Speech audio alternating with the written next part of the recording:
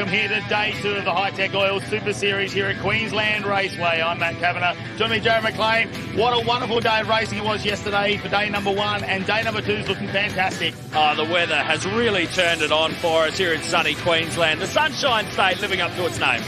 I tell you what, the TA2 muscle cars did not appoint with this Enduro round we've got here for the Hi-Tec Oil Super Series, and having those big names in there really threw a cat amongst the pigeons, didn't it? Because we saw plenty of fireworks in yesterday's Driver 2 race as well. They came out and they went 3 wide going into turn number 1. We didn't even get past there. We didn't make turn number 2 because there was a massive crash that happened, and it was Nash Morris who really copped a lot of damage there, who's teamed up with Diesel Thomas this weekend in the TFH hire car. But Benny Bargwanna and Clay Richards, who are new to the series, well, they've been working overnight to try and repair that car. It's an amazing job that they've done. Looks like the car is just about buttoned up, and we are looking forward to seeing them come out. The old boys, they did the easy jobs, but the young fellas were in it up to their elbows. Jordan Coxwell, he was caught into that as well, who was part of that incident, but later on we saw a lot of flame coming out of the car, and when he came to do the driver change, Mark Crutcher tried to get in, but the car caught on fire. It came out the exhaust on the right-hand side of the vehicle, and, well, they just shut it off very quickly, and we saw other teams rush to put that out. Yeah, and it's such a tough thing to see because coming into this 2-day event, that was a brand new car. But coming off the back of the last round, Alice Buckley, well, hasn't she been impressive? Been absolutely fast in that car. Teamed up with Tim Slade this weekend, and, well, a dominant round for them too. Yeah, the Enduro really went their way, bringing it home by over a second with some stiff competition. There was a bit of shuffling with some penalties applied, but an incredible race in 45 minutes. That's the money shot. That is what we're looking forward to close us out today. Well, on today's schedule, we've also got the Innovation race cars. Of course, they had a 50-minute race yesterday. They'll be back here this morning, not too far away from getting their race number 3 on TV. We've also got the Eastern Sleepers Super Tin Tops as well this weekend. We've got Formula V's, we've got the Queensland Superkarts as well. So there's so much more as part of the Hi-Tec Oil Super Series. Yeah, it's going to be absolutely killer. And of course, we mentioned the weather early on. Here's a really good look at it. It is incredible here today. Oh, I tell you what, I can't wait for the TO2 muscle cars to get out there. Of course, we've got their race coming here this morning. Just after lunch, we'll have their second driver race, and then they go into another 45 minutes Enduro to round out today's racing, and that's going to be super exciting. Who's going to be the Enduro champ for 2025? Yeah, I've got my tips. I'm going to keep them close to the chest. 18 degrees Celsius here today. Beautiful clear skies, not a cloud. I tell you what, it is clear, and we are about to go racing. Let's head over to Mel Price. Well, who is going to be the Enduro champ in TA2 for 2025? Any ideas, Alice Buckley? No, not yet. Obviously, we had a good day yesterday. Just got to wrap it up and keep doing what we did yesterday and bring it into today. And hopefully we'll be claimed champions at the end of the day. It was quite a dominant performance, really. You can't get much more perfect than that. Any secret input you can tell us about your tyre strategy or who's starting the race?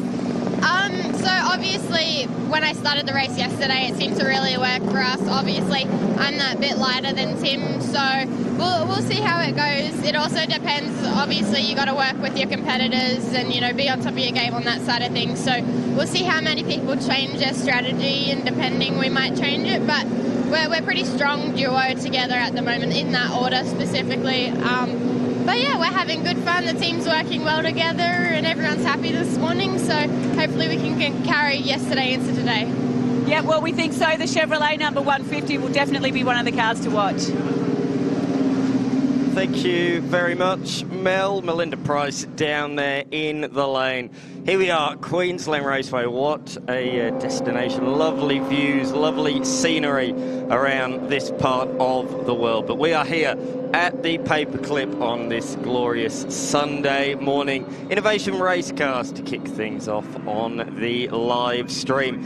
This has been the men to beat in the recent past. However, yesterday he was beaten in one of the 2 races by Jeff Emery, and it is Jeff Emery that has taken pole position for this, the 3rd race of the weekend. This one, a short, sharp sprint race before we go endurance racing this afternoon. So it'll be Jeff Emery from pole position ahead of Jeff Taunton. So the 2 Jeffs on the front row of the grid. Behind that, we have Gillison, and then we have Axel Donaldson from position number 4. Black from 5th, Goodacre from 6th. Then we have beyond that Hollinger, Finn, Gregory, Leithhead and O'Brien. It's a good field of cars. We've got the current innovation race cars and a couple of older spec machines. The old Mark cars, Mark II, and the original Mark I machines as well. We've got a couple of onboards out there as well. This one on the number 702, the Gillison machine, who performed very, very strongly in the endurance race yesterday. So in the solo race today, he's the one doing the driving duties. He's sharing the car with Kiwi James Parker, who's debuting in the series this weekend. So great to have them a part of the series. Gillison did it solo last round. He did a mighty fine job, so I'm looking for him to potentially spring a surprise in this one. There's a number 20 machine, another debutant. That is Adrian Flack behind the wheel of that one.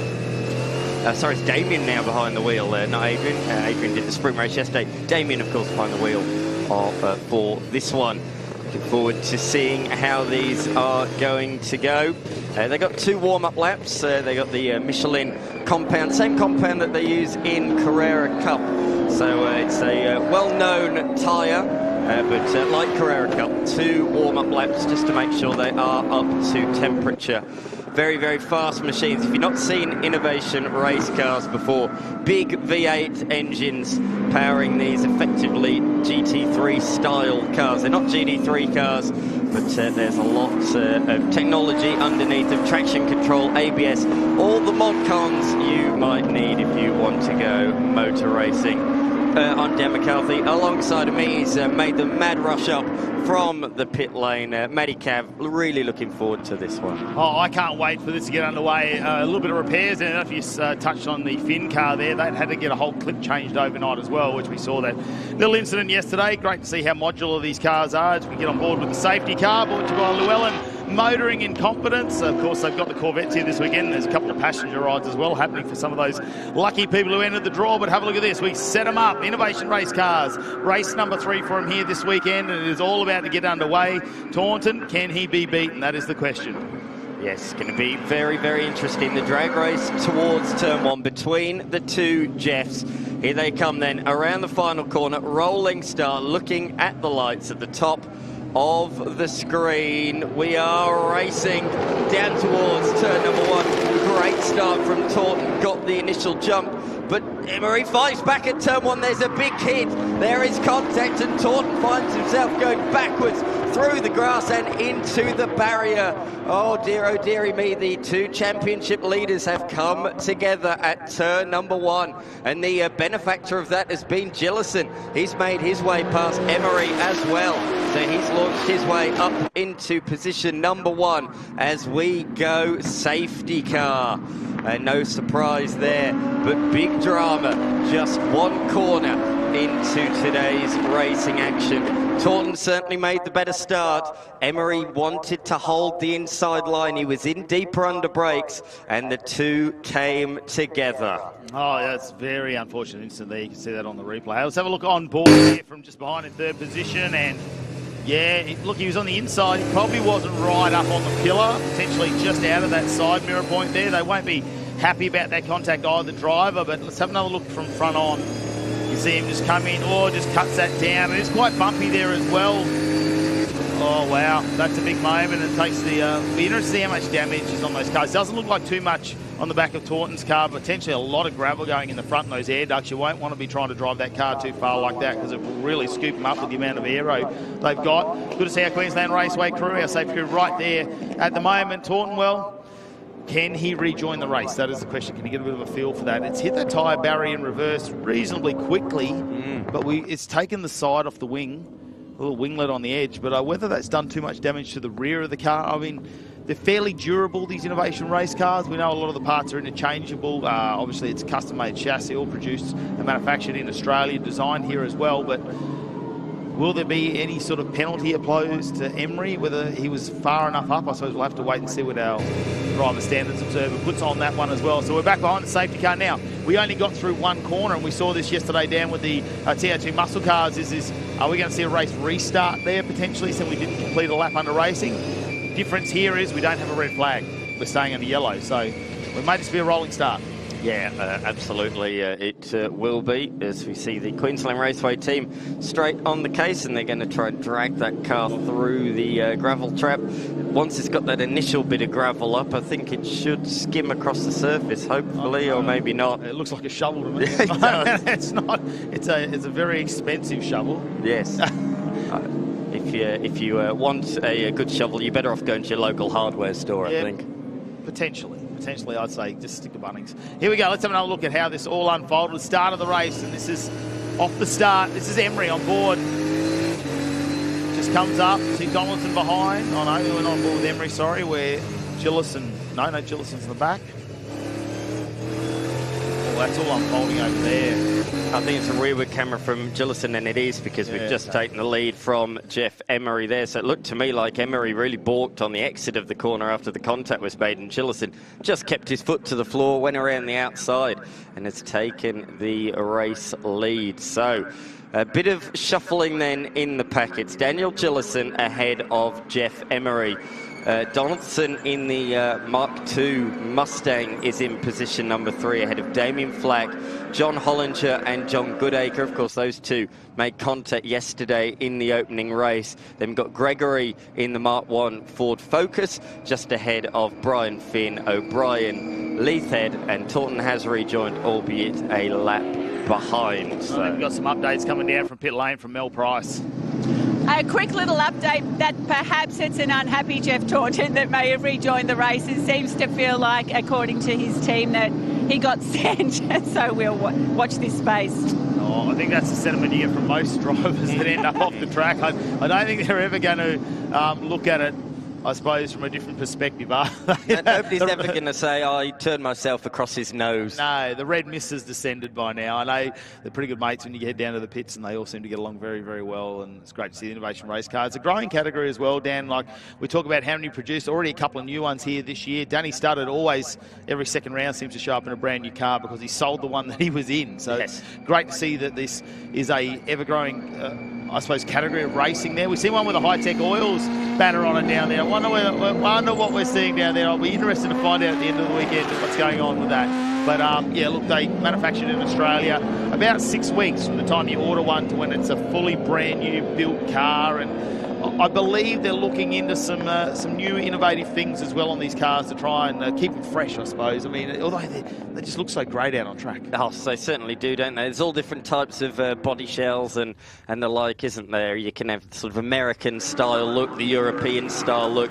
Here is Taunton in the Mustang looking body shape as he comes into the lane. Lots of gravel still flicking up there, but we'll see how much damage there was. It didn't look too bad on the back, considering the speed at which you went backwards into the tie barrier. I'm quite surprised. I think that's going to be a clean out, because if they get rocks up in that brake duct, they're expensive brakes to have a rock get somewhere in the caliper there, potentially the intake of the engine. I know there'll be an air filter on it, but you're just not going to take the risk, with a car of this nature. You're going to try and bring it to the pits and try and do as much as you can, but it looks like race restart is not too far away. Yellow lights are out, and the safety car will exit stage left as it comes around turn number 6. Time for Gillison to get this race restarted. Now, what is Emery going to do? Is he still going to be just as keen to stick that nose at the 48 in? Donaldson in a prime spot with Flack just behind. And here we go, race back underway with 80 minutes and 55 seconds remaining in the Innovation Race Cars, race number 3 for the weekend. What a day, what a way to kick off day 2 of competition here for the Hi-Tec Oil Super Series. Through they go around turn number 1. A great restart from Gillison. He's got a good couple of car lengths at least. Brian Finn's going to try and make his way through there on Gregory, the older spec Mark I car, of course. Finn trying to recover from yesterday's challenges, where he was caught up innocently in a turn 1 accident, and sadly he had to miss the race in the afternoon as well. But great to see him back. It's been a lot of work to get that machine back out there. The former Vic V8 champion doing just his 2nd round in the series, but a fine addition to Innovation Race Cars. And as you say, I'm already hearing there'll be a couple more for the next round, a couple more for Winton, and they're expecting around 16, 17, 18, somewhere around there, they reckon, for the start of 2025. It's a category that has just continued to build non-stop. I'm enjoying seeing this. This is Donaldson on the tail of Emery. So the Mark II car taking the fight to the Innovation race car. There you go, Declan Fraser even having a look there from the sideline. So, I mean, it does draw attention, doesn't it? It's V8 muscle cars effectively, but with the sort of, you know, the aids of ABS traction control and the like. Who doesn't like an Innovation race car? I'm yet to find anybody to say anything negative about them. They are a fine piece of machinery. And let's not forget, Australian built.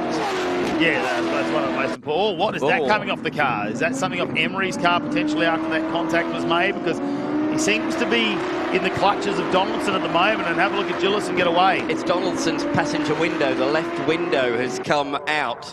I'm certain of it as he went through the hairpin.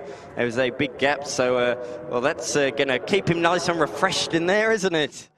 Here's a replay of it in slow motion down the straight. There it is, there it is. Shaking, shaking, shaking, and any second, there it goes. Straight off the racetrack. It's done a good job. That means we won't need a safety car for it. It's departed company centre stage left. Yeah, now he gets some fresh air into that cabin. It will upset the aero just a fraction on that car. I don't think it's going to matter too much over a 20-minute race. It's only 16.5 minutes still remaining in this one, but he's got Emery in his sights at the moment, and Donaldson will just have to forget about that window being open and get on with this. Flack just behind, but Gillison now starting to check out. 2.7 seconds up the road at the moment already after just a few laps. I imagine that'll be buffering in there like nobody's business. If you think when you open a window when you're doing 110 k's an hour on the freeway, the buffeting that you hear, a lot of people absolutely hate that noise, the buffering you get. Imagine double that speed and more here at Queensland Raceway. It'd be pretty loud and windy in there, I reckon. Yeah, it's only a slight breeze coming across the track today. It was a lot windier yesterday. We'll see if that picks up this afternoon for some of our other racing. Could change conditions just a little bit. The UV's got to be up there. It's warm if you're in the sun, even though the temperature out is quite pleasant around the 18-degree mark. They're starting to spread themselves out at the moment. Have a look at the lap time zones. Gillison got a purple sector 1. Emery not letting get away in sector 2. So they're very even in terms of the first 2 sectors. But Gillison seems to be coming home strong and has the fastest lap just this time around with its 1:10.30. So Gillison's still very quick out there as Taunton looking to get the car back out on track. They've gone over that. If he does, I think it's 75% of the race distance, he'll be classified and he will get points for finishing. So why wouldn't you? If you're in the championship hunt, it's been a fantastic championship. Coming into the weekend, John Hollinger led the championship. After race 1, Jeff Emery led the championship, and then Jeff Taunton took it after taking victory in race number 2 yesterday. So we've had 3 championship leaders in the last 24 hours, and it's going to change again with the controversial incident down there at Turn 1. And there's only 11 points in the top 3. Yeah, how good. That is nothing. That's overall for the year. Obviously, this is an endurance round. They have 3 endurance rounds out of 6 and 3 sprint rounds to make up the 6 overall. Endurance-wise, yeah, we'll have to put those points together. Still waiting to see. We haven't got any word from race control in regards to whether there will be any penalties applied for that too. So we'll wait and find out. I'd say that's going to be post-race. And we'll wait and see if anything comes up on our screens. We'll get any word from race control in regards to anything happening out there. Maybe nothing will happen. Maybe it's just a racing incident and I'll let that go on. Because there wasn't too much contact in it. It's just the result looked, I suppose, a lot more dramatic than what it was. I'm sure Taunton would like to talk about it. Yeah. Let's put it that way. I'm sure he would. There he is back on the racetrack in the Innovation race car. Fantastically presented car is that one, and he's just emerged ahead of the race leader. We've had 5 different race winners so far this season, but Gillison is not one of them. Mel, you got an update for us? Yeah, just great to see Jeff Taunton back out in the race, of course. They just had to change this right rear because the guard was rubbing on it after that contact. So he's back out there and hopefully can get some points because 1 and 2 in the championship, of course, those guys are. I tell you what, if that's the only damage he's got out of that incident at that speed, reversing the car into a wall, that is, yeah, go buy a lotto ticket. Yeah, absolutely. I'm sure there must be some from the little splitter that they have at the back of these cars. There's no way that escaped. I'm sure. No, but to be able to get it back out on the racetrack is a credit to how these cars are engineered and the strength of them as well. Because you know, when you're doing distance racing like this, especially when it's a GT4 style, I suppose, like a GT DNA in the cars, really. That's what they're looking for. They've got the paddle shift on the late model ones. The sequential, I suppose, on the marked cars, but yeah, the paddle shift on the late model ones. They're really made for some endurance racing. Yeah, it's all happening in the background, isn't it? Yeah, I think you saw what I saw. Damien Flack there running pretty wide through turn number 1. There's not a millimetre of concrete apron that he was not using on the outside of that corner, but he's made it through, no problem at all. He's currently 0.6 of a second ahead of John Hollinger. So that's a close battle for position number 4. Out in front, though, the men that we are riding on board with just set the fastest lap of the race, a 1:09.988, and that's a good couple of tenths faster than Jeff Emery himself set his PB lap last time through a 1:10.1. So yeah, a couple of tenths difference between the two of them. But it was just that initial first lap, really, when Gillison put the foot down and gapped him by a good second or two in the first couple of laps on this restart that have been critical. Because since then as well, Emery has pulled away from Donaldson, despite Donaldson setting his PB laps out there on the circuit. Here is that fight a bit further back to two Johns. We saw the two Jeffs have fights earlier on. Oh no, sorry, it's John Goodacre and Brian Finn. So great to see Brian Finn. He made his way past the Focus and is now latching onto the tail of John Goodacre. Great new livery on the Goodacre car this weekend after a big, sizable impact at turn number 1, similar to the TA2 crash that we saw yesterday. He spun around and then unfortunately a car came in and lost the front clip on that car. They got that repaired overnight last round as well. So again, just much like the Finn car. Finn's probably didn't look like as much damage, but I went and had a look at that this morning, and yeah, the bar work's taken a lot of that impact, but it saves the chassis. So yeah, you'd rather take the front clip off and replace that than have to do something more dramatic, I suppose. The suspension still lines up and things like that. So we're not seeing the cars go on jigs as often to be repaired and have those massive repairs. It's more something you can do at the track, and when you get it back home, you can really just get down and get to the finite things, because there's so much ducting and bracketry and things like that that are just for the brakes, for the air intake on the engine, just little things as well, the finite things that you like to keep nice and neat, but if you want to get out and race, you can get them turned around reasonably quickly actually with these cars. So great to see Finn back out there, and a bit of a shout out too to have Gregory here this weekend from New Zealand as well, made the trip over, and he's got behind the wheel of Danny Studdard's car. Of course, they do the 1 hour races over there in the Innovation Race cars, and a couple of our guys, including Goodacre, have gone over there and taken part in that. Yeah, absolutely. It's been a great initiation. But as you say, these marked cars and innovation race cars in particular in recent times go all over the world, not just New Zealand, but I was having a great chat yesterday to Axel Donaldson, who's currently sitting in 3rd position, and he was saying to me, you know, we've got an innovation race car currently in Europe, and we were racing that in, they won actually the Asian Championship in the 1 class, and then as well, they've raced at the Spa, one of the Spa 24s as well, so it's incredible that you can race these machines in all sorts of different endurance races around the world. Of course, in recent years as well, it's been an invitational class for the Bathurst 12-hour as well. So it's really cool that you can race these machines all around the globe. We're going to shut up in the commentary for a little bit and let you listen on board with our race leader, Daniel Gillison.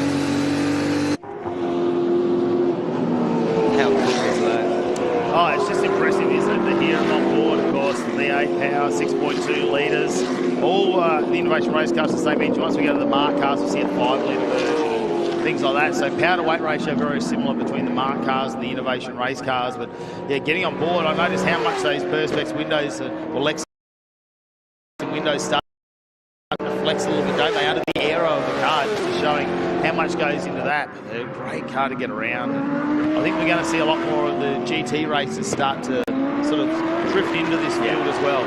Because it's so affordable. That's what people say. For the speed, there's nothing that compares price-wise. It's a phenomenal category in that sense. You know, these guys are lapping as fast as the supercars were last weekend here at Queensland Raceway. Let's not forget, supercars drivers are paid professionals, as Jeff Taunton put to me yesterday. You know, I'm just a bloke who has a day job who comes out for a bit of fun on the weekend. You know, this isn't my life or whatever. And to be lapping at the same speed as supercars drivers, you know, if a professional jumps behind the wheel, they'd be 1.5, maybe 2 seconds faster. That just shows the speed of these machines. Who knows, maybe we can get a celebrity enduro going on. That'd be good. We'll sort that out for us, Dan. See what I can do. Again, like I say, impressive vehicles, but anyway, let's have a look at how it lines up on our AASA leaderboard at the moment. Gillison with 3.5 second lead over Emery. Since we've had that restart from the safety car, he has just started to move away at the moment, and it's probably by about 3/10 of a second a lap. Then you go back to Donaldson, who's in third position in the 111 entry. Back to Flack, Hollinger, Finn, Goodacre, Gregory, O'Brien, Lathead, and great to see Taunton back out on track in that 95 machine. I think he's carrying just a little bit of damage still with the splitter. Maybe the aero has been affected because we know how fast he was in qualifying. Well, he's about a second off the pace at the moment. Yeah, I think he's just slowing down, letting people go at the moment. He's just going to bring it home. Doesn't want to use his tyres too much, which is fair enough. Just going back to the pace of them and the sound and everything else. LS3, 6.2 litre V8 engine, 550 brake horsepower at 6,200 RPM. They do rev up to just shy of 6,700 RPM. And they deliver 705 Newton meters of torque. Hollinger gearbox, MFT 6-speed sequential transaxle operated by a paddle shift with a pneumatic shift barrel actuator. So they are proper modern racing cars in that sense. And the fact that they can go endurance racing, they've got a big fuel tank, 120 litres. It stores the fuel tank. And they run on 98 octane as well. So awesome piece of kit. That we're looking at the moment is a Mark II machine. So slightly less horsepower, a bit more aero on the Mark II. So Donaldson is lacking a little bit of straight line poke compared to some of his competitors around this track this weekend. You want a bit of straight line poke around Queensland Raceway. There's only really those two fast aerodynamic corners, you'd say. Well, you talk about 98 octane fuel, what's that mean? That's if you go and get a premium unleaded. I mean, premium unleaded 95, but you go get, you know, you can still get 98 in your normal turbo. So, correct. You know, we're not talking a particular race fuel on these either. They're a pretty basic setup in terms of when you talk about the engine setup on them, but a little bit more technical. We're heading to the gearbox and the paddle shift and the transaxle, but no different to what we see in a lot of the modern race cars there. Some of the GT3 cars like to get involved in this one too. We saw the Porsche here last time as well. They're very evenly matched, and it just creates a lot of racing down there between them if we can get more of them into the category as well. But to find out more of what's going on down in pit lane, let's head down to Tammy. Steve Wills, we're down here just having a little bit of chat about how Axel's going. He's in third, trying to claim second. How's he doing in the car? He's doing really well. He's already set the fastest lap of the race, so we just very consistent over the whole weekend. He's enjoying himself. He's a bit of a cool cat in the car, so He's slowly making up that gap. Let's see if he can take second. yeah, there's not too much time left in the race, so hopefully we can get past Emery. Great. Thanks very much, Tammy, for that. Yeah, he's certainly closing in, isn't he? He's just gone purple, actually, in Sector 1 on this lap. So the margin officially down to 0.6 of a second. Speaking to Axel, as I say, he's been driving the Innovation race car overseas and got the Mark car here as part of this championship this year, but he did say to me, I do want to bring my Innovation race car back and run that next year. So that'd be really good to have him in the modern Innovation race car next year. And I think he'll be those couple of seconds faster, and I think he'll be fighting for race victories next year in an Innovation race car. Yeah, definitely. We seen him just outside the top 5 in both races yesterday. Of course, a 25-minute race here this morning. We move on to their 50-minute enduro this afternoon. Some of these drivers choosing to do it on their own. Some of them, well, they've got a co-driver. We'll see those driver swaps. They'll have a minimum amount of travel time in pit lane where they've got to be stopped as well. So we'll get to that in our 50-minute race enduro this afternoon. But plenty to unfold for that one. As like you say, you need to keep the points ticking over in the championship. At the moment, Jeff Taunton at the back. Well, the good thing about this is the equaliser will be the enduro this afternoon, and how they handle that. Obviously, that tyre change is not going to be great for them, but they'll have time now to go and fix whatever potentially the error is. And saying that, Taunton has got that car up to speed. 110.54. It's not quite as fast as our top runners are doing high 109s, but he's slowly getting that car back up to pace, and maybe just not willing to risk it without having time for it to actually get like a measuring tape on that or a string line to see if that thing's still square. Yeah, absolutely. Through they go, through turns 1 and 2. This is where the Mark II car will probably just have that ever so slight bit of advantage. Look at that huge diffuser on the back of the Mark II. We should say, we've touched on the Mark 1s and the Mark 2s, but they are eligible, so you can, if you've got a Mark 1 car sitting at home, there have been a lot sold over the years, or a Mark 2 car, that you can race in the Innovation Race Car Series. They are welcome. They've got a good little field of Mark 1 cars this weekend. Gregory, O'Brien and Leithhead, all in Mark 1 cars, having their own little duel at the tail of the field. They've got the old sequential gearbox, so they're old school. They really have to manhandle those machines. Yeah, there's going to be tracks that suit them, isn't there? When you don't have the long straights and we start to get into the cornering a little bit, I think you'll find those Mark 1, Mark 2 cars are probably going to be a lot closer than you think in terms of the speed there, because power to weight, getting very even. It's the aero and things like that when they want to stretch the legs down the main straights with the Innovation Race Car. Has a slight advantage. Queensland Raceway obviously offers that to the Innovation Race Car drivers. Here we go. John Hollinger wasn't happy to be further down the pack this weekend.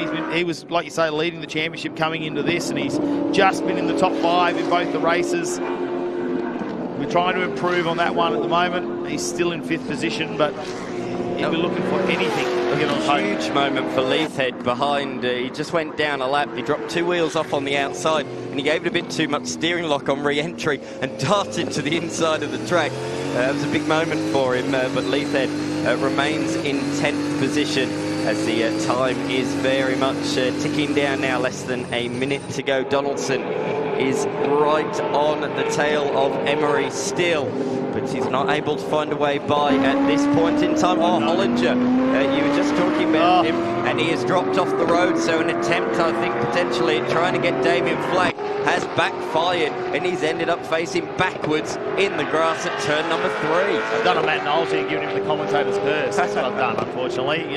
Sorry, John, it's not my fault. Oh, checkered flag is out, and we will see the end of this 25-minute race here this morning for the Innovation Race Cars. Gillison will get across the line first, followed by Emery, Donaldson. So we go, Gregory's across the line, Leithhead's across the line, so their race will finish. They're further down in 8th and 10th position. There we go, Donaldson across the line in 3rd, Flack confirmed in 4th. Question is, how many places has Hollinger relinquished? Through across the line comes Brian Finn, and as well, John Goodacre has just got past as well. So that is costly for our former championship leader. It's really not been his weekend, has it? I had a very brief chat to him just prior to this race, actually, and I said to him, great recovery from you yesterday. It was a really good performance, and he said, yeah, but it's just a shame I got turned around at the start, but he's got good pace, just a couple of spins for him. Here, race results for Innovation Race Cars, race number 3. Gillison taking the win this time around. Fastest lap of the race, 109.614. Emery just behind Donaldson, Flack, Finn, Goodacre, but the talking point came into this round. The championship lead, John Hollinger, just not having the weekend he would have liked. Gregory and O'Brien, 9th and 10th. Taunton, well, spun around on turn number 1 into the wall. They managed to recover that car and get it back out on track, despite that tyre damage caused by some of the bodywork rubbing on it. But for Taunton, how does he recover from this one? We've got a 50-minute enduro this afternoon. Pit stops will come into play for that one. Plenty to find out how the Innovation Race Car is going to go. Let's have a look at how it all started. This is basically going to be the major highlight of the race. As we head into turn number 1, watch this for Emery. Just puts the nose down the inside. Taunton tries to close that down. And not quite sure if that was just a blind spot, I think, potentially for Taunton. Couldn't see Emery so far up in the car. We saw that winglet just go off. But apart from that, the car didn't look too bad when it came back into pits. Emery was definitely ahead before the braking zone, but Emery really dived up the inside to try and take that position. We saw Donaldson lose the window there at early on in the race as Parker made his way through, or Gillison I should say. This was late on in the race. Donaldson dropping off the road on the outside of the circuit. So that happened late on in the race there, but still did enough to finish in third. And there was the contact between Hollinger and Flax, who was right up the inside there when the contact was made, and he on the inside was the one that spun around. So that was a real shame for him. But our race leader out in front, Gillison, just controlled that from the very start, didn't he, to take the victory by over 5 seconds. His first victory in Innovation Race Cars. Oh, I tell you what, let's head down to our race winners though. Let's head down to our race winners now with Tammy down there to find out exactly how they feel after this race.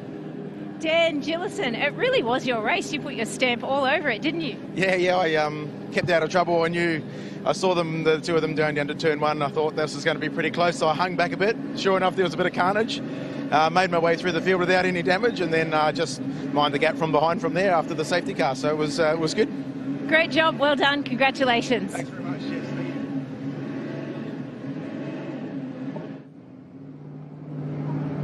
Oh, there you go, a quick word with our race leader down there. He got to watch it all unfold, had the front row seat, took the advantage of that one. We saw the restart. Safety car came out, did a couple of laps, and then managed to start that race off the front. But next up, of course, we've got the Eastern Sleepers Australian Tin Tops back out on track. Now, Brent Edwards has been super dominant in this, in that cable source Falcon that is out in front at the moment. I don't know what happened to the two Sylvies yesterday. I went down and spoke to them, and they just basically said they were distracted for a moment there. The lights, well, we didn't muck around, did we? We got the race underway. It wasn't super fast, but they were slightly distracted by the cars around them and missed the start of the race. So Corey Gillett and Ryder, they got a little bit of work to do. But up next, our Eastern Sleepers Australian Tin Tops will be out on track. Certainly will be. Really looking forward to this one. It's been a really interesting weekend because I'm not sure that Edwards has been necessarily the fastest, but he's just stayed out of trouble, hasn't he? While others have made a couple of errors, and that's enabled him to take the 2 wins so far. Shelby led much to race 1, but retired. He came from the back to finish second yesterday. He'll start ahead of Saint, Gillett, Ryder, Natoli in his first in his class, ahead of Vindanis, Ricketts. Then beyond that, Cox, Pettit, Stevenson, Ball, Maris, and the news overnight, Dennis Panner is going to take the wheel of the 88 MX-5. So he's taking that... well, he broke his car, didn't he? That's right. And he said, come on, let's share the love. They're all my cars. I know we've got drivers in them, and they share it around, and they come and drive. But let me go around Queensland Raceway, please. That's right. He didn't get many laps in. All right, let's get this race underway. Stephen Shelby, super fast in this E36 BMW, but he's got to watch out because Brent Edwards has been, I want to say, consistent. He's been quick, but he's been very consistent compared to the other races, and that's where it is. Waiting for the lights to go out. Race is almost underway. One of the very few standing start races in. Have a look at the back. Natoli Ryder's gone as well. He's stuck again. But Natoli in the all-wheel drive Audi.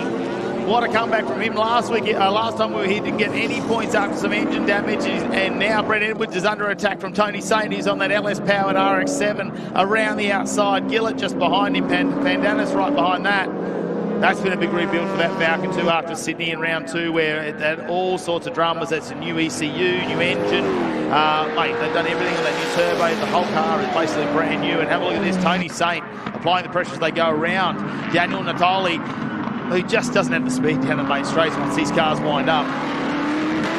Trying to hold it around the outside is Saint. That'll give him the inside for the next one, but Brent Edwards wise to that one, just slowly edges towards the outside of the circuit, and Saint, going around the long way, has to yield that position. What a great camera shot from the drone cam, showing that the elevation really at Queensland Raceway, really from the eye level of the drivers, that is fantastic view. As you can see, Peter Ryder fell right to the back of the field, so he's already made his way back past a good half-dozen vehicles. But that wasn't a case of missing the lights, that was a case of stalling. So great heads-up driving from everybody behind to see that bright orange machine and take evasive action. Probably helps that the car is bright orange, to be fair. Yeah, it's got a bit of a warning sign, I suppose, you come up to. Michael Ricketts out in the young car wash Pulsar as well, and he'll be under attack from Dennis Panner. That's all Dennis said. I just want to go out there and keep up. Michael Ricketts, we're going to do that. I'm a celebrity. That's pretty much what he said. Have a look at this. Corey Gillett, 27, already on the back of Daniel Natoli in the Audi. And I expect down the main straight here, Gillett's going to have the horsepower there as a Sylvia gets a little bit of traction finally and drives down to turn number 3 with that move done. He is on the inside, and Corey Gillett, well, he just needs to heap some rubber on those tyres. We spoke about him putting some new tyres in his car finally after running second-hand tyres for as many races as possible, but that car likes to slide around and chew up the rubber quite a bit. Had a good start to this weekend, was very fast in qualifying to get our number 1 pole award, and look, since then, it's very different when it comes to race conditions. Yeah, Natoli's been driving this really well all weekend. Very much the standout in the ultimate TT class. There are several classes in this category, so we have not only the ultimate TT, we've got Supreme TT, Outlaw, which is what the top 4 drivers are all in, and then as well Super 6s as well. So it's great to see all the different classes. Some have got huge numbers, like the Outlaw class. Chilby goes fastest lap of the race by quite some margin on his first flying lap, a second clear of Brent Edwards, so that margin out to 2.3 seconds. The rise back from Ryder continues. He's now up to position number 6. His next target is the ultimate class leader of Natoli in the little Audi TT, which is always run right towards the pointy end. There at the back, we can see just behind we've been done. It's in the Ford Falcon, the old school Ford Falcon, just ahead of Mick Ricketts in the Nissan Pulsar. As we said yesterday, that thing is an absolute weapon. It's certainly not a standard Pulsar. Look at the aero that it's got on it. The engine absolutely roars. The rear wing on the back. There is, apart from the body shell, I don't think there's much standard on that. No, that's a Cox Motorsport build too. Jordan Cox, who's in our TA2. You might know from TCR, racing in Trans Am as well. He is some of the brains trust behind Michael Ricketts' car. Well known for that moment over Bathurst where he had the car three-wheeling and doing those incredible overtaking manoeuvres. Well, he's into that DNA, into that Pulsar. We see Stephen Chilby now coming around in the BMW once again. Very, very quick at the moment, but have a look at Brent Edwards. He is only 1/10 off that last lap. So Edwards, I think, just waiting for some tyre temperature to come up in the Falcon. You can't be disappointed when you've got Stephen Chilby in front of you. We know, obviously, in race number 1, he had a relay for his fuel pump starting to play up. He thought it was low fuel, even though the computer was telling him he had fuel. In the end, they found that was just a wire that wasn't quite connected really well, so it would come on and off as he went around corners. Managed to get that fixed, had to work his way around the field as Brent Edwards decides, hey, I'm going to go a bit too far out wide. It's not flat out there, especially if you want to use a little bit of that ripple strip in the shortcut. Of course, in the early noughties, we saw some huge accidents on that second go. I'll come back to that point. Yes, Saint has stopped, so the man who was running comfortably in third has come to a halt out there on the racetrack. He's pulled it off the circuit onto one of the infield roads. There's different layouts here at Queensland Raceway. He's on one of those, but that is a real disappointment for him. So that looks like a certain DNF, unfortunately, in this one. For the RX-7 driver, he's had a solid weekend, hasn't he? Always been in the top 5 throughout, but his race has come to an early end. Here comes young Helena Maris, late under brakes up the inside of Pettit, and has got the move done on the Ford Falcon. She's actually now in a Ford Falcon sandwich. Can she get the 17? Unfortunately, though, I think she'll have to look behind because Pettit has got a lovely run, and with that extra horsepower is able to simply cruise back past. Up the inside into turn 4. No, not quite, because Helena Maris with the light, nimble Mazda MX-5 can brake later and hold on to that position. Strengths and weaknesses, as Corey Gillett said to me, that's what this category is all about. Yeah, we've seen it time after time. Last year, Michael Ricketts, and the year before, very dominant in that small Pulsar, but now we've got so many more entrants in the Tin Tops. Tony's saying, yeah, look, Queensland's his home track, and he's joined the Super TTs for the first year that he's managed to travel down there, and it's been great to have him down at Winton Motor Raceway, Sydney Motorsport Park as well, previously to this, of course.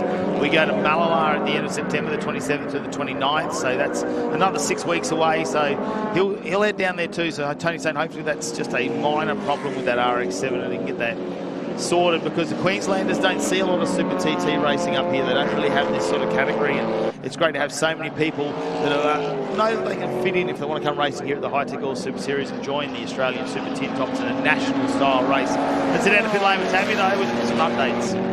We're just having a little bit of a chat here, weren't we? Car 18 Cable Solutions, the Falcon. We're talking about the start. How did Brent go in the start? Oh, look, it wasn't his best effort. He was pretty chuffed yesterday when he watched the footage back and he was called a wily old fox. But I think maybe old age is getting to him at the minute. So he's a little bit slow on the reaction time. So he's making up for it now. He's just done his PB ever around here. So, yeah, he's making my job look good. Fantastic. Let's hope he can then take first. Yeah. Thank you. Yeah, I'll tell you what, Brent Edwards, we got some smoke. And that's Dennis Panner. Is he a bad luck charm? It's not been a good weekend, has it, for his team? So he's come straight in. A lot of smoke coming out the bonnet. Fire extinguishers there at the ready on pit lane entry. But that is a real shame for Dennis Panner. His weekend has been a challenge from start to finish. And in fact, we have gone safety car. So I wonder whether there's some oil out there on the track at the moment. That potentially could have left a slick somewhere. We'll have to wait and find out. And I don't think anyone else told them that there's a yellow out on track yet, because they're still looking at some overtakings. No, I think yellow's gone out, so it might only be yellow on that corner. Yeah, it flashed up on our screen, a safety car as well, but no, we are back to green flag racing. It might be the fire officials going in there as well. Brent Edwards very wide now. He's got through some back markers at the moment now. He just said that was Brent Edwards' PB out there. Well, race record just gone to Stephen Chilby at 1:15.25, so it's a couple of tenths faster than what we're seeing Brent Edwards lapping at the moment. Obviously, that time round, sometimes a little bit different as they go through a couple of cars, as they go a lap down. Isn't it a great little stoush we're having here? Now, these are very different cars. We've got Ultimate Tin Top, Supreme Tin Top and Helena Maris taking on a Super 6 and Mick Pettit, and they are going at it. Yeah. Somewhere in there, we've got Corey Gillette coming around to lap them as well. So they were going through wide for just a moment back there. As our race leader, Stephen Chilby, at the moment. Not a fantastic start to the weekend, but Sunday is looking much better, and it could be a happier drive home than it was last night. Tonight, if he can keep this winning streak up. Currently leading us out there by 5.4 seconds as he comes around to complete this lap. Brent Edwards and the Cable Source Falcon just a little bit further back. Through they go once again. That margin has stabilised a little bit. Brent Edwards last time by just around a second slower, so Chilby's just buttoned off a little bit now. I think he's just going to cruise to the finish from here. He's built that 5-second margin.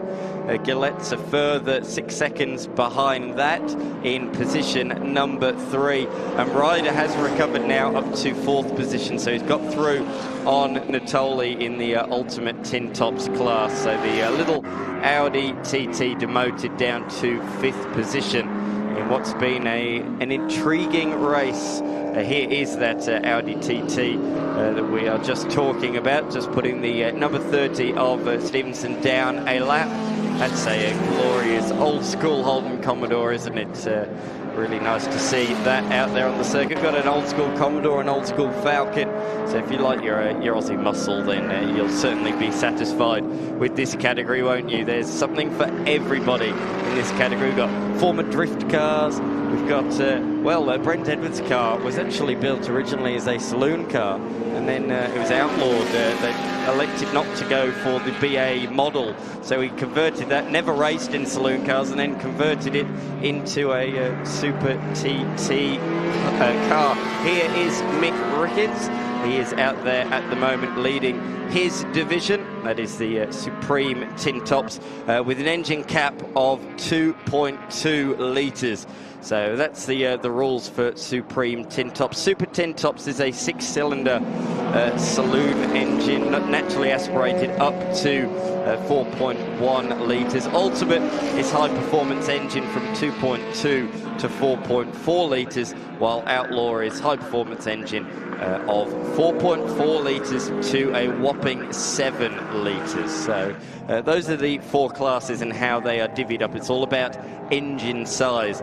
Peter Ryder's shaking up the action between the Super 6 bike. These two are the sole Super 6 category competitors this weekend, and we're going to see a change for the leading classes. Up the inside comes Lauren Ball, a fantastic move up the inside, using the leader, or one of the leaders coming through to take full advantage and swing up the inside off the corner through turn 2 and down into the braking zone at turn number 3. Although, could things be returned here, because the same thing has happened but on the other foot now.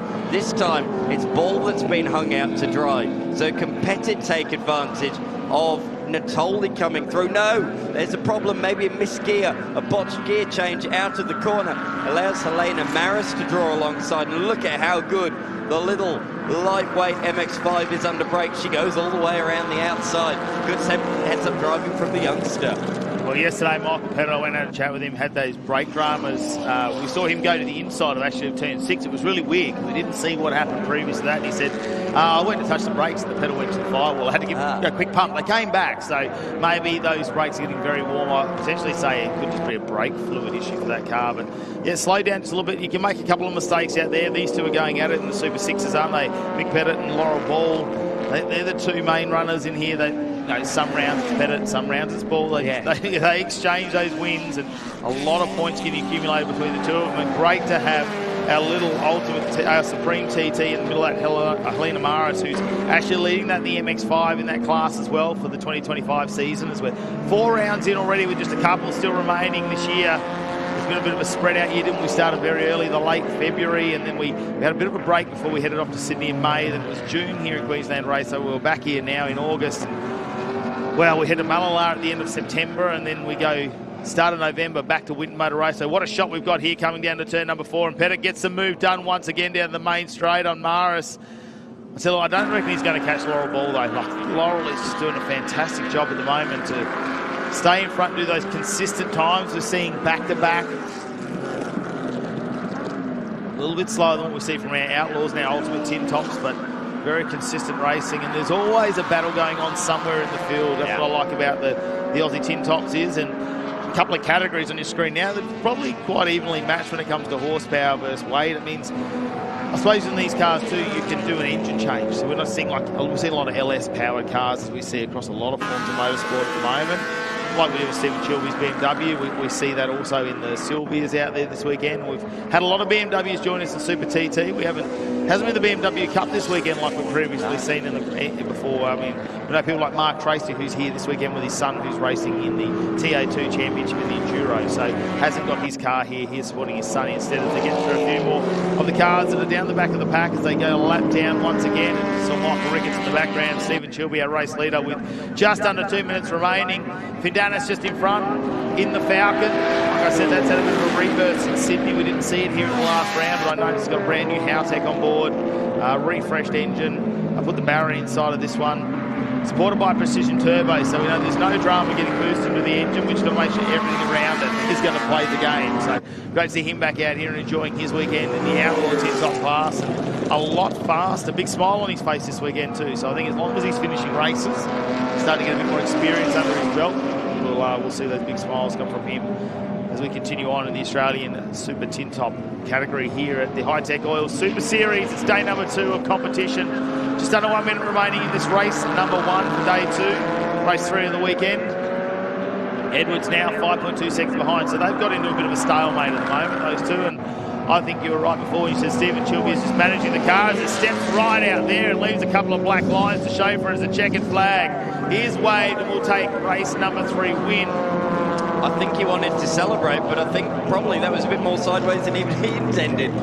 Yeah, I think that was, he celebrated a little bit too hard too early. Is that what you're saying? A bit like you yesterday with your birthday, celebrated too hard too early. He nearly threw it in the paddock, didn't he?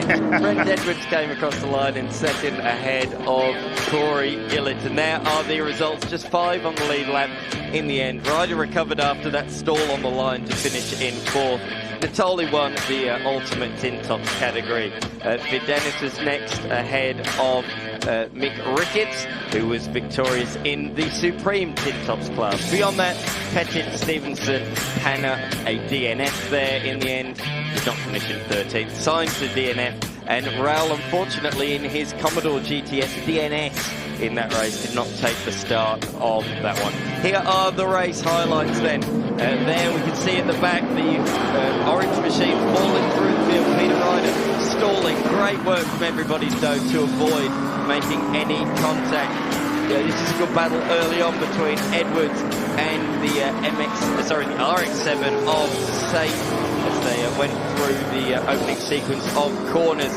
But Chilby put the foot down, pulled out a margin. Brent Edwards was pushing hard to keep with him, but couldn't do so. Was made an error trying to do that as Saint pulled off the road.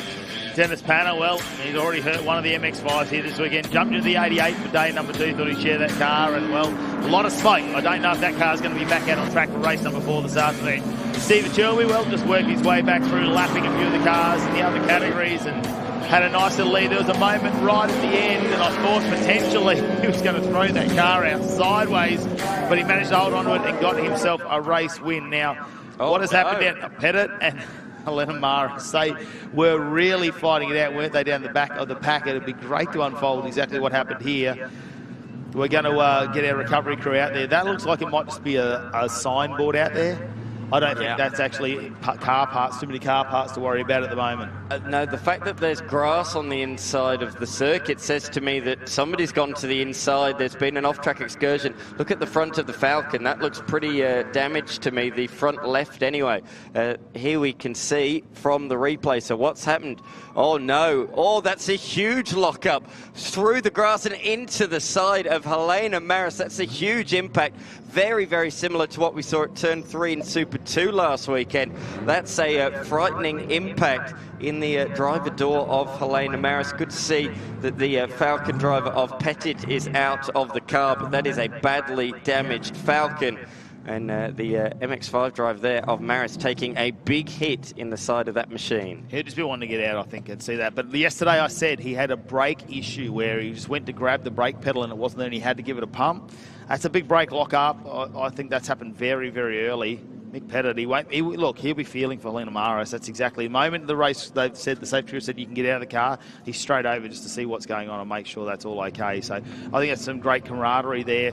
As our TA2 muscle cars are lined up in pit exit now, they are keen to get fired up after yesterday's racing. There was so much action out on track. That driver 2 race, well, it didn't even get through the second corner, and we're not too far away from getting the driver 2 back out there again.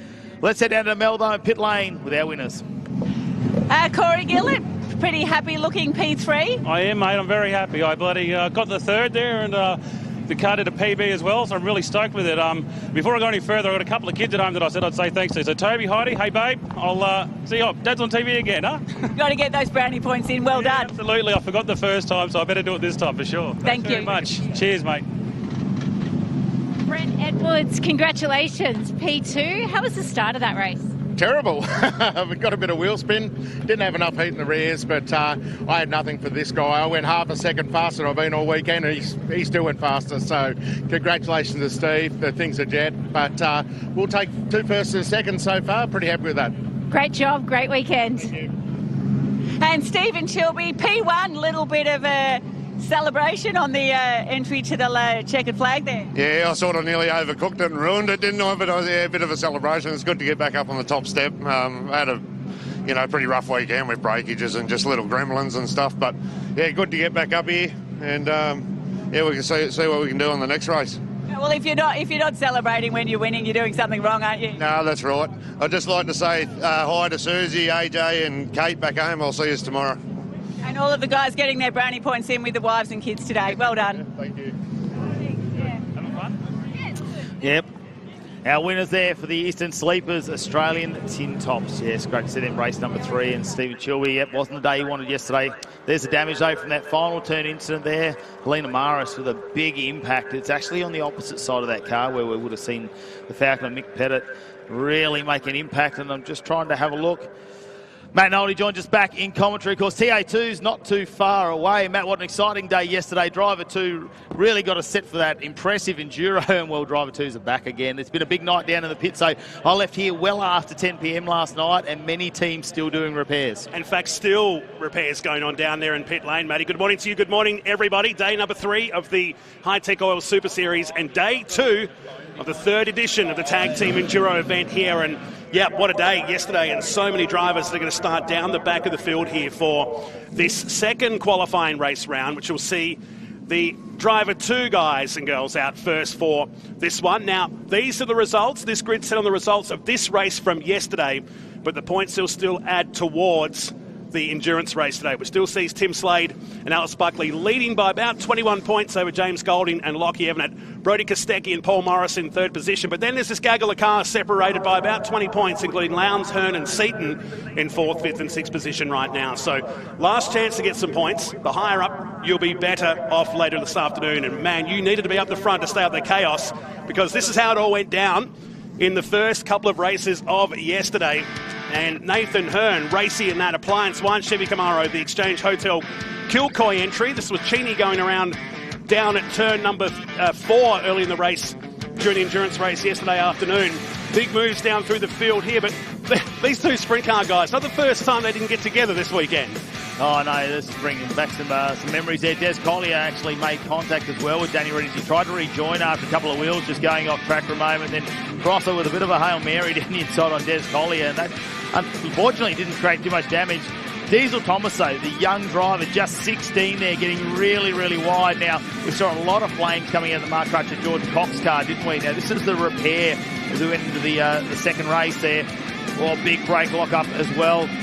Now, Elliot entry, and there was just so much happening. Now, you want to get your marshmallows out for this one because so many flames coming out that. And it was great to see that some of our other competitors there, as Hayden Jackson, unfortunately, already out of the race, runs over with a fire extinguisher and put that out. Yeah, part-time fiery yesterday afternoon during that endurance race. But in the end, it was Alice Buckley and Tim Slade who powered away to a very comprehensive victory. Some 17 seconds. And incidentally, remember there was that 25-second penalty handed to the Medicare Webster car for going under time. And Marcus Ambrose bumped into him last night, accepted it was all him.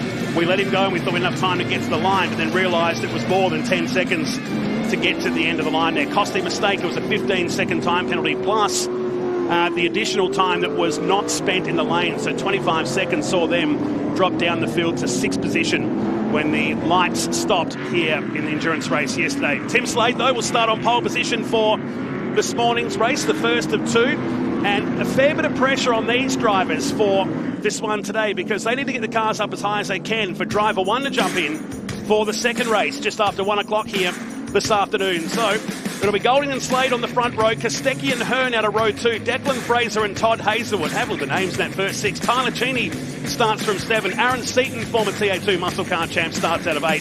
Scott Andriski, a strong showing for both he and Brandon Madden yesterday. And Elliot Barbour starts out of position number 10 today in their 63 car with Des Collier. Blake Tracy starts out of 11. A good day for that car, at least, in the Hi-Tec Oils team. Ryan Casher starts out of 12. Josh Haynes, the reigning champ, starts out of 13 with Lang, McAllister, Cam Laws, Jason Pride in the second Hi-Tec Oils car with Robbie Farr. John Udi in the Cool Drive Auto Parts entry. Lowndes starting from 19th today, and Charlie Parker starts from 20. That car was one of the big benefactors in that second race yesterday, but unfortunately that was white, null and void. He made up some 13 positions. The one that could have got away there for the Desert Palms Resort. Danny Orr, Earth moving number 5 to riding car with Blake Tracy, teaming up with South Australian Brad Gardner on this formation lap. 14 laps once again, or 20 minutes, whichever comes first. Yeah, they've had to do a bit of a fly back, haven't they? The number 22 Hi-Tec Oils motorsport car. See Todd Hazelwood just getting those tyres, trying to get a little bit of warmth into him, starting off the third row of the grid here for this driver 2 race. Frustrating yesterday, Josh Thomas, well, he really was just in the wards in this car and sustained a little bit of damage. Todd Hazelwood very frustrated after that moment yesterday where so many cars had turned around in front of him. A little bit of bump and grind there from Jordan Cox as they tried to squeeze through 3 wide into turn just before turn number 2. So I think they'll just be looking for a clean race today. Tim Slade, well, he's been super quick in that car. Jimmy Golding, they had a vibration in that car yesterday and he managed to nurse that home in the endurance race. So that's had a different housing change overnight as well. So the Ash Jarvis crew have been very busy. And not enough time to soak up the fact it was their first team victory for Ash Jarvis Racing. Remember, Ash raced in the early days of TA2 muscle cars, and there was a lot of jubilation down that camp. Last night, both he and Lockie Evan had a very handy combination. Talked about Blake Tracy earlier in this race yesterday. He went up from 19th position up into 11th by the time it all stopped yesterday. John Udi was a big mover and shaker yesterday from 26th up into 18th position. And Hugh McAllister came up from 22nd into 15th. So, can you look past that front row? Is there something from Nathan Hearn? Can Brodie Kostecki go further forward? Teaming up with the dude Paul Morris, their first run in a TA2 muscle car series, but absolutely no strangers here to Queensland Raceway.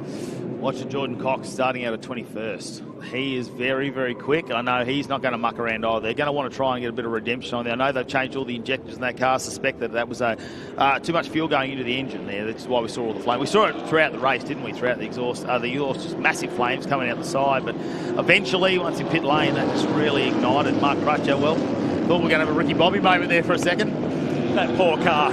That was brand new Thursday when they rolled in, and now it looks like it's raced for 10 years already. So watch for him from 21st. The Hank Forklifts car is back out. They're literally finishing that just before for Bargwanna and Clay Richards. Luke Vanner starting towards the back with Daniel Jellison as we get set for this one. Waiting for the leader to get inside what's called the action zone, acceleration zone, which is on the exit. When he goes, the field can go. There's one coming into pit lane in the background. We'll get to that soon, because here comes race number 3 of the weekend in the TA2 muscle cars as we charge down to turn number 1.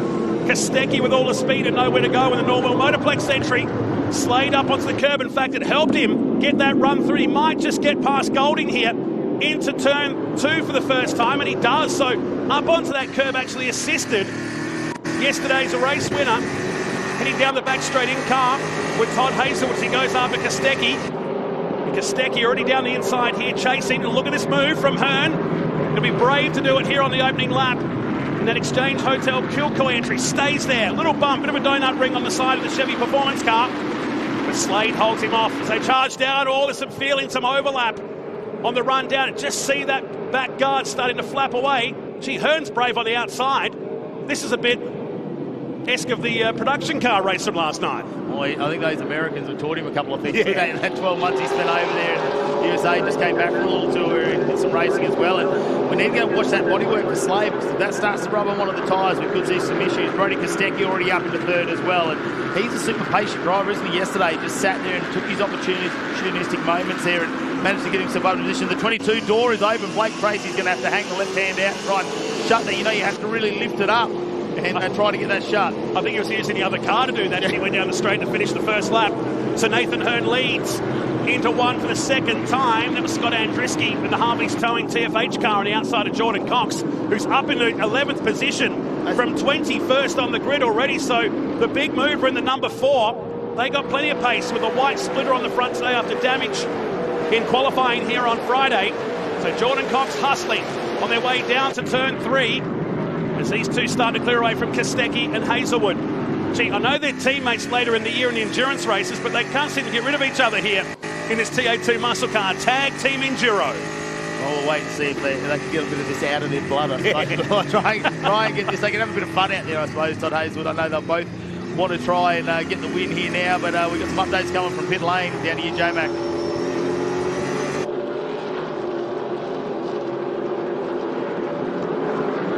J-Mac soon. It's a bit on down here at turn number 6. Hearn pitches the right front. Kostecki does the same, and that's the invite that Hazelwood's looking for. He just closes the door on the exit. 2 guns going at it here on the Dick Johnson straight. And there's battle packs brewing wherever you look behind there. Declan Fraser in a Dodge Challenger under siege from Tyler Cheney. James Golding back to 7th now. Elliot Barbour, Aaron Seaton and Jordan Cox inside the top 10. What a move from him. I said he would be super aggressive. Craig Lowndes doing a nice job as well, already up into 15th position from 20th. So he is starting to move back to the pack after that DNF yesterday with those gearbox issues. That'll put him in strong position too for the Enduro. Yesterday they started out of the front 3 rows, managed to come home with a podium there in 3rd position. So it's just about accumulating those points for the Enduro. We saw so many DNFs yesterday that although there was a really good result from one driver and not such a good result from another, we still saw him in the top 5 rows. Hearing from the pits also, the 97 did not make it out for this. They were looking to get out for today's race, but shown our screens is not out there. They were still thrashing on that car when we were walking towards the commentary box a few moments ago. Heavy damage internally on the Hank Forklifts Mustang. So 25 cars out on the track right now as Hazelwood goes again. And Kostecki, who's parked that car down the middle.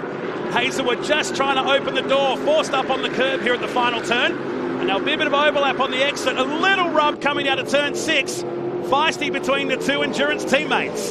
How good is this to watch, knowing that they're actually going to have to share a car later in the year? And they were watching this, and it was someone else doing it to their car in the Bathurst or the Sandown. And, you know, there'll be some different words being said. I reckon there's going to be some banter going on, definitely. They'll be loving this. Through the right-hander, up onto the back straight, speeds of over 230 kilometres an hour.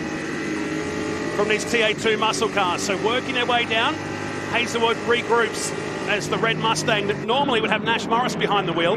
He's, of course, with Diesel Thomas this weekend in the number 18 Mustang for TFH Racing. And great to see the quality of drivers we have this year. It's the third edition of the Tag Team Enduro that started Hidden Valley back in 2023. We're at the Bend in South Australia last year, but it just continues to grow and grow, stacked with supercar drivers and experienced drivers for that fact as well, not just from Supercars World, but really showing our regular drivers how far this competition has come in 2025. As now he moves to the outside here at turn 6.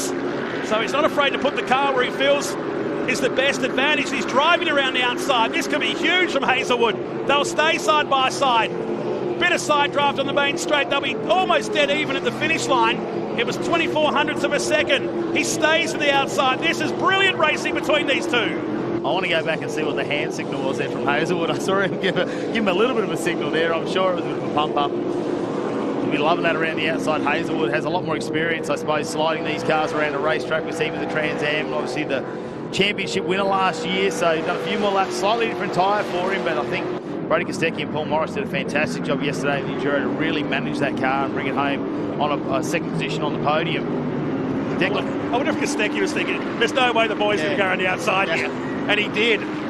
I think we undersold how cool that move was from the TFH Mustang. So he's cleared away from the Norwell Motorplex car as Nathan Hearn starts to light up the screens. The fastest lap of the race, 1:13.0 on the previous lap. That got 1.5 seconds back to Slade.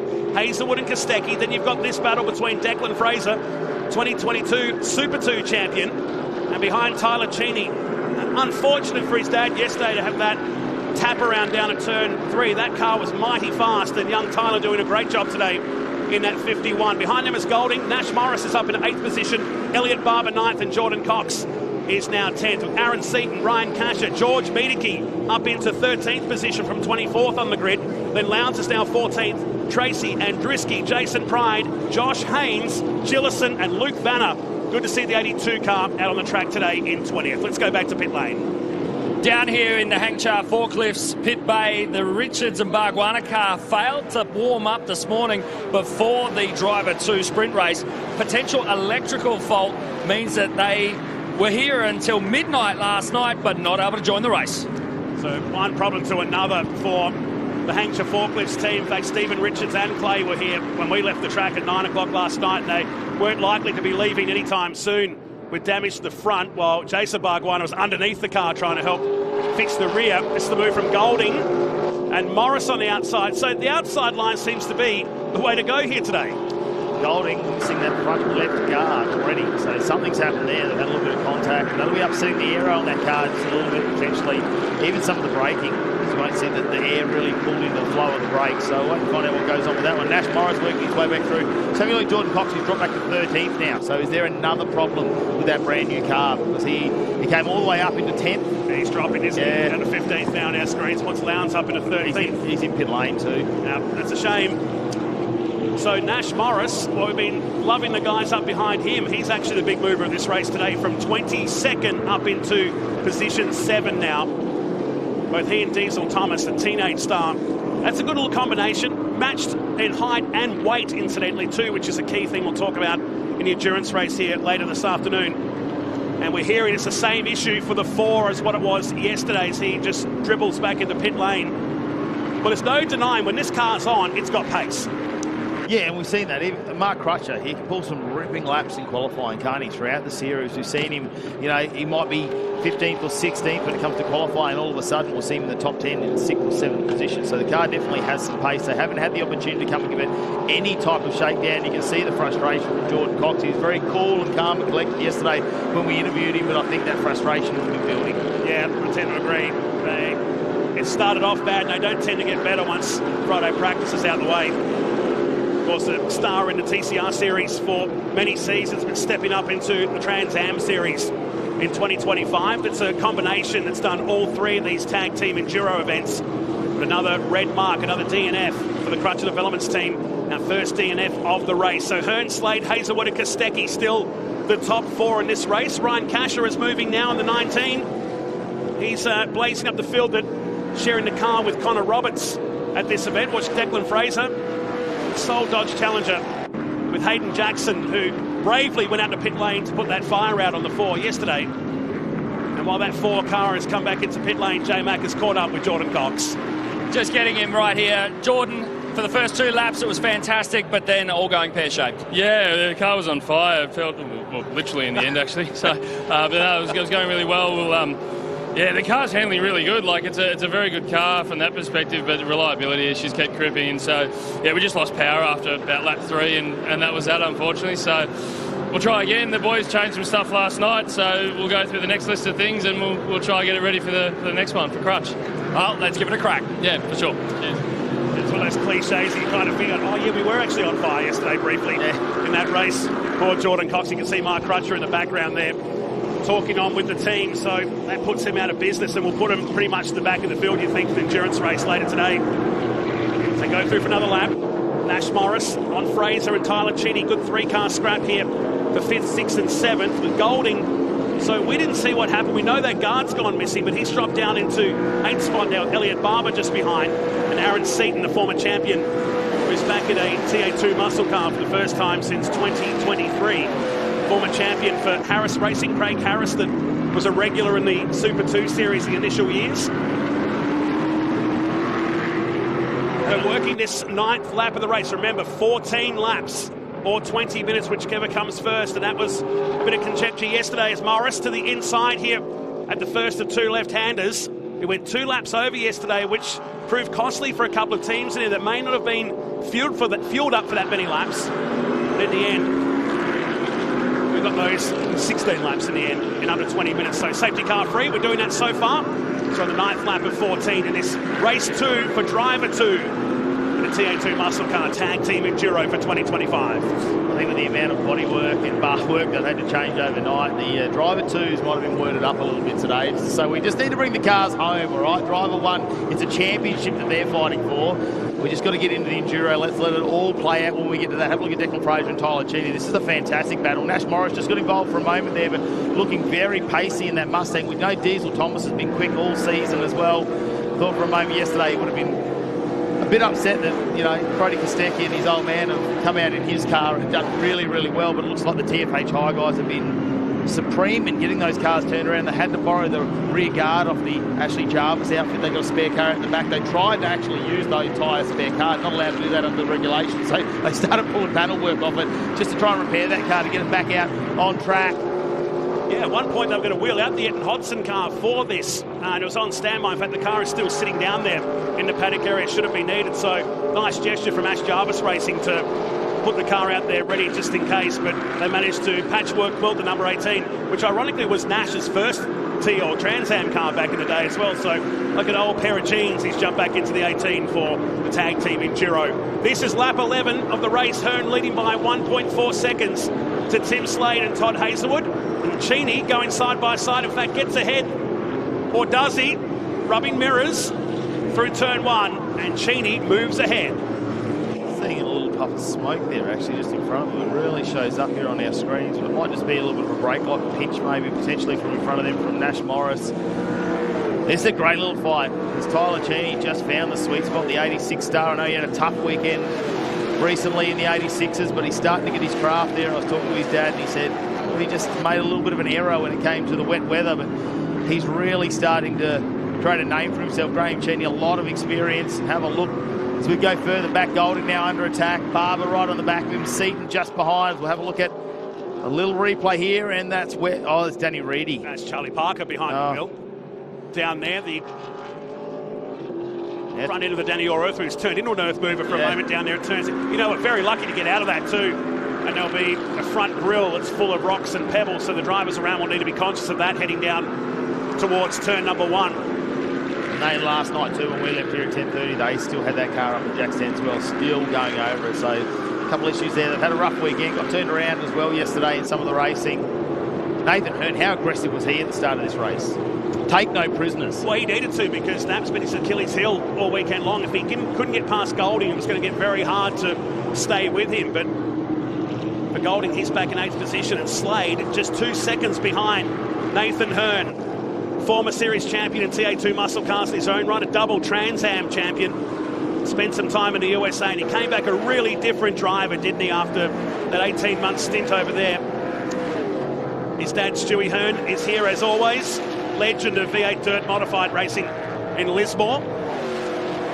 And young Tom Davies that he's looking after in the Trans Am series this year. It's a good little combination, one of many we have in his tag team Enduros. We go back to Lowndes on Ryan Casher. Here is the leader, the Chevy Camaro, coming down to the final turn and controlling this race. A 13.0, still the fastest lap of the race. And Tim Slade just shadowing him back there in the Chevy performance car that Alice Buckley will drive later today. Well, it's day 2. They're starting to tune into their tyre bank as well. We saw them on 4 green tyres for qualifying. They had to take those qualifying tyres into their next race from each of the drivers. Today, though, they've got the option when they're going to use those brand newies, whether they're going to, maybe they're using them in this race, maybe they're using some of the used ones from yesterday as well. So there's going to be a couple of different strategies yet to play out, I think, this morning and this afternoon. We'll wait and find out how that's all going to unfold. There's plenty of racing still to come in the TO2 Muscle Cars course. Driver 1 will kick us off at 1 p.m. this afternoon. Then we head into the endurance race from 4 p.m. This is a different scenario. This isn't Hazelwood behind, incidentally. This is Nash Morris now on Kostecki. Remember, Kostecki took the Flash under his wing many years ago. They ran an XL briefly under Flash Bush Motorsports. Now the Norwell Motorplex stable. He's probably looking in the mirror going, did I teach him too well, perhaps? Because the Nash is flying here down into turn 4. The door was open for a moment and shut just as quickly. So he's watching his car ahead and now wants to get on with it. What I want to know is if he's roughing up his own car, does he have to repair it after the weekend? That's a very good question. Be mindful of that, wouldn't you? Yeah, that's my car. Yeah. Can you look after it, please? Oh, no, that was my fault. I'll take that one. So on the final lap for Nathan Hearn, but we can't take our eyes off this battle for 4th and 5th. As they blaze down the Dick Johnson straight into the final lap we go. A much cleaner affair. Is it just the calm before the storm this afternoon? Or has his drivers just been reamed by their mechanics last night going, we don't want any more damage today? Seriously, it was like a demolition derby out there yesterday afternoon. Morris lined himself up beautifully here. He's tucked in behind the back of the Norwell Motorplex Mustang. Kostecki will be watching that mirror as he eases that car. Or is Morris going to fire it down the inside? It's a long way. Here he comes. Doors open and moves it. Puts the elbows up and bumps Kostecki up. The Flash is on fire here today. Oh, will that fire up Brody Kostecki, though, for a bit of return serve? Potentially, we'll have to wait and find out because they've only got a couple of corners still to go around. Your race leader, Nathan Hearn in the 42, Chevy Camaro. 1 corner still to get around. Very aggressive at the start of this race. Went around the outside, forced it, got past Tim Slade on lap number 2, and now have a look as he slides it out onto the main straight. Nathan Hearn back on the top step of the podium. That's a much better result. He's about to chalk up his 23rd birthday tomorrow, and that could be just the luck he needs. He picks up the win by 3 seconds as Aaron Seaton at the final turn. It's George Miedeke in the final battle for 10th position with Elliot Barbour just ahead at the finish line. Gee, there's been some big movers from the back of the field today, but he'll finish just behind in 10th spot. Miedeke 11th, Ryan Casher will be 12th, just from Lowndes, by 10th of a second at the line. Further down the field, Luke Vanner here in the Alien Tech entry. Is this going to be a pass at the finish line? They're drag racing to the end. No, covers him off, and Charlie Parker will settle for 20th position. So Nash Morris from 22nd up into 4th in today's race. George Miedeke from 24th up into 10. But Nathan Hearn, his 13th career win in the TA2 Muscle Car Series by 3 seconds. And didn't he celebrate that? Back to Slade, Hazelwood, Morris and Kostecki. That's Nash Morris in 14. Tyler Cheney in 6th spot ahead of Fraser, Golding, Barbour and Aaron Seaton in the unit racing car that Ben Gomersall will drive this afternoon. Behind them, Miedeke, Casher, Lowndes in 13th, Blake Tracy in 14th, Josh Haynes 15th, Scott Andriski dropped down the field to 16th place with Brian Gillison and co. Cam Laws in 21st, Hugh McAllister fell down the field to 22nd with Dick Lane, John Udi, and the only DNF of today's race, Jordan Cox. Yeah, a lot of work to do there. Let's check out some of the race highlights, and it's not going to be as dramatic start as we saw yesterday's race between our driver two entries, but they still went too wide into turn number 1. We saw a line of tyre smoke as they went wheel to wheel. Nathan Hearn super aggressive in the 42, and they came around turn 3, and he stuck on the outside of Tim Slade, gave the bodywork a bit of a nudge and was forced onto the dirt in just a moment. Here we see that's Josh Haynes getting a little bit of a serve to the outside early on in the race. We can see that throughout our initial coverage. Now, these two teammates, how exciting was this to watch for a couple of laps as they started to go side by side. Blake Tracy had the door open on the Hi-Tec Oils 22 machine as well, and look at him and Goodacre go side by side. Now, this is great. Big thumbs up there from we're hearing there from Todd Hazelwood to his teammate. Had a tricky run, didn't we, on the way down to turn number 1. This is Charlie Parker doing some unplanned earth moving down at turn 6. What about this move from Nash Morris? I'll be keen to hear what Brodie Kostecki has to say about this down at turn 3. But out in front, Nathan Hearn, the Chevy Camaro, powered out like a speedway car to his 13th career win, and that helps him massively in the points, moves him up into 4th outright for the weekend in that 42 machine.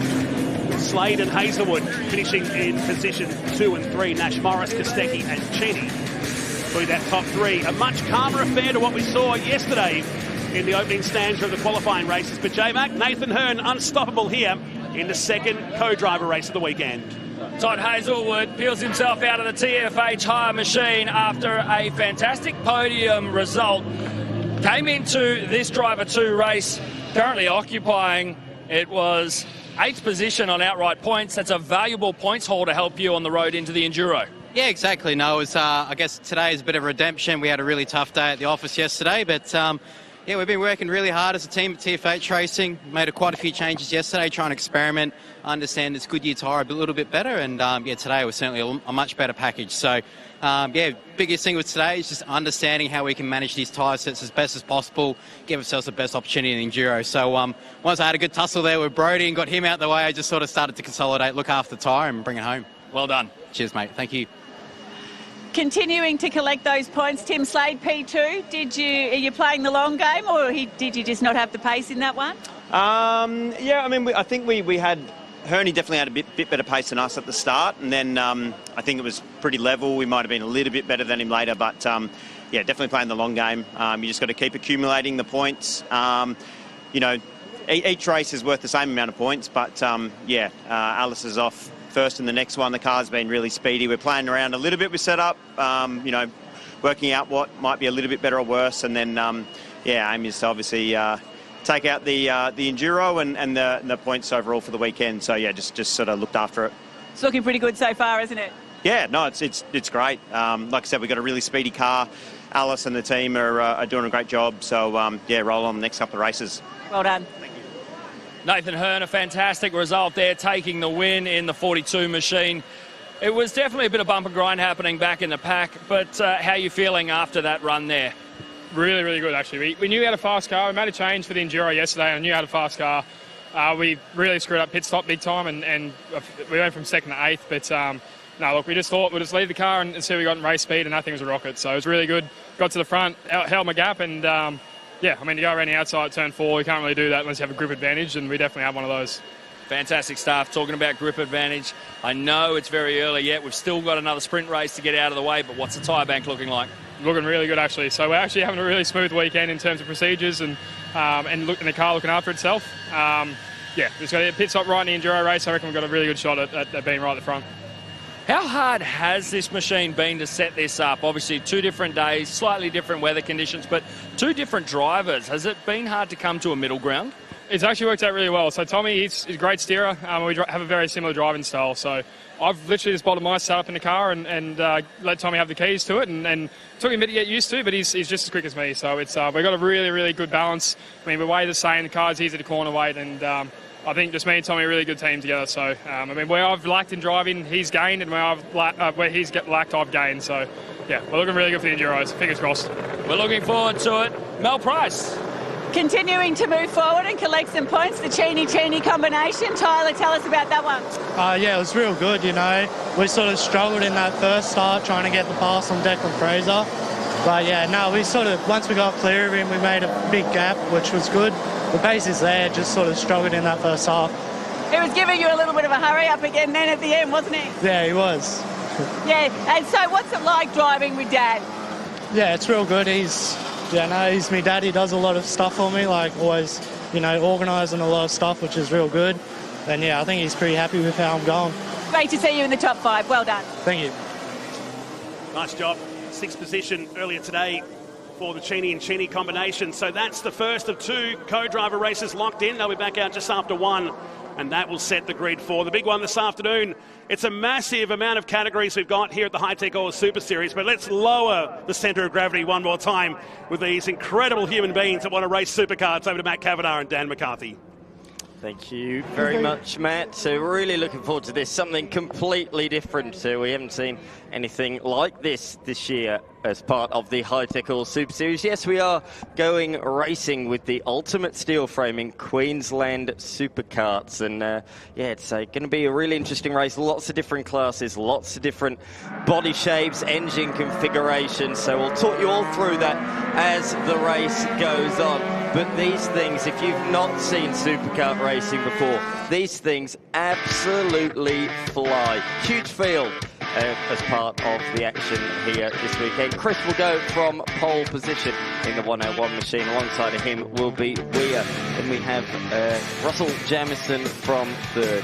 Timothy Philp from 4th. Douglas Amis from 5th. Laurie Fuchs, Sean Field, Nicholas Raymond, Paul Pineras and Daryl Bertram rounding out the top 10. Yeah, Stuart Robertson will be on the 5th row of the grid with Ian McIntosh, David Dyson, Jack Murray, Michael Smith, Christian Stebbing. Well, a DNF last time will be out of 16th position. It keeps going down there, and I tell you what, the supercarts, we got a taste of them last year. It wasn't the Queensland supercarts, but we got to see some supercarts at Winter Motor Raceway last year. They are very fast. They will get in speeds up to an excess of 200 kilometres an hour. 1 inch from the floor, and let's get underway with race 4 for the ultimate steel framing Queensland supercarts here at Queensland Raceway. The smoke screen is about to appear. The good old 2-stroke. We like it, don't we, Dan? It brings us back some memories for you as well. Let's have a look. We only go 4 wide. I'd expect to see this go 6 wide at some points. They head into turn number 1, and Chris still the little leader there. Look at him jet away. The acceleration of these little machines here. The power to weight ratio is absolutely unbelievable. Timothy Weir in 2nd. Yeah, through they go. No damage, fortunately. No contact from anybody. Great heads-up driving as they head down the back straight. So it's Weir that leads, but Chris moves out to the inside on the run down to the hairpin. Turn number 3. Late on the brakes, though, from Weir. Is Weir in a little bit too deep? No is the answer. Nicely done. Bit of a different racing line to what we see in the cars. They're able to carry much more mid-corner speed and just carry the speed all the way through the corner as Amis is under pressure at the moment from one of the cars behind Amis. One of the members really that has helped put this race meeting together is certainly always working in and behind the scenes as we look for the fight for 3rd position. Jamieson and Philp, as Philp comes up the inside under brakes, and he's made the move for 3rd position. But look at this as they come onto the pit straight. It's nose to tail for 1st and 2nd, but side by side for 2nd and 3rd. Jamieson up the inside. I thought he had the move done just before. He now has done. So 35 moves up to position number 3. Those 2 changing positions already on multiple occasions. J-Mac has made the run up from pit lane to join me for this superkart race. This should be an absolute belter, and it's already proving to be, with the top 2 pulling away, but this is a great battle for 3rd. Yeah, Jamieson and Phil looking to try and go toe-to-toe here. That's the battle on screen now. The 23 jumping up into 3rd, but still under fire. Amos in the mix there as well, the 46 machine. And having a look, track speeds of upwards of 185 kilometres an hour. In fact, 190 kilometres an hour down the Dick Johnson straight for Crisp in the 101 machine. Here we go, the run through 4 now. And we are just streaking away. And Doing everything he can, rather. Onto the pit straight they come, change of position then. So Crisp has taken up the running at the front of the field. It was very tight between these two coming into today in the 250 national battle for round honours. However, Crisp won the race earlier on today. Now he's back at the head of the field. If he can finish there, he will win the round. It's a big round for these guys. The 50th anniversary race meeting of the Queensland Superkart Club. They've got so many interstaters that have come back to take part in the race meeting. Oh, it's up the inside. There's contact. It was a late lunge up the inside. And the door was closed. The 89 half spun, but we got it back the right way, but has dropped back behind some of the lower class cars. Here's a replay of what happened. It was a late move up the inside, lost the rear. He saw the contact was going to be made. He slid it out. There was still a bit of contact, but that was good heads-up driving to try and avoid the incident. Yeah, Crisp was actually not too badly affected there. Didn't get too out of control after the contact, but very, very tough. Weir did initially lose 2 places. He's already gained 1 back. Slots himself back into 3rd place. So, in fact, actually looks like he has already got potentially back into 2nd place. We'll look to try and close that 4-second gap down. Still 3rd behind Jamison, but it shouldn't take him too long to get back through. They go around turn number 1. I was talking to some of the competitors yesterday and they were telling me how bumpy it is through that first corner in these karts. It's bumpy in a race car, let alone a race kart, when you're just a couple of centimetres from the ground. No suspension or anything like that. The only suspension you have is your tyre. And whatever you've got, oh no, problems for the 45 machine. Exiting off on a short track. And livid for Field. Was running in 9th place and will plummet down the order. Doing well in the 250 national class, but a real disappointment for him coming under a early retirement there. You can see the frustration, couldn't you? Hitting the steering wheel in disappointment. Here we are then. This is Weir moving back through. Somebody else there with their hand up with a little bit of a mechanical issue. He went through but ran just a little bit wide. So the 35 of Russell Jamison in the 125 open class briefly got back through, but the sheer horsepower of the 250 versus the 125 is too much to be able to keep up into turn 1. Have a look at it through turn 1. The bodywork's moving around. You can see a wheel hopping up off the ground. And here, through the run into 2, the 125 starting to really fight back, tucks into the slipstream.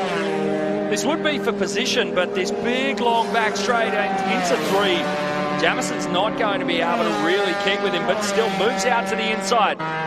Tucks back in through turn 3. Weir runs wide. You have to wonder, after only 5 minutes, are the tyres gone?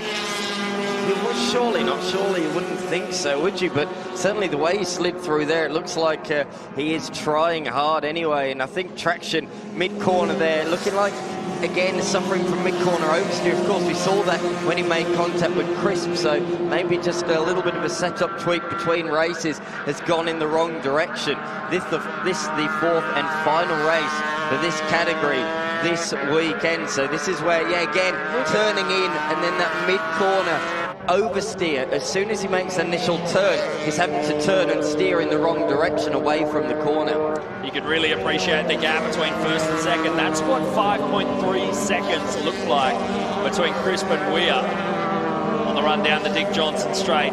TA2 muscle cars getting pushed back into their pit bays, getting ready for the driver 1 sprint race a little later on. 6 minutes down on the clock here for the Queensland Superkarts, and it's Crisp from Weir, with Jamison holding down 3rd, Philp in 4th, with Amos rounding out your top 5. Jamison has just got purple in sector 1, so it shows how fast and committed he is through turns 1 and 2. Through the big balls corners, I suppose you call them here at Queensland Raceway. He is certainly really brave through that section of road to be able to keep up with the big 250 national entrant ahead of him. Jamison and Philp are in the same class, the 125 open class. Yesterday they shared the victories in race number 1 earlier on today, race 3 of the weekend. It went the way of Jamison, so if he can stay ahead of Philp in this one, he will take the victory in the 125 open class. However, he's got the carrot dangling in front of him. He can see a potential outright second position, and he doesn't want to let that one out of his grasp. He said a PB lap last time through that was less than 2/10 slower than Weir. That's a phenomenal time in a kart with half the CCs. Quick time still stands at a 1 minute 15.17 set by Crisp on lap 3. We've just gone through lap 6 now. Shots of the race leader and the 101 machine. You just see him, that four-wheel drift through turn 3. Look at how much the motor moves around on the mounts in the chassis rail. Yeah, good pickup. Yeah, it's fascinating to see that through the loaded corners, but look at the traffic, heavy traffic at the moment for the race leader, but he's carving through like, not even knife through butter, a hot knife through effectively oil at this point. Looks like melted butter out there. He's absolutely flying through left, right and centre. We should say the lap difference between the fastest class of Crisp out there at the moment, 1:15.1 is his best lap, down to the slowest class out there, a 1:27.8. So that's a good 12, 13 seconds difference between the fastest class and the slowest, and that's why they've been able to catch up so quickly. Just looking on, this is further back in the pack. That's Dyson, currently running in P17. He's actually the class leader in the NGB heavy class this weekend. And oh, we got somebody recovering a kart out there on the exit of turn number 2. That's Bettram, who was sitting in and around the top 10, fallen now to 15th position. That's a real shame for him. He was having a strong weekend, but no more. A DNF in the final for him. So Jamison able to get up over Weir. You can see the 89 was up in second, now relegated to third. Interested to see him through these next few corners and see what the body language of the kart is really doing here. You just see as he applies the power, both of them getting right out onto that sawtooth curve. That must rattle the fillings in a supercar. Yeah, you'd really know about it there. Yes, I'd rather that though than the big curbs on the inside of turns 4 and 5. You don't want to touch those, or the inside at turn 6 as well. Yeah, the sawtooth curves, the flat ones on the outside would be all right, but yeah, you'd want to stay away from the big curves that we see some of the TA2s use on occasion, but yeah, certainly want to stay away from it in a kart this low to the ground. Through turn number 1 they go. I can't get over this performance from Jamison. This is absolutely brilliant from him to be able to be beating the 250 national runner. Oh, look at these two. Lower ranked class karts heading down the back straight. The 410 of Ian McIntosh and the number 91 of Stuart Robertson, both in a 125 class karts. One in 125 open, the other in 125 national heavy. But this is fantastic racing. Queensland Superkarts so happy to be here this weekend, and a retaliation. Look at the straight line speed difference, and importantly there's a back marker that's got in the way, but not for long. Yeah, that was really interesting. Jamison looked like he was going to get stuck behind that back marker, but Weir also was getting way offline there. The gap didn't open up like I was expecting with the inclusion of the lap traffic here, but through turn 6 goes Weir and goes purple. Let's see the run to the finish and see if he's got something cooking. There's your race leader, Crisp, and the 101 machine. He set purple in sector 1, didn't we? But lost a bit of time in that traffic in the middle sector. But that was only 4/100ths of a second slower than his best lap, despite hitting that traffic. So Weir's kart is certainly coming in strong late in the race. But out in front, this man, Crisp, in the 101 machine. Gareth Crisp leading the way by a lead of 9.5 seconds. Less than 1 minute remaining, and disaster for the number 70 machine of Jamison. Of course, not Jamison up in third.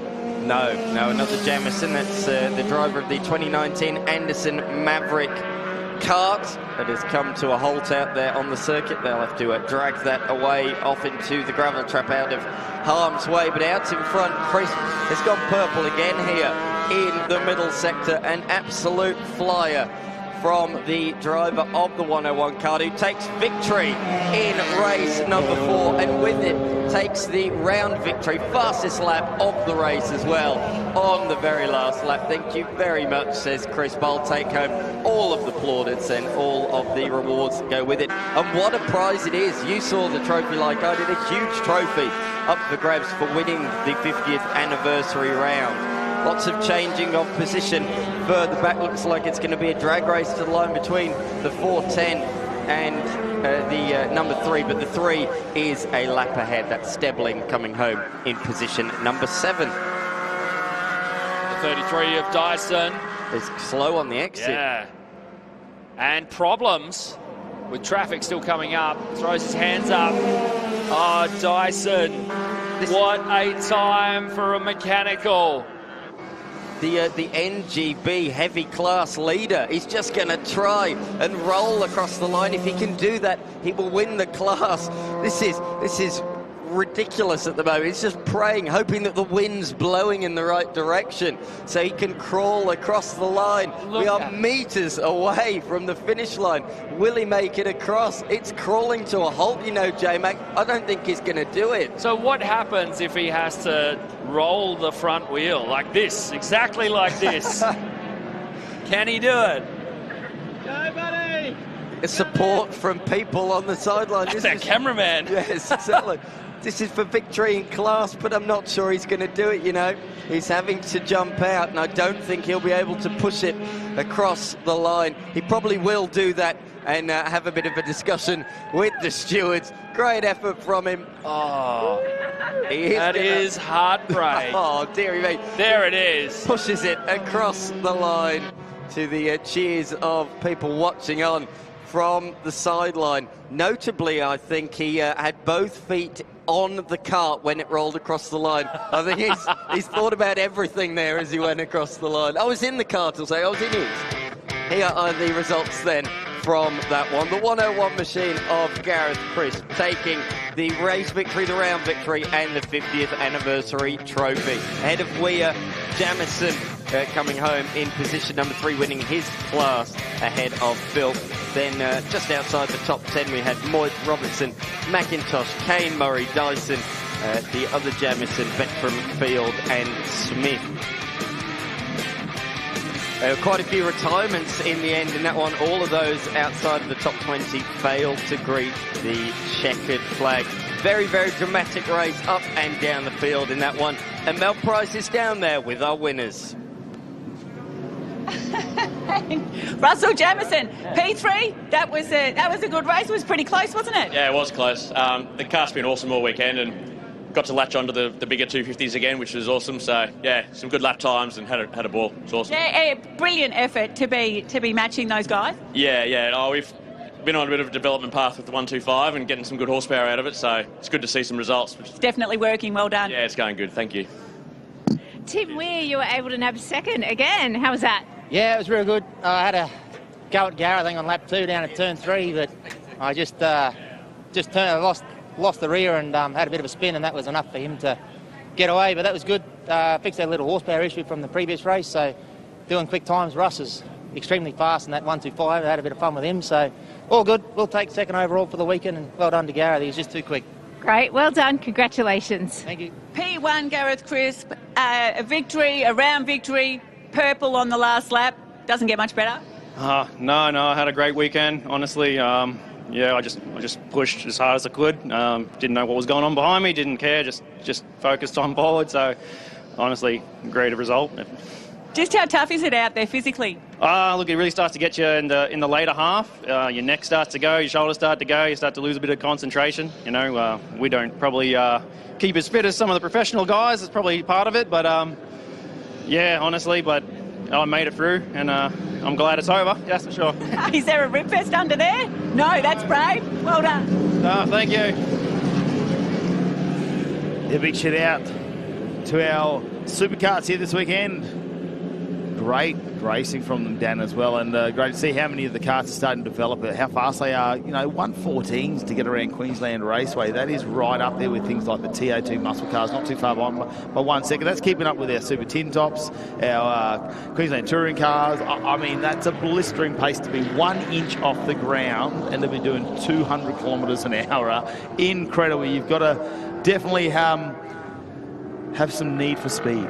I drove a supercar once many moons ago, not very quickly, I'll be honest, and that's simply because I didn't have the bravery to do it at Malala. The long straights there, it's smaller than this here at Queensland Raceway. The speed you're doing at the end of the straight is mind-boggling in a kart that's like 1 centimetre off the ground. Absolutely insane. Got to be brave to drive one of those. Changing it up a bit, we're going from the little karts to some muscle car action with the Queensland touring cars. Got a good variety of machines from all down the years, as you've probably already seen. We've got some Commodores, some Falcons, a little Escort there as well. We've got 10 out there for the final race of the weekend, and here they are. Trent Rubb starting from position number 1 ahead of Shane Stewart. Hudson James from 3rd, Murray Riley, Warren Wadley, Grant Fry, Clayton Mortensen, Mark Hyde, Malcolm Douglas and Paul Bonacarato. Yeah, the big XE power. God, there is some memories coming back when you watch some of these cars get around. Of course, Queensland Touring Car Championship. All in the name, really. Yep. To be based loosely on one of the touring cars we had here in the country. But there's some big horsepower cars there. The good news is they're not stock. They get to amp these up quite a bit. I did see some very impressive fueling systems and oiling systems in these cars for the longevity as they want to get around. The Queensland touring cars here. Can't wait for them to get this rolling start underway. The BMW on the front row of the grid too. That's a turbocharged 6-cylinder in that one, which I think sometimes the turbo cars have a bit of the advantage with the torque that they can really pull if they get the tune right on those things. But the big Commodore has been fairly dominant here this weekend. Let's get race 4 started here this afternoon at Queensland Raceway. It's day 2 of the Hi-Tec Oil Super Series. Getting a little bit of an itch, aren't they, as they go around. You can just see them edging forward there, the FS Commodore as well. Riley wanting to get this underway. James in that EFS Commodore in 3rd position. Might get the run down the inside. Here we go. Lights are up, waiting for him to go out. Can the BMW of Stewart go around the outside? We'll have to wait and find out. Lights are out and we're underway with racing. Rubb to the lead of this one. Good start down into turn 1. They're going to be 3 wide. Look at the EFS Commodore up the inside of James at Big Send. Great pass, caught the 2 on the front row, napping almost there at turn number 1. That was a huge send up the inside, but it certainly paid dividends. He has clear air in front of him, but here comes the BMW. It's got more poke in a straight line, and there's some retaliation from Stewart, but Stewart's earlier on the brakes, and once again James fights back, so he reclaims the position around the outside. Good stuff already from the Queensland touring cars. As you can see, we've got a few replica liveries out there as well, including that one on the side of the Wadley machine, the iconic Lap of the Gods Greg Murphy tribute livery. Yeah, I think you've got to have that when you come to this one, don't you? A little bit of a dive down there from Trent Rubb in the black Commodore, whether he could make it down there. Didn't quite get the nose in. They did have a race a little bit earlier on this morning, so there will be some temperature in those tyres and a little bit left in the brakes. They won't be going out on a cold tyre quite there, but the temperatures will still need to come out. And have a look at the aggression as James throws the FS Commodore around. Really got that car set up on the outside wheels. You could see the suspension move over and dug it in and get some nice grip coming out of turn number 6. They complete another lap. Stewart in 2nd position, Rubb 3rd, Wadley 4th, Riley 5th, Ryan, Mortensen, Hyde, Douglas, Bonacorso to round out our 10 cars here for the Queensland Touring Car Championship. The BMW looks like it's trying to find a spot. I was surprised to see the BMW braking so early coming down. You would have thought the Commodore would carry a little bit more weight to brake sizing. Wait and see this time round. They might have been waiting for a little bit of warmth there. Is that the window starting to pop out as well on that car? Tends to be themed, doesn't it, here today? We saw a window fly off in the Innovation race cars earlier on, and we've got another loose window here in this one. But Stewart really cranked it sideways out of turn 2 onto the back straight. Certainly got some poke under the hood of that BMW. And the rear tyres sometimes can't live with it by the looks of it. But he's kept it under control and is in position number 2. But look, here comes Rob. He's won a couple of races this weekend, DNF'd in the other. But he is back to fight for victory once again in this one. Into the final corner, 1, 2 and 3, nose to tail, but it's Rob the person flying at the moment, purple so far this lap, and has got the run out the final corner, but doesn't quite have the legs to get through on Stewart. Nevertheless, fastest lap of the race from him, fast lap of anybody in this race. So this is very much now a three-way duel. Stewart's faster than James, but Rob is faster than both of those two. It's going to be a pretty interesting end to this race, that is for certain. I mentioned tyre temperature. Looks like Trent might just be, that might have found a sweet spot there for him at the moment. With that window flapping around, they're going to need to worry about that one. So come down into turn number 3. Hopefully that's common in that car, and we're not going to see that fly out. You can see it's got the vent open at the moment for a bit of recirculation there as the temperatures start to get a little bit warmer here at Queensland Raceway as we head towards the back of winter. It was 18 degrees this morning, that getting up over 20 degrees at the moment, but there is very warm on the UV index. Have a look at how close they are. Great to have these shots as we look down over turn number 4 and 5. Not much in this one. I think Trent Rubb might have got a little bit of draft there last time. We saw that amazing lap time of a 19.21. Just can't quite put the nose in there, and I have a feeling there's a bit of respect going on between these drivers at the moment because they really don't want to exchange those paint jobs or take any livery off the cars. But a gentleman-like driving just for a moment there. You can see he just probably could have taken a dive, decided not to. They'll try and regain that position when they get the opportunity to, as we go just under 11 minutes remaining in this race number 4. I know that we spoke on the warm-up lap about the awesome XE Falcon, the Green's Tough livery tribute, but unfortunately that's not made it out there for the final race. That's real disappointment. We're going nearly 3 wide on the back straight. This is quite something down there as the 68 brakes on the far inside, the 84 in the middle, but Rob broke late around the outside and is remaining around the outside. Through on the BMW, a great pass. Didn't expect him to do it that way. He's gone around the long way, covered extra meterage, but it's paid dividends. Great pass. Yeah, it seems to be a good line going around the outside. We saw that from the TA2s a little bit earlier. We've seen it from some of the other categories as well. So the outside line seems to be very gripped up today. Had it clean since last night. We had our fight in the night, obviously, and there was a bit of dust and dirt carried onto the track from all the racing yesterday. So clean circuit this morning, and they are back underway around the outside. Trent Rubb looking for another race win here, and he's going to go around James. Can they go side by side here? Do they give each other enough racing room? They do. We don't see him get any wheels off onto the dirt. And have a look at the crew cheering along the side, coming through the fence, giving the thumbs up, and Trent Rubb will take the lead in this race as we complete lap number 4. I reckon he saw Todd Hazelwood in the TA2 race overtake Brody Kostecki around the outside. He thought, I'll have a piece of that. I'll replicate that move, and that's exactly what he did. So he moves on through into the race lead with an outside pass around turn number 6. 2 hairpins on that lap. He went around the outside, first in turn 3, and then at turn 6. Brilliant stuff from Rob. But we have to say, brilliant racing from those two on the inside as well. They left him racing room. They didn't try and push him off or squeeze him into the grass or anything cheeky like that. So good respect from the Queensland touring car competitors. As we see on the back straight, the fight for 4th is closing up a little bit between Wadley and Riley in 2 Commodores. The Greg Murphy Kmart tribute livery, even got 51 on the side just to really make sure you've nailed the tribute.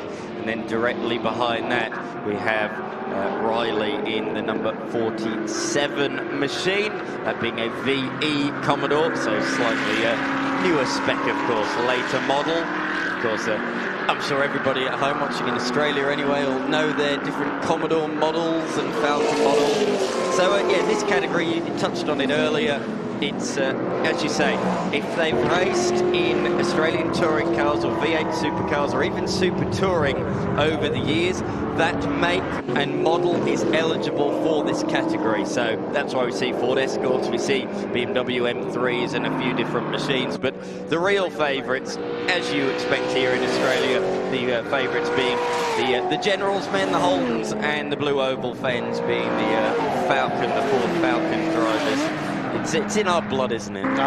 Is it in your blood? You've lived here long enough. My life, that's for sure. Yeah, I know. It's something you grow up around, don't you? And it just seems to be part of your DNA in the end, where you just keep getting drawn back to those Falcons and Commodores, especially of the previous eras. Now the VE Commodores, not that young, started out there in, what was it, 2006. So, you know, it's moved on quite a number of years, almost coming up to the 20-year mark. Think about that, another 12 years, we'll have that as a classic car. I know, right? It's ridiculous. Could it be part of the Touring Car Masters? We'll have to wait and find out. Let's have a look. Queensland Touring Cars on track at the moment with just 7 minutes remaining in this race. Number 4, Trent Rubb had to work his way to the front from third position, second row of the grid. Got past James, who had a fantastic start.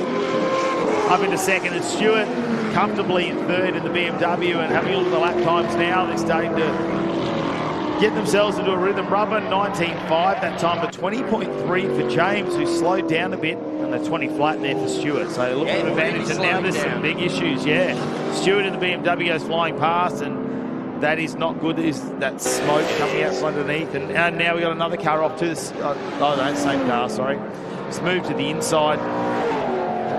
That's a real shame. It was such a good start to the race, led early on, but yet there is smoke coming from the back of that car. Oh, look, steam. There's fluid underneath, look, as well. Yeah, that is so that could be badly. That could be a cooling system potentially, or is it oil? Because you wouldn't think cooling that far back. I would think that would be oil. It's not the right colour for cooling. That's a browny colour. Look at the tyre running over it. That is brown. So, yeah, that's dirty oil, I think. It's just normally you see the steam like that come from something to do with the cooling system. Well, you do know sometimes with the cooling system you get the red coolant as well, but we'll have to wait and find out, because if that has leaked oil, that is going to cause a little bit of a slick, which will be a clean up there. It looks water-like. You're not going to see. No, look at the hose. Yeah. That's an override. That's going to be a radiator overflow hose there. Yeah, I agree. No, coolant. Steam. The steam gave it away. That's unfortunate for James, doing so well in second position. Stewart will get promoted up into second, Wadley into third, Riley into fourth, and it's Fry and Mortensen. Out in front, though, that means Rob's lead is pretty much doubled, because he was pulling away from James, and then that moment has just occurred. So Rob now leads by 5.1 seconds. Just set his fastest lap of the race on that last lap of 1:18.9. The next best after that is Stewart in second place at 1:19.5. So big difference there between Rob and Stewart. That's a real shame, though, for James, who has parted. There he is, just on the inside of the circuit, pulled the car out of harm's way. What disappointment, but that is motor racing. We've seen lots of dramas over the course of the weekend. I'm sure there'll be more elation, disappointment over the course of this remaining final day of round 4, the fight in the night, as part of the Hi-Tec Oils Super Series here at Queensland Raceway. There we focus in on the Stewart machine. Took a victory yesterday when Rob recorded a DNF, so took full advantage and took the race victory. I'm very impressed that the window's still hanging in there, doing its best job to remain securely in the car. It's only hanging on by the strip at the bottom now, but it is hanging in there. Well, let's hope that stays there for the final 4 minutes of this race at the moment. Trent Rubb just opening that gap up, 6.6 seconds at the moment, down into the 1:18s now. And that is starting to find some real pace there with Stewart.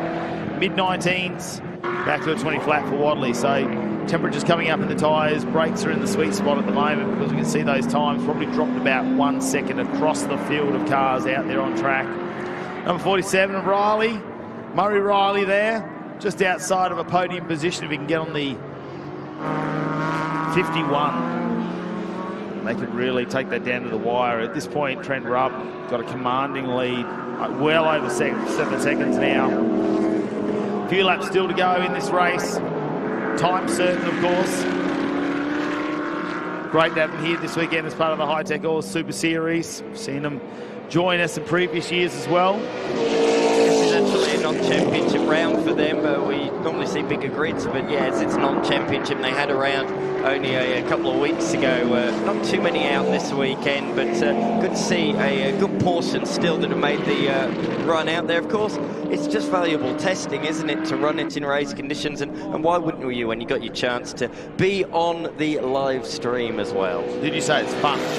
It's fun to be behind the wheel of a race car. Absolutely. I think that's probably why they're out here. You do get a chance to get your car, test your setup. Obviously, Queensland-based, they would do a lot of racing here at Queensland Raceway.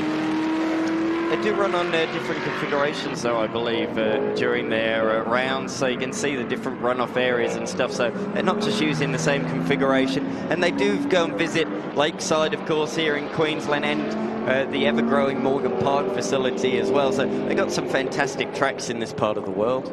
Yeah, pretty cool up there at Morgan Park. I can tell you that. We went there a couple of times as part of the Hi-Tec Qld Super Series. Flowing. A couple of corners, plenty of overtaking opportunities, but let's get back to Queensland Raceway. Trent Rubb leading us here in the number 63, the B category. Just less than 2 minutes now remain. A couple more laps to finish. Oh no, checkered flag is out. You can see that wave. Trent Rubb will take the checkered flag in this 4th race, come back there and think for the weekend he'd be getting a whole heap of points there. Stewart promoted up in the 2nd position after that retirement there from Hudson James. Back to Wadley, Riley in 4th as we watch him come around to finish off this race. It'll be the 5:05 of Fry. New member to the Queensland Touring Car ranks in recent times, so great to have him in one of his first race weekends here at Queensland Raceway. He's a more modern VE Commodore, finishing very strongly there in 5th position. I'm sure as a newbie he'll be pretty pleased with that, but it was Trent Rubb in the end by 9.7 seconds at a Stewart. Wadley closed in late on but couldn't get into 2nd position. He beat home Murray Riley, as you say, Fry in 5th ahead of Mortenstein, Hyde, Douglas, James, and then the sad non-starter there of Oscar Rosso. James, yeah, the notable DNF. Here are the highlights from the Queensland Touring Car.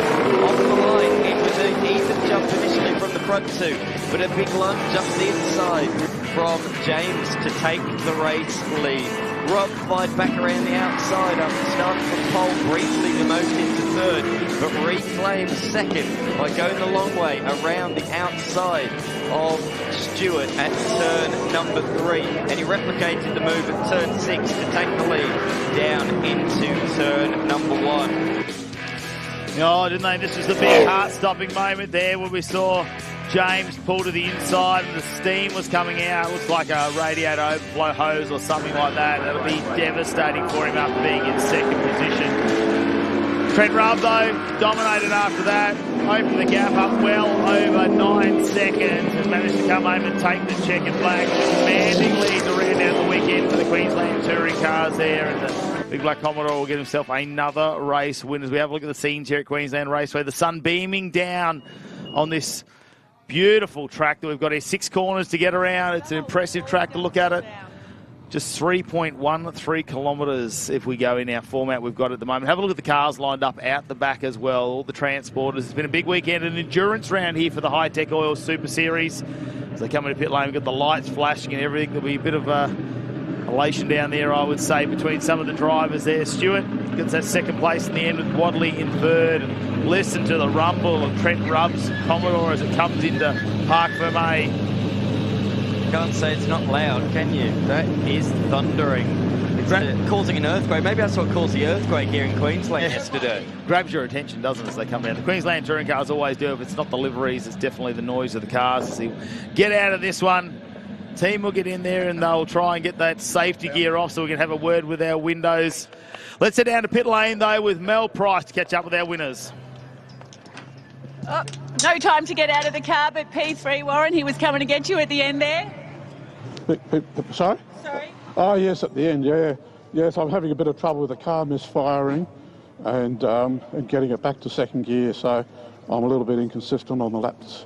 Well, you managed to hang in there for another podium. Congratulations. Thank you. Shane Stewart, we're just getting the gear off. How was that race? Yeah, it was really, really fun. Yeah, we started second, finished second. Unfortunately, it looks like Hudson had a bit of an issue. It would have been fun to race him, but we'll do that next time. And I'd just like to say a big thanks to Rubbercraft Australia for all the grip this weekend. It's been awesome. Fantastic. Congratulations. Thank you.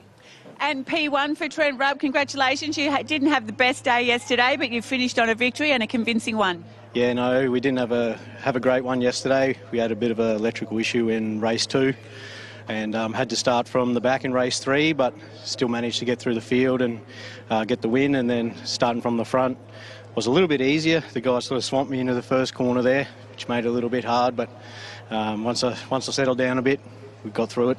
Well, they say you're only as good as your last race, so well done, P1. Yep, I'll take that. It's been a battle to get the car here today, but thanks to Dane Reynolds at DR Automotive, Oil Baron Supply, Winfield Carrying Co, my old man for helping. Good stuff, thank you. Thank you. Yeah, big congratulations to our Queensland Touring Car Championship cars that have made it out this weekend as part of the Hi-Tec Oils Super Series. Our endurance round here, the second time we've visited here in 6 weeks. Queensland Raceway always offers up some fantastic racing, of course. We're going to have a lunch break right now, but we're not too far away from all the action getting back underway. Join us on SBS for all the action from 1 p.m. as we kick things off with our Driver 1 race for the TA2 muscle cars, and that will set the field for our 45 minutes Enduro later on this afternoon. Plenty of excitement still to come. Join us on SBS. We're not too far away from 1 p.m.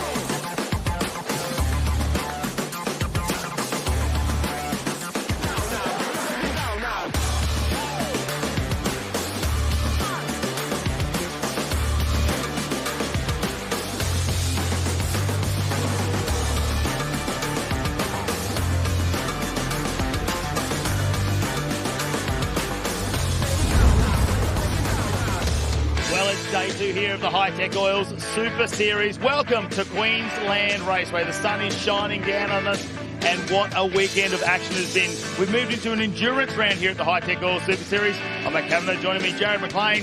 What a weekend it's been. The Sunshine State living up to its name. Not a cloud in the sky and beautiful conditions here.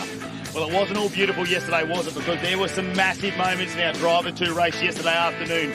Big crash happening out there where we saw three and four drivers wide going into turn number 1. There was a bit of push and shove in the end. Jordan Cox got turned around, made contact out there with Nash Morris, who turned the 18 around. Everyone tried to get around, but the carnage was left out on track. And Ben Bargwanna, well, he was an unfortunate bystander. Yeah, massive works going through the night for them to be able to make it back out on track. In fact, they didn't make the Driver 2 race earlier today. They have got the car back out for this one coming up soon. Yeah, there was some big moments there, and Gillison caught up in that one as well. So there's a lot of cars being repaired overnight, and I tell you what, the repair bills will not be friendly on them either. There was also a massive moment in pit lane, though, with Jordan Costa that didn't end there for him. Yeah, absolutely not. We saw that blazing inferno in pit lane with drivers like Hayden Jackson running to help with the fire extinguisher. Turned out to be an injector leak. Now, they changed the hardware out overnight, but unfortunately that issue reared its head again in the Driver 2 race today. Yeah, they've got a lot to work on, but Alice Buckley, well, she's come back strong after her debut round that she had here just 6 weeks ago, where she got 2 race wins on day number 2. Well, yesterday she poled it. She got herself a race win, and she's back out in pole again today. So Alice Buckley, well, there's plenty to celebrate between her and Tim Slade this weekend. I got to say, Tim Slade, he's the man to call when you want to drive a car fast, and he has been a fantastic match partner for Alice Buckley, who's just managed to stamp her authority all over this TA2 muscle car field. Well, let's have a look at what's happening here this afternoon as part of the Hi-Tec Oil Super Series. Of course, we've got our Driver 1 TA2 race, 25 minutes or 14 laps as they get out there. Whatever comes first, they'll get around. And, of course, we will head into their endurance, their 45-minute at about 4 p.m. this afternoon. So they've still got a big one to go. We've still got our Formula V's to come out this afternoon. Our Innovation race cars have a 50-minute endurance race as well, and our Australian Super Tin Tops. So we've got a fantastic field of drivers. It's great to be back here at Queensland Raceway. Yeah, this undercard of support categories has really turned up the heat and brought some incredible action. But, man, it keep coming back to it. The weather here at Queensland Raceway, it is stunning here. 21 degrees with a wind from the northwest at a very shallow amount. It's occasionally gusty, but it won't cause too many issues today. Why wouldn't you want to be here at the track? I tell you what, with this fantastic weather. Let's head over to Meldo with Alice Buckley. So before we talk to our pole sitter, Alice Buckley, about the race, something pretty cool happened in the lunch break here, and you got to take your mum and your pop in a car on a racetrack for the first time. What was their reaction? Yeah, they were really excited. I've been lucky enough to be supported by Luella Motors Ipswich, so they've been so good to me, and yeah, I get to do family things. I took my dad out for a few laps in the Corvette on Monday night, so to do it with my pop and my mum was very surreal before the race. Obviously, it's not in this beast, but that's the second best thing for sure. Yeah, great fun, and the Buckleys are a family. We always talk about that, so great experience for them. But let's get back to the racing, starting on pole. I presume the plan is exactly the same as yesterday. Yeah, 100%. It's just get the start right, get to turn 1 first, and then manage it from there. Manage the gap, manage these tyres. Obviously, we're not using these tyres for the next race. We've got 4 green ones, so yeah, we're pretty pumped about that, and just got to send it in this race. And you've had good results all weekend. You've kept the car clean. I just see one tiny little scratch there. Are we blaming you or your co-driver for that one? I think we know who to blame. Tim was just here a minute ago, so I'll give him stick about that later. But I've kept the car clean all weekend. I don't know about many of the co-drivers. Driver B, there's a lot of beat-up cars. I think one of ours is the cleanest in the field. So, well, I'm pretty happy about it, realistically. Well, it's certainly this one isn't one of them, and good luck in this race. Awesome. Thank you, Mel.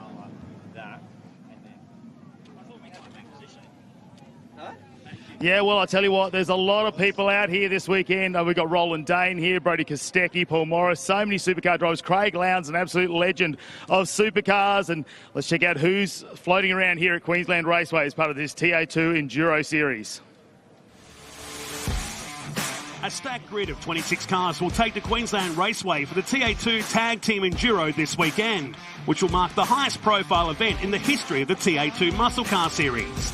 Championship leader Jarrod Hughes will be backed by 7-time Bathurst 1000 winner Craig Lowndes this weekend and is determined to bounce back after a crash in last week's Super 2 Series that left him with a shoulder injury.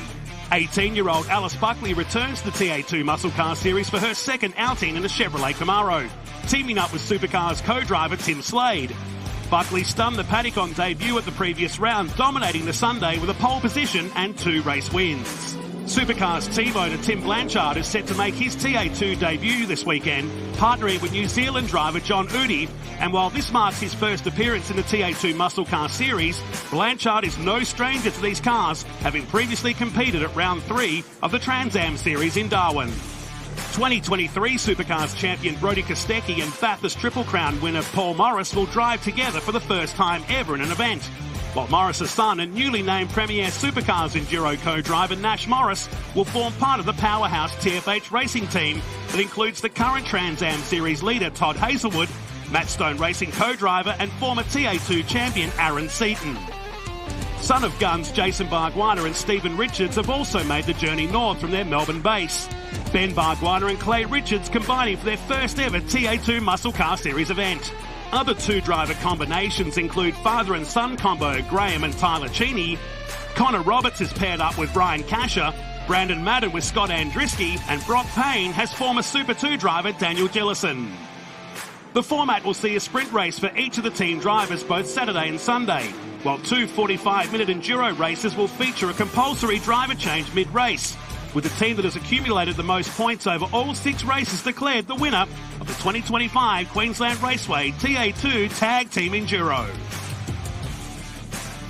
Well, the Hangchar Forklifts TA2 muscle car has undergone a dramatic transformation from where we saw it at the close of yesterday. They weren't able to make the 45-minute 2-driver enduro, but have been able to make it out for the driver 1 race here today. Ben Bargwanna, a monster effort to even get this car back out on track.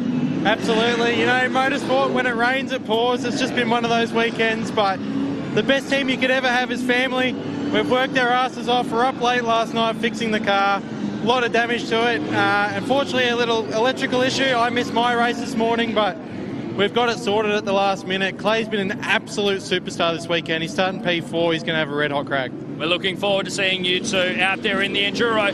Fingers crossed. Yeah, I want to do some laps. I'm excited, but yeah, we'll see how it goes. Great stuff. And great to see that Hangchar Forklifts Mustang back on the track here for the final qualifying race in this tag team enduro event that started at Hidden Valley back in 2023 and visited South Australia last year. And now it's Queensland Raceway's time here. Matt Kavanagh has sprinted once again back from pit lane. A long journey to get to where we are right now. Oh, I just had the speed lane limiter off, I'll tell you what, to get back here. But we got back here in a rush. No, I think it's been one of those things that's been building. It was probably its inception when they went up to Darwin. It was a long travel. We saw a few of the names really start to appear up there. Yet last year at the Bend was incredible, really. The racing, well, it spoke for itself. We didn't really need to promote that too much. And this year it just gets bigger and bigger. And you can tell by the amount of people wanting to be involved in this TA2 Muscle Car Endurance Series. It really brings a lot of experience from previous drivers as well as a lot of up-and-coming talent as well. But let's check out some of the race highlights. Our editors have been busy behind the scenes because there's been so much going on in TA2 land. This was yesterday's endurance race. The Cheney car being turned around down here at turn number 4. One of a few significant moments in this 45-minute race. This was Prosser and Robbie Farr and Danny Reedy coming together for the second time in as many races yesterday. It was Des Collier bowling a wide down there and grabbing on the Chevy Camaros on the way through. It was Reedy's second incident as many laps. This big one from down the inside for Prosser saw the 91 machine facing backwards. And if they didn't have enough work to do at TFH, well, Diesel Thomas was likely to give him some down here. A flame incident here for Crutcher, but that would get worse later in the race.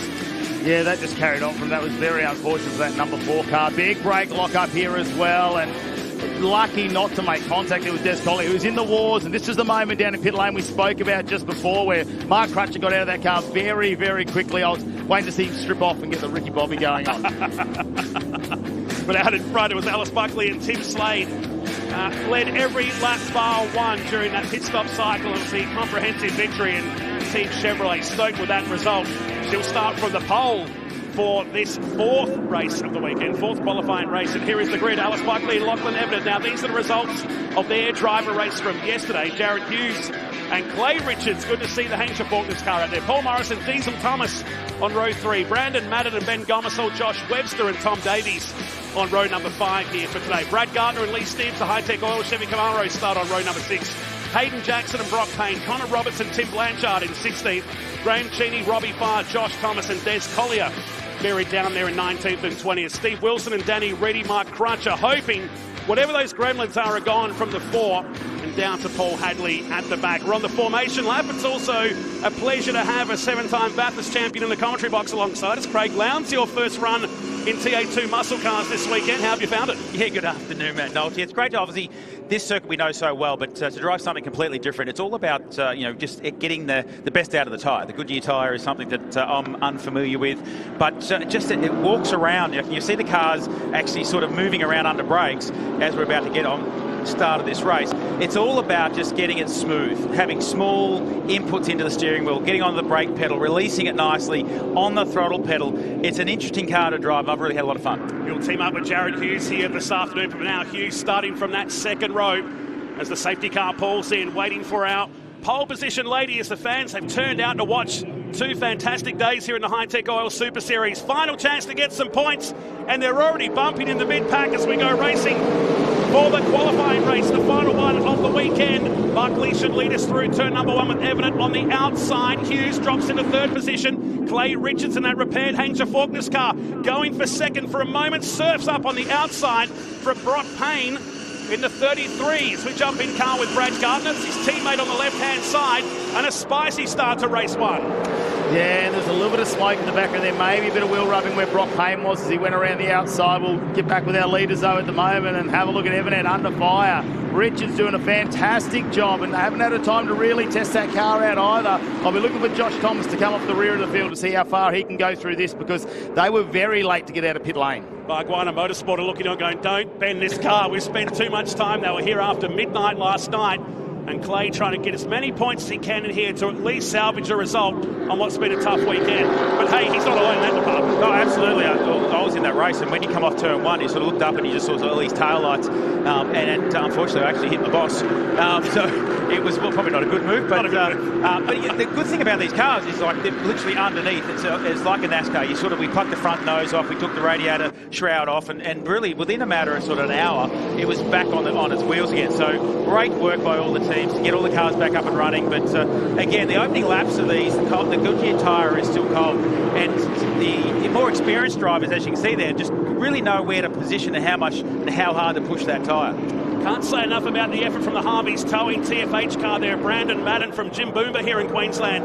Both he and Scott Andriski have been the hard chargers. Their first appearance in the TA2 Muscle Car Series and been regulars in the top 10 as they charge down at turn 3. It's like a guard rubbing on one of the Hi-Tec Oil Chevy Camaros. Tom Davies in the Camaro that Nathan Hearn powered to victory on 2 new green tyres in that race, incidentally, today. So everybody's trying to make the best of their worst tyres and save a good set for the big one today. Yeah, Josh Webster looks like he's just having a nice little battle here with Lee Stibbs at the moment in the 66 Hi-Tec Oils machine. He's going to have to watch out. He's coming back. Hayden Jackson just in the background. Have a look for the crisscross here as Lee Stibbs comes down. Davies is going to need to be aware of this, though, because they're coming up at him. Cars are still sliding around as those tyres start to come up to temperature. Here he is on the outside. It's become a new trend here today, Queensland Raceway. Webster in the Marcus Ambrose Motorsport car. As they come past, crank up the volume. Have a listen to this.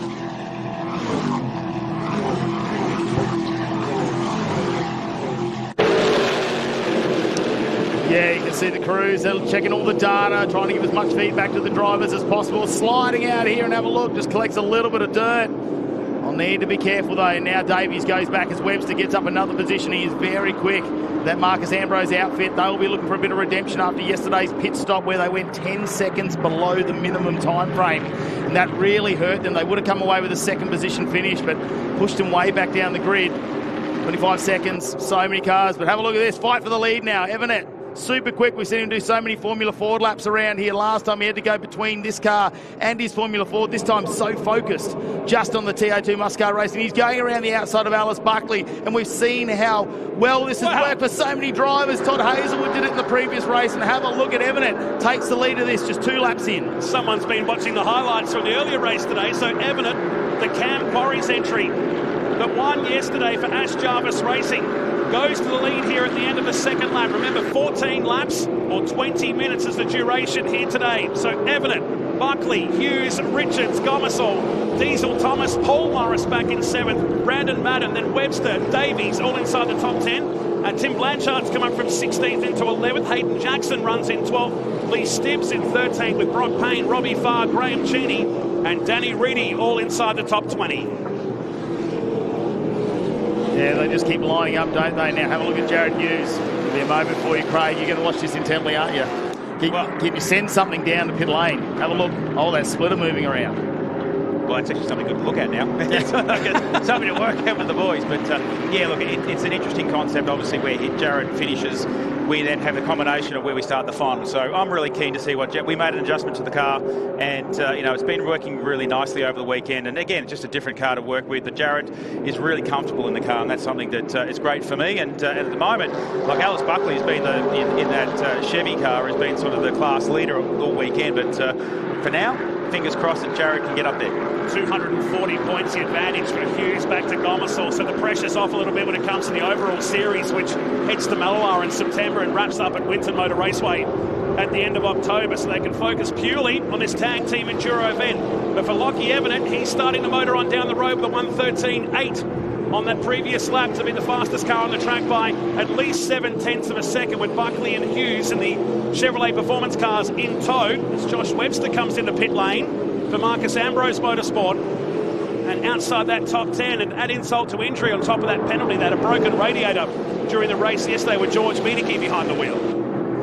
Yeah, it just hasn't been a weekend for them at the moment, and I can definitely tell you this is not a driver swap test. They look like they're going straight into pit lane, which is very unfortunate.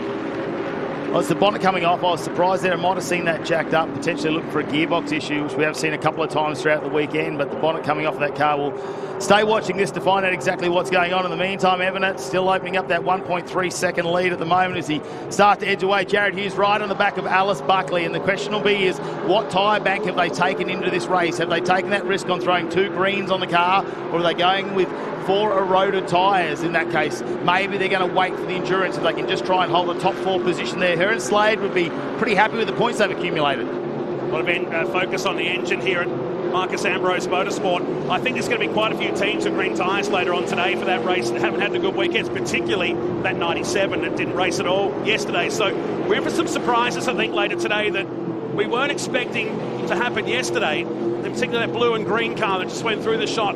So we do have a waiter on the field here as Diesel Thomas with Paul Morris behind Brandon Madden in that number 11 car. The starter from 7 today continues to run inside that top 10. But a troubled weekend continues down at Marcus Ambrose Motorsport. The Auto Fix 200 Mustang in the pits. Also in the pit lane is Tim Blanchard in the Cool Drive Auto Parts entry. Car number 36 in 25th spot.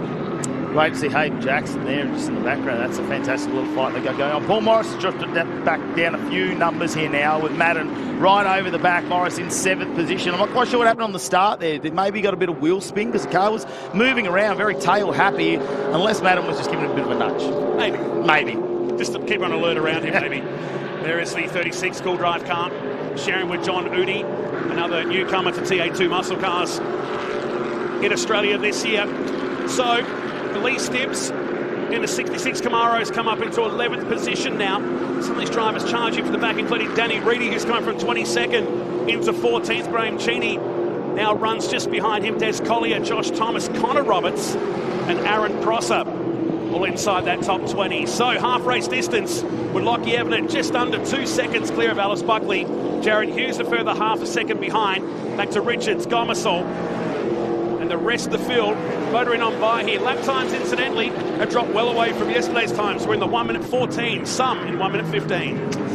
Yeah, that will tell us a bit of a tale about what tyres are going to take onto these cars, I think. And there'll be some teams that will really want to be further up come the endurance race. I think that's an advantage to try and chew up a bit of a green tyre in this race and get a bit further up, get some more points, try and stay out of trouble come the opening of the endurance. And there are other teams who will be willing to take that risk, go out on a eroded tyre, get the car through. Brock Payne very wide again by the looks there. A lot of dust. Yeah, just waiting. You'd think there would be, potentially just pushed wide. Yeah, other teams will be taking the risk on the eroded tyre in this race. Oh, there we go. That's Glen Evert, and it's scratching away in the Alien Tech entry. That's further back at turn number 2. So, the 82 car that he's sharing with Luke Vanner back in 24th position. Hadn't seen too much of that car this weekend. One of our biggest fields ever. 26 cars that took to track for qualifying, 52 drivers, the highest quality field we've seen in the 3 episodes of the tag team Enduro. So everybody starts to light up, and that's a bit telling. I wonder where that's coming from. The Cool Drive Auto Parts car. They're wheeling that back into the garage, back in pit lane. Let's do the same. Here's J-Mac. Well, unfortunately, the quick jacks are out, and the Cool Drive number 36 on its way back into the garage. Power steering pump failure, and it has puked power steering fluid through the entire engine bay. It's going to be a bit of work here, boys. And less time than yesterday. In fact, we're going to be starting about 25 minutes earlier compared to yesterday in the second tag team Enduro, so they'll have their work cut out. Same too for the Marcus Ambrose team, as down the inside is Brock Payne on Danny Reedy. In 13th and 14th position ahead was Robbie Farr, using the high line or running the wall out of turn number 3. What a fight back from them. He's been super consistent, hasn't he? Robbie Farr and Jason Pride this weekend. He's got the Falcon Diesel guys here as well, but just staying out of trouble. Let's head down to pit lane though with Mel. So sadly also up on jacks is the number 200 car of Josh Webster and George Medicki. Andrew, what's the problem? Well, he came on the radio, said they had a random misfire, which gradually got worse and worse. So it looks like we've got a failed battery. I saw Marcus run in there with the fire extinguisher under the bonnet. Tough end to the race. Hopefully we can get you back out there for the Enduro. Yeah, hopefully. If it's just as simple as swapping over a battery, we'll be back. But it's just a bummer that we... Thank you.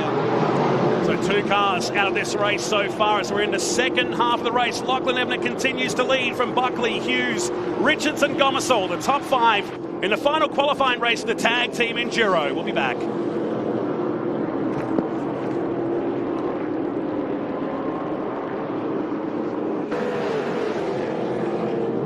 And here we go, Robbie Farr under attack from Brock Payne as we come back here with racing in the TA2 and off on the dirt, coming out of turn 3. That's Richards. That's Richards, yeah. Now, and the question's going to be, is it a driver mistake or has something under that car? They've been thrashing on that car to try and get it back out on track. So hopefully they can try and regroup a number as he goes back into about 7th position at the moment. And Hayden Jackson right behind. Isn't it great to see Hayden Jackson come back at the moment in the 81 now? Oh, a long way off the track here for the Hanger Forklifts Mustang. There's an ECU drama in the fire-up this morning. Every time they try to connect the ECU, it would blow the fuse box to pieces, and they've just got that repaired in time. As now Connor Roberts stopping in between the 2 straights here. So the 19 car, Arrow Transport Repairs Ford Mustang, is just trying to park this car at a harm's way and prevent us having a safety car period. We've been fairly clean here today. 3 cars in the garage and out of today's race so far. So at the moment, looking likely to be Buckley and Evanet on the front row. So the 150 be a Chevy and Ford on the front row as it stands, with Morris and Kostecki starting from 3, but still plenty of racing laps to go. 5 remaining, in fact, as they make their way down to turn number 3. Yeah, Hayden Jackson's having a much better weekend. Probably the round of the season so far for the Dodge Challenger. I'm going to go Day. Declan Fraser was really fast in that car. So I think his put into the team has made a massive difference in terms of car setup, but just needs to keep him outside of that mid-pack, because that's where the danger zone is when they're all jostling for positions at the start of the race. He has a look down the inside here, and now camera gets it very nice. He slides the car and a bit of side-by-side bump and grind. Rubbing his racing, as they say. He came in hot there, but it was an intentional hit on the Brandon Madden car. Regardless, he's got the job done down there at turn 4. As Madden stays with him, both he and Scott Andriski, a couple of Aussie racing car drivers this year. Car steps out on the exit of turn 6, and it should set up a nice challenge down the Dick Johnson straight here in the battle for 8th and 9th, with Tom Davies now in position number 10. Evanet is out to 4 seconds. They wonder now if they're putting on their best tyres to put them in the best position for that Enduro later today.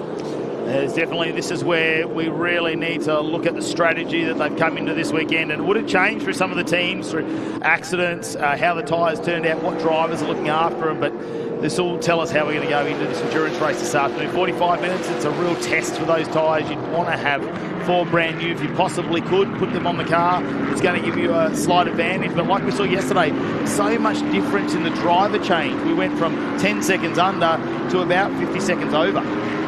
Yeah, it's true. Some of those guys yesterday were really taking their time, and they'll tighten it up for today's one, because that's costly. As we saw in the Australian Production Car Championship race as well last night, the closer to perfection you got, the more track position you gained. But for the 200 team yesterday, they were 10 seconds under in their pit stop time. It was a costly mistake at Marcus Ambrose Motorsport. But their day is already done, or at least this race is done for the Autofix team. As down the final turn is Morris with Clay Richards, who's right the wrong of that little off down there at turn number 3. As he continues his chase, and that's 67 with Jackson and Madden in tow.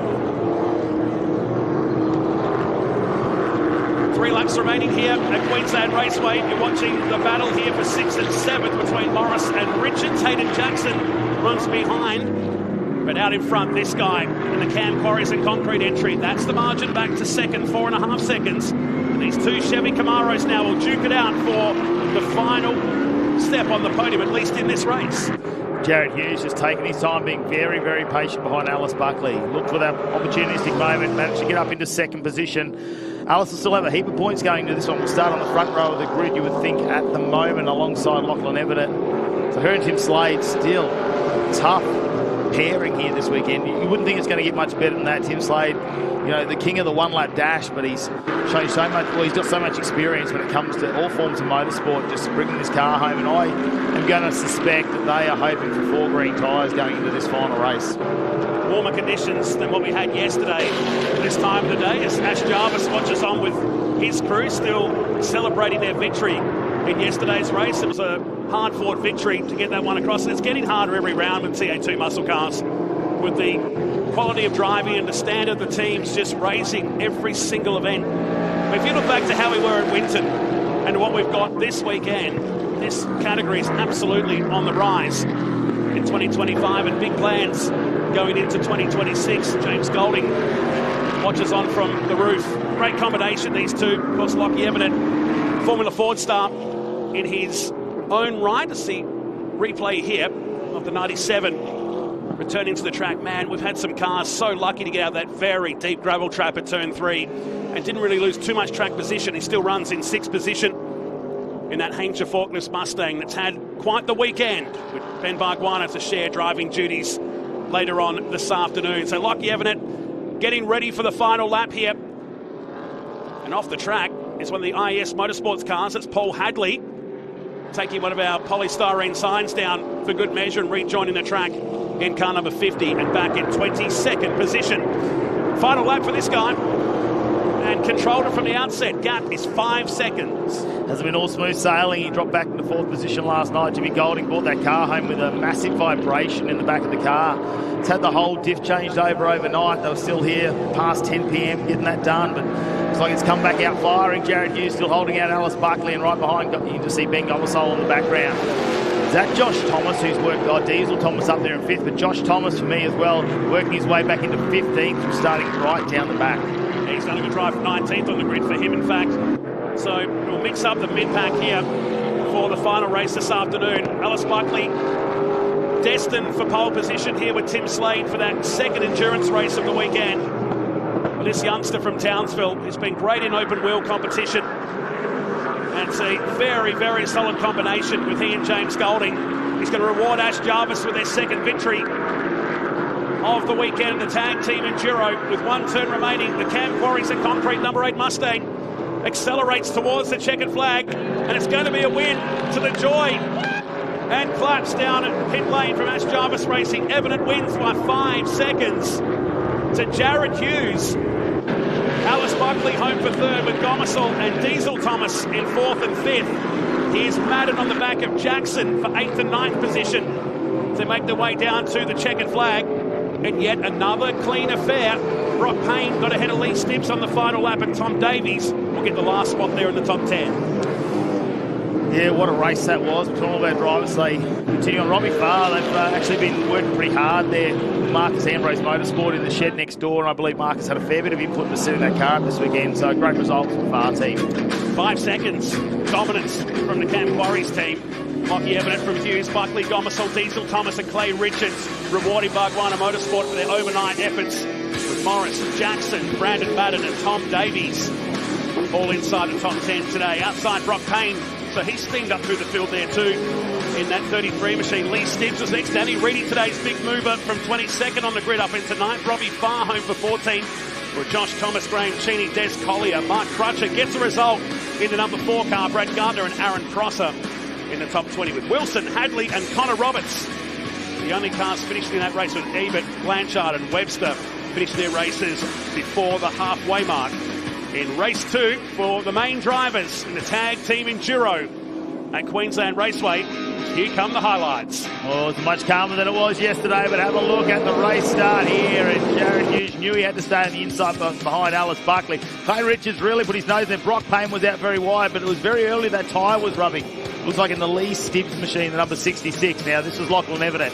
Didn't waste too much time. Knew he needed to get out in front. We saw from the previous race. Getting out, getting fresh air was very, very important early in the race. Brock Payne, well, working through on Danny Reedy at this point to make up a position. And there was this moment here for Clay Richards where we thought about the unthinkable after all the effort the team's put in last night. We didn't want to see anything happen to that car, but managed to scrape his way back onto the track and get a position in the end. So they'll still get some points, especially seeing they had a DNF in the Driver 2 race today. Wow, who's a long way off the track there too. We only caught the partial replay of the Hampshire car make its way back out. This is Paul Hadley tapping the sign of the exit of turn number 6 and bringing that car home in 22nd position. He rejoined the track. 4 cars DNF'd in today's second race. Not this guy, just led it. And that is his 3rd victory. The Formula Ford star and Ash Jarvis Racing, 2nd victory of the weekend. And also the fastest lap of the race at 1 minute 13.7. We're about a second away from the times of yesterday. The debriefs with James Golding down in victory lane. And J-Mac standing by, their 3rd place getter at what was a very, very cool race. That'll set the field for the main race. Alice Buckley for Chevrolet Racing in the Camaro. A 3rd place here in the Driver 1 race. Before we go into the Enduro, not the result you were hoping for. Run us through how it all went down. Yeah, obviously I had to come off the winning streak at one point, and sadly that had to happen today. But yeah, just sorry to the team, made a few mistakes there, and just couldn't get it to unlock. Just had a big lock up there. But yeah, I felt like overall we didn't have the pace that we did in previous sessions, so we'll work on it and come back for the Enduro. We got a good tyre bank for it, so we're excited.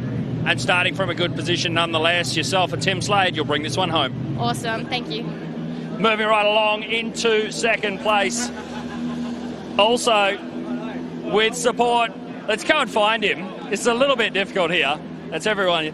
Let's find him. Here he is. He spent all race running away from the competition, secured yourself 2nd place. Jarrod Hughes, congratulations. Hey, thank you, mate. It's yeah, it's good to get 2nd. Fortunately for Alice, made a bit of a mistake, able to capitalise on, but yeah, still not happy with the Camaro. Unfortunately, we just haven't been able to crack it yet, and then it was a tough race that time. But yeah, good to get 2nd. Fantastic job. We're looking forward to it. The Enduro, how's everything looking coming into that? If it's like that, we're going to have a long race, but we'll see, yeah. I know I've said it every time. We're going to go see what we can do after this, but yeah, hopefully we can tune it up a bit. Otherwise, it's going to be a long afternoon. Well, fantastic stuff. Well done. And here he is. World Get On Notice. Lachlan Everett, your race winner. Congratulations, bringing it home by over 4 seconds. You broke the streak, coming in ahead of Jarrod Hughes and Alice Buckley. Well done. Thank you very much. Yeah, couldn't be happier to come home with a race win. Coming into today, it's incredible, and it's really important going in the Enduro, bank the points and save the tyres. And those last couple of laps, I can look back and I can back off a little bit and just save them up. And we'll go through some strategy, look at some tyres, and hopefully make the right choice for the Enduro this afternoon. Well, the Cam Quarries and Ash Jarvis Racing back to entry were looking good out there. Mr. Golding over there, how are you feeling? You guys are fairly evenly matched in terms of the weight. The strategy should be pretty easy. You guys have been using the tyres well. Who's going to be doing the majority of the stint? Yeah, we'll probably go back and have a look at the times and data and have a look and see what's best. We'll go through all that, make some setup changes maybe, and just looking at improving on pace and overall, and just keeping it consistent. The car felt really good there. I can't thank the team at Ashley Jarvis Racing enough. Thing was mint, so looking forward to the next race. Fantastic. Congratulations, Lockie. That's a great win. Thank you very much. Well, plenty of race tape, a few broken panels. There's been non-stop action for you, Brock Payne, and that race was no exception. Yeah, it's been an up and down weekend for us. It's good to come home 11th in that race. There was, I've made a few mistakes, a little bit disappointed in some of the mistakes I made, but overall happy to finish 11th considering we had 2 DNFs yesterday and the car was quite damaged. So shout out to my team who stuck in and got it repaired, and we're back out here today. Seen some pretty wild overtaking by you. What's the plan for the Enduro? You're starting, you're second, new tyres? I think I'll be starting. We do have some fresh tyres considering we didn't DNF 2 races yesterday, so that might work in our favour. But hopefully start the race clean, get into a rhythm and just see what happens. I think the number 33 will be a car to watch in the next race.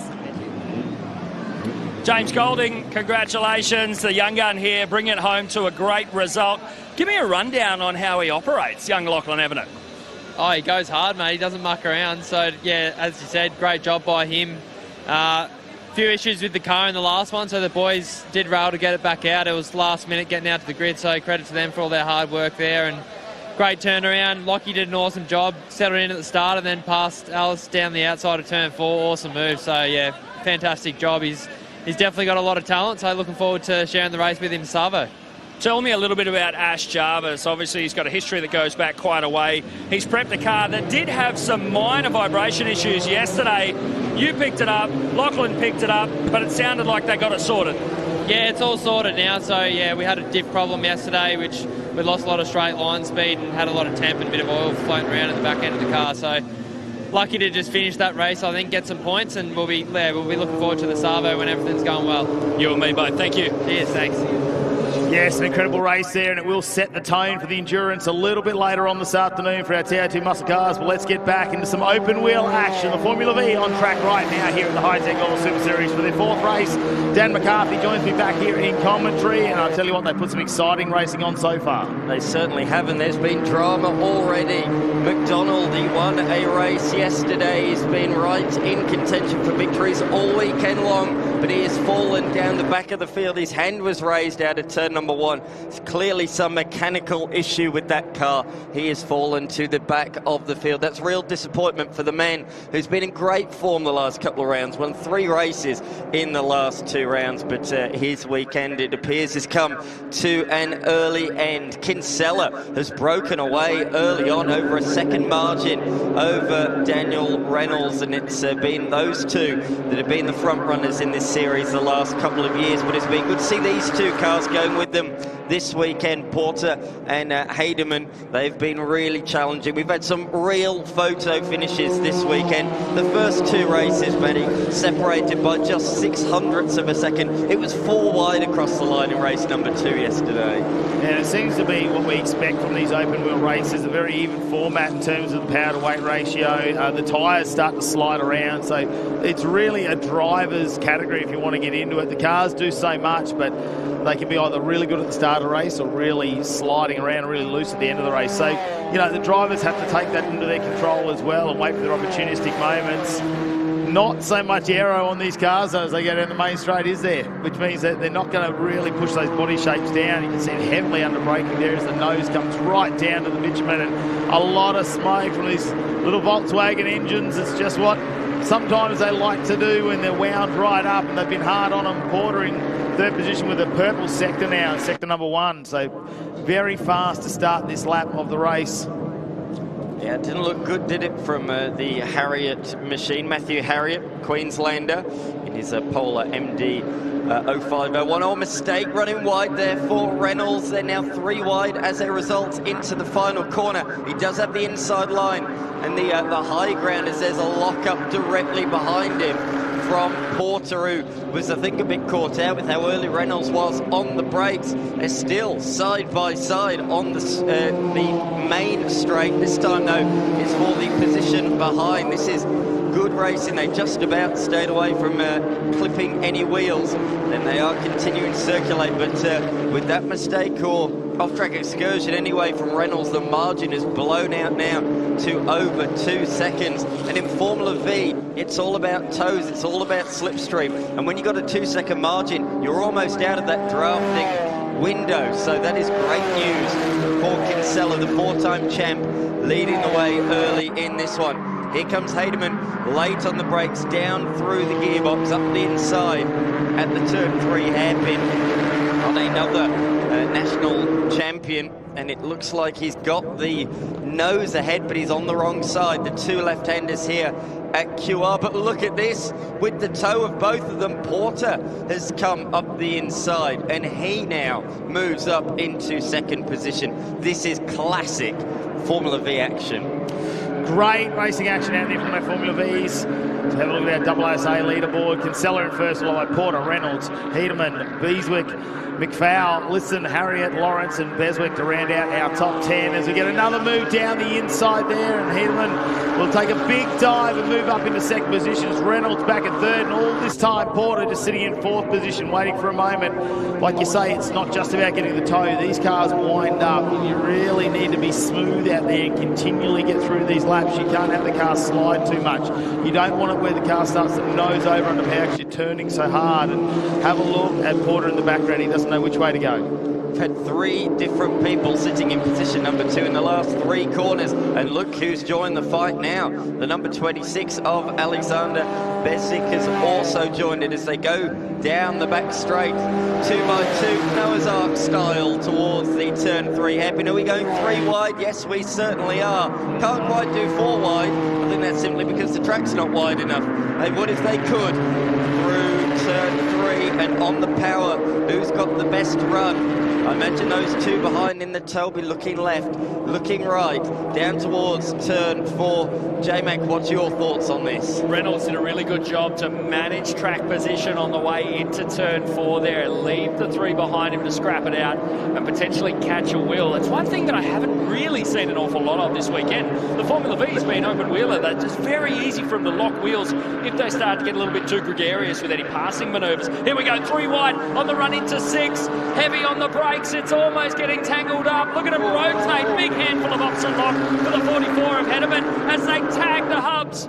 It's going to be close. It's a drag race across the finish line, and we are still 9 minutes left on this race. Yeah, the intensity is already at 1,000,000%. And as you say, we're nowhere near the halfway stage even. This vigorous fight has allowed Reynolds to break away or sideways there for Hedeman, who's got it back on the road, but as a result he's relinquished third position back to Porter. It changes every time you blink your eyes. It's changing that quickly at the moment out there. This is some awesome racing here at Queensland Raceway down the back straight. Here we go again, 2 wide, potentially 3 wide into the braking zone. Who's going to be last for the late breakers?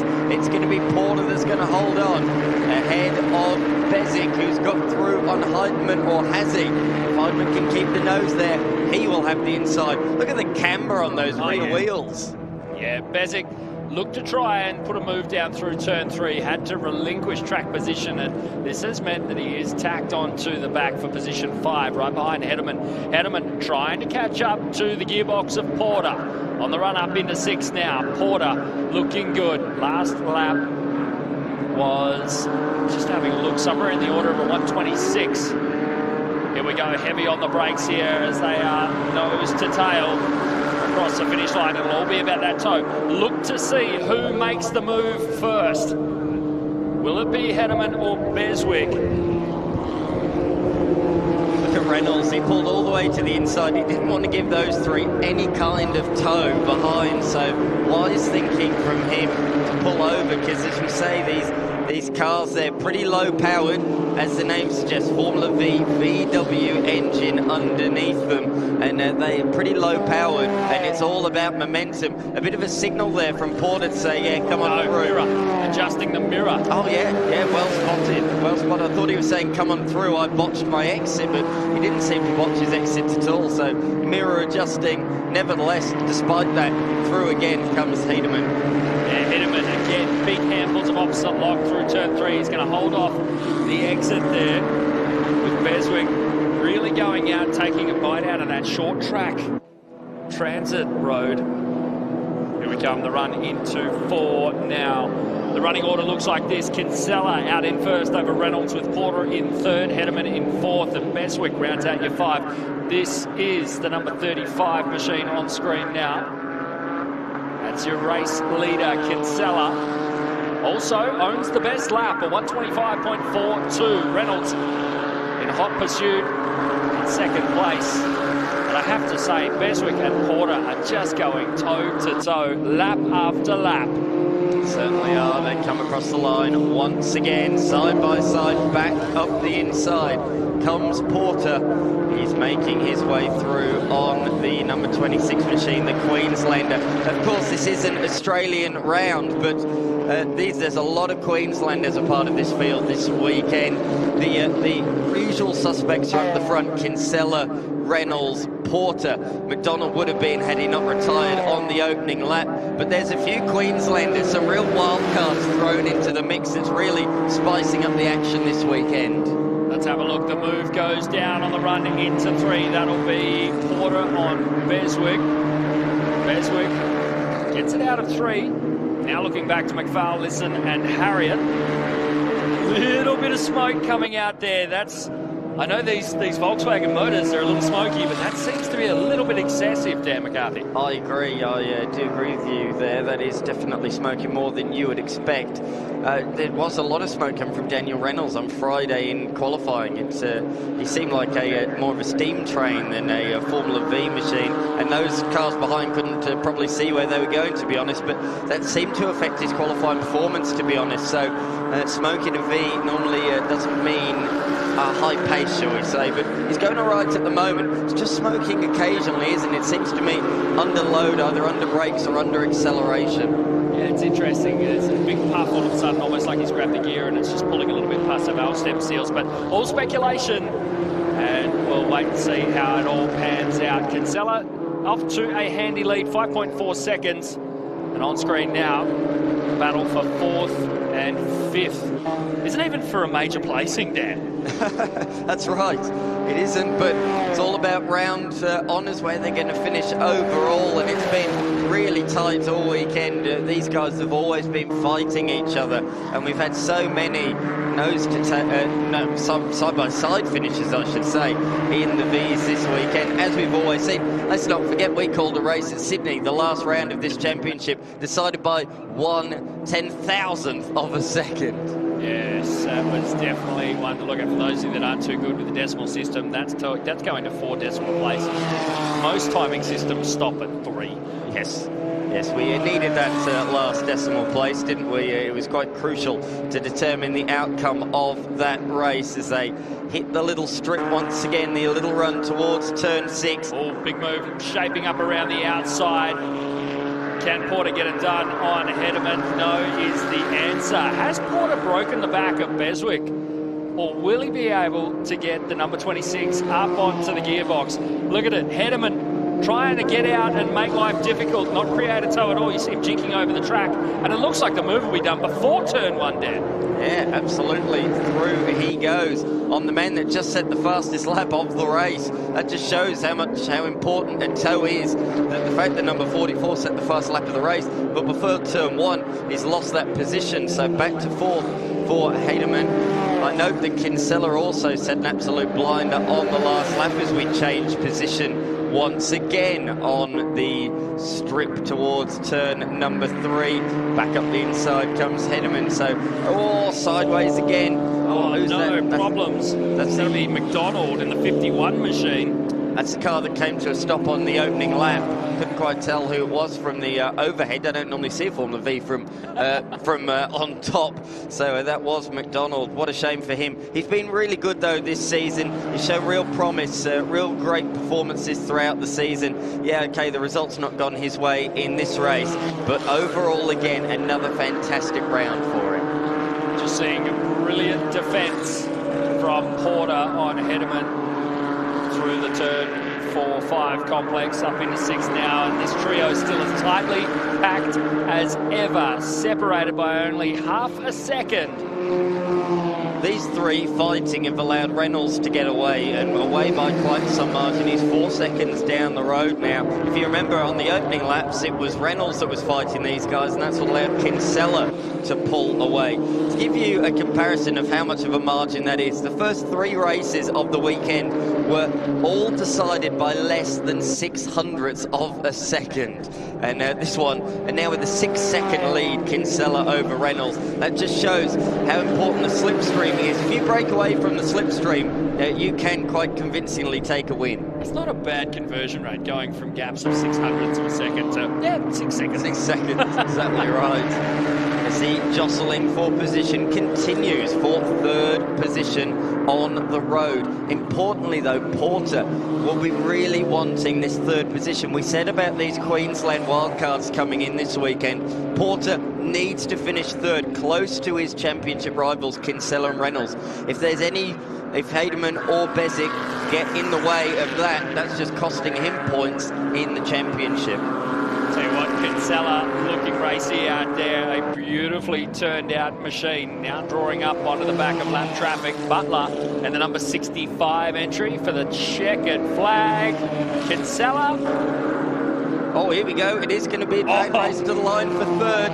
Who's in front at the moment? It's Haydeman, but is he going to be pipped at the line? No, not quite. Across the line, the three of them come separated by just a tenth and a half. Third to fourth, the margin just 1/100th of a second. A typical Formula V ending there, J-Mac. Beswick and Lawrence back for 9th and 10th, duking it out. It's a drag race to the finish. Has Lawrence got anything in the bag? It's do or die. He moves out and will be half a car length back. The number 27 grabs 9th position by 0.07 of a second. That's huge compared to some of the numbers this weekend, isn't it? Dear, oh dear me. Here then are the official results. Kinsella taking it comfortably ahead of Daniel Reynolds. What a race though for third. It was Haydeman that came out on top. Had a Curtis Porter and Alexander Bezic. Then we had McFall, Harriet, Lisson, Adam Bezic and Lawrence rounding out the top 10. Chris Behan brings it home in 11th with Robertson, Westerhout, Lisson and Ridgestein rounding out your top 15. There was James Cornford, Adrian Taylor, Peter Butler, Alex McDonald and Moran Mark for your top 20. Well, there was certainly a lot of highlights in that one. It's a very even jump on the front row of the grid. We saw a bit of smoke there from Daniel Reynolds as the lights went out. But straight away, Kinsella was able to break away as those behind jostled for position. This was one of the notable moments early on with Harriet right in the thick of the action. But this was a fight for second position. Haydeman, Reynolds and Porter. That fighting then allowed the next car to follow in as well of Bezic, the number 26. There was a bit of contact midway through the race, but other than that, they kept it clean. Yeah, that was really the only incident that marred the entire race, aside from McDonald pulling off in the infield there later on. There was some bang-up battles, this one between the 65 and the 35. That was at the back of the field as our winner crosses over. And man, oh man, Formula V, I have to say, open wheel, I have a newfound appreciation for them, Dan. Yeah, you said at Sydney, didn't you, how much you enjoyed calling their races, and they just deliver week in, week out, wherever they are, whether it's the Victorian Series, the Queensland Series, or the National Series. Great respect between Kinsella and Reynolds as always. The multi-time champs shaking hands. And Mel, you're down there with our race winners. Well, we seem to have lost P3, but P2, Daniel Reynolds, you really, really had to fight for that one. Yeah, I mean, obviously Michael got a good jump and I kind of got balked slightly by Alex, and it just gave Michael enough that, yeah, it became a fight for second for a while until I managed to get a break. I mean, as always, non-stop action in the Formula V's, different car on every lap, but you just pulled away a bit at the very end. Yeah, that's what it's like around tracks like this. If you can't get a bit of a break, it very quickly turns into a big train, but luckily I found a moment to kind of get half a lap to build a bit of a gap, and from there it was just managing the pace because I was never going to catch Michael. Another podium, congratulations. Yeah, that's it. No, big congrats to Michael, and yeah, thank you for Queensland for putting up a great meeting. Thank you. And our winner, Michael Kinsella. Once you break the toe, it's hard for them to get anywhere near you, isn't it? Yeah, I wasn't expecting that. Thought it'd be another bit of pack racing like the other races, but not sure what happened on the start.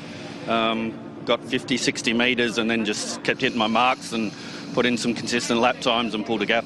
I mean, it was all going on behind you as usual, but you were just miles out in front and kept on building on that gap. So great end to the great weekend and more points for your championship. Yeah, it was a great weekend, a few wins, and look forward to the next round. Thanks. Thank you. Well, brilliant action in the Formula Vee Australia Series. We're going to take a quick break. Round 4 of the Hi-Tec Qld Super Series. We'll be back on the other side of this with the endurance race for the Innovation Race Cars.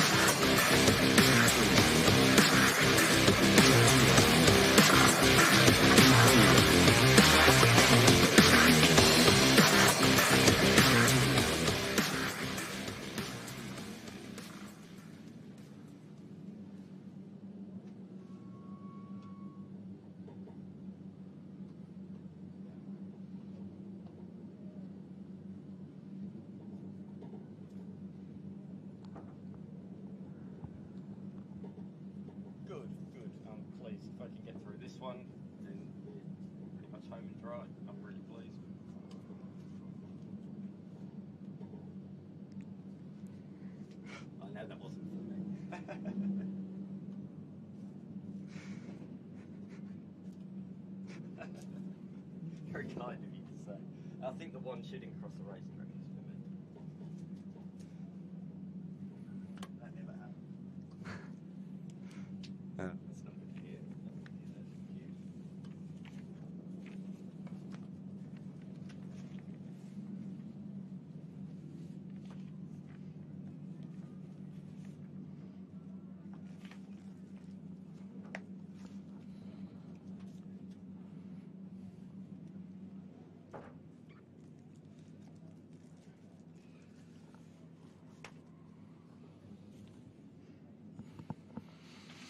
You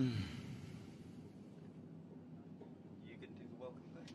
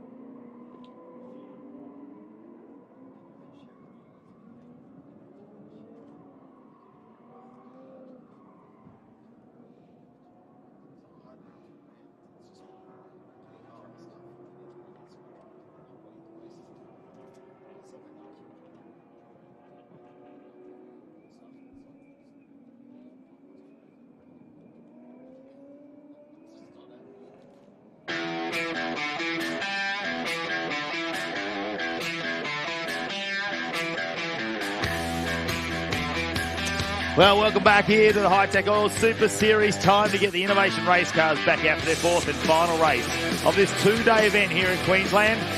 50 minutes to get through, yes, 5-0. 10 cars out on track, and we've seen some interesting things happen.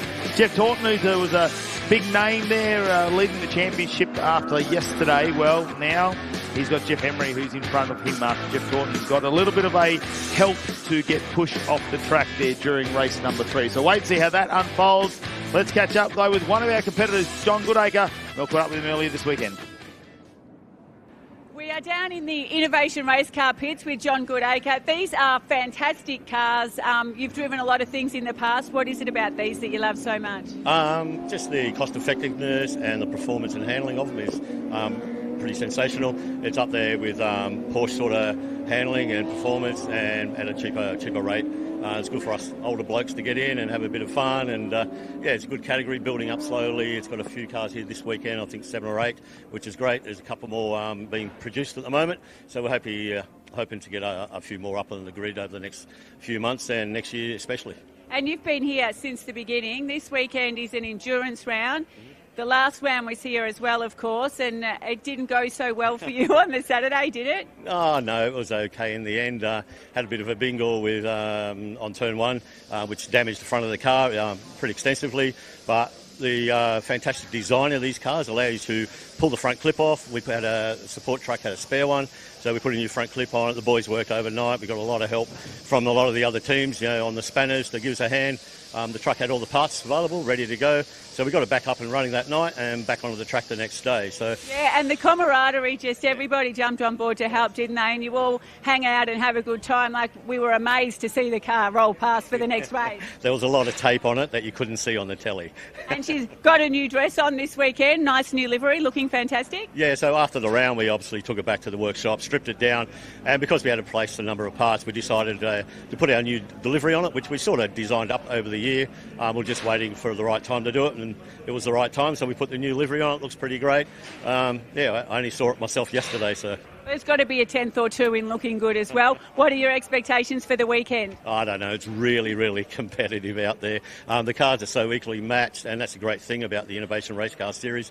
They're all controlled cars, so there's no one can do any tricky bits or bodge anything up. So it's a really controlled series. It's very competitive. Hopefully I'll get in the top 3 at the end of the day if we can. Well, you've had a race victory already this year. This is an endurance weekend, so 2 50-minute races. Are you a bit tired at the end? Extremely tired at the end. I haven't done the endurance round yet. I missed the last one due to business commitments. So I did a lot of racing in New Zealand last year in the 1 hour series, so we did pretty well on that. So hopefully we extend that over here in Australia. Well, fantastic cars to watch, fantastic racing, and we can't wait to see you out there. Great, can't wait to see myself either. Thank you. Always smiles down in the Innovation Race Car pits now while we've been catching up with Mel and John Goodacre.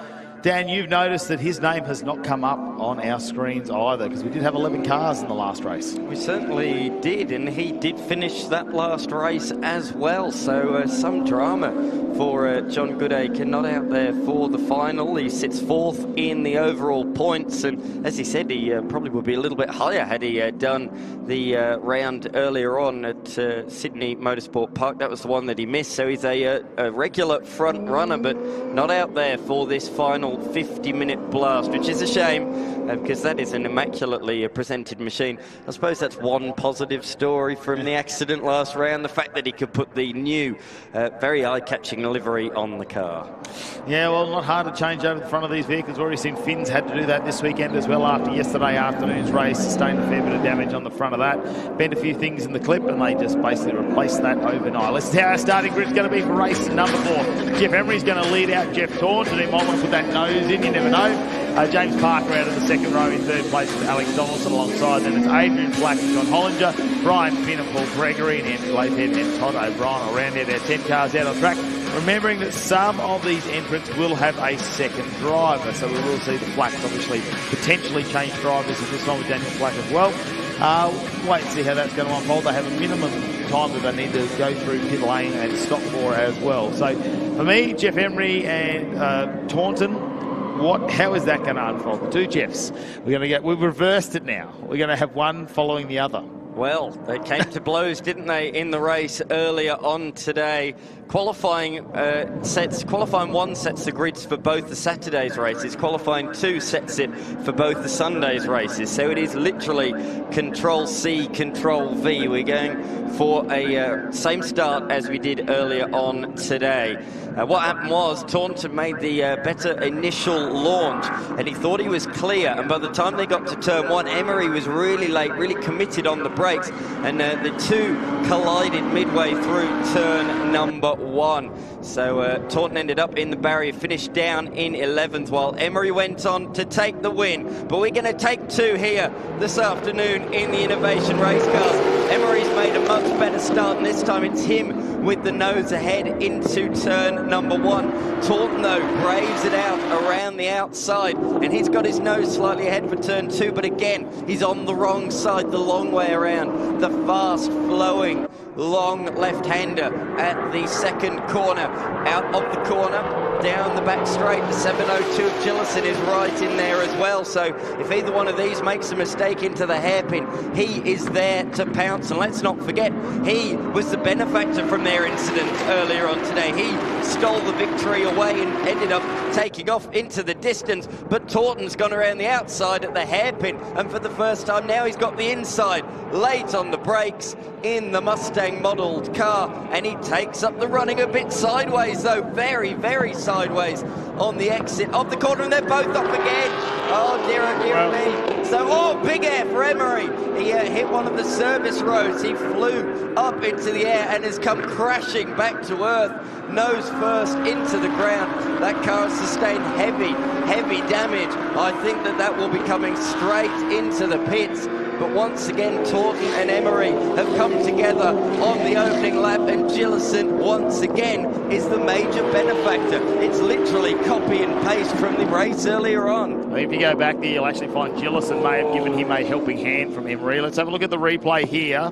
Now he's sideways. Oh, bit of contact made there. Oh, I might have seen that a little bit earlier, but yes, this is where the problem is. Very wide. Have a look at the dirt. He's launched the car, all four wheels in the air. Luckily, he hasn't run into our big screen.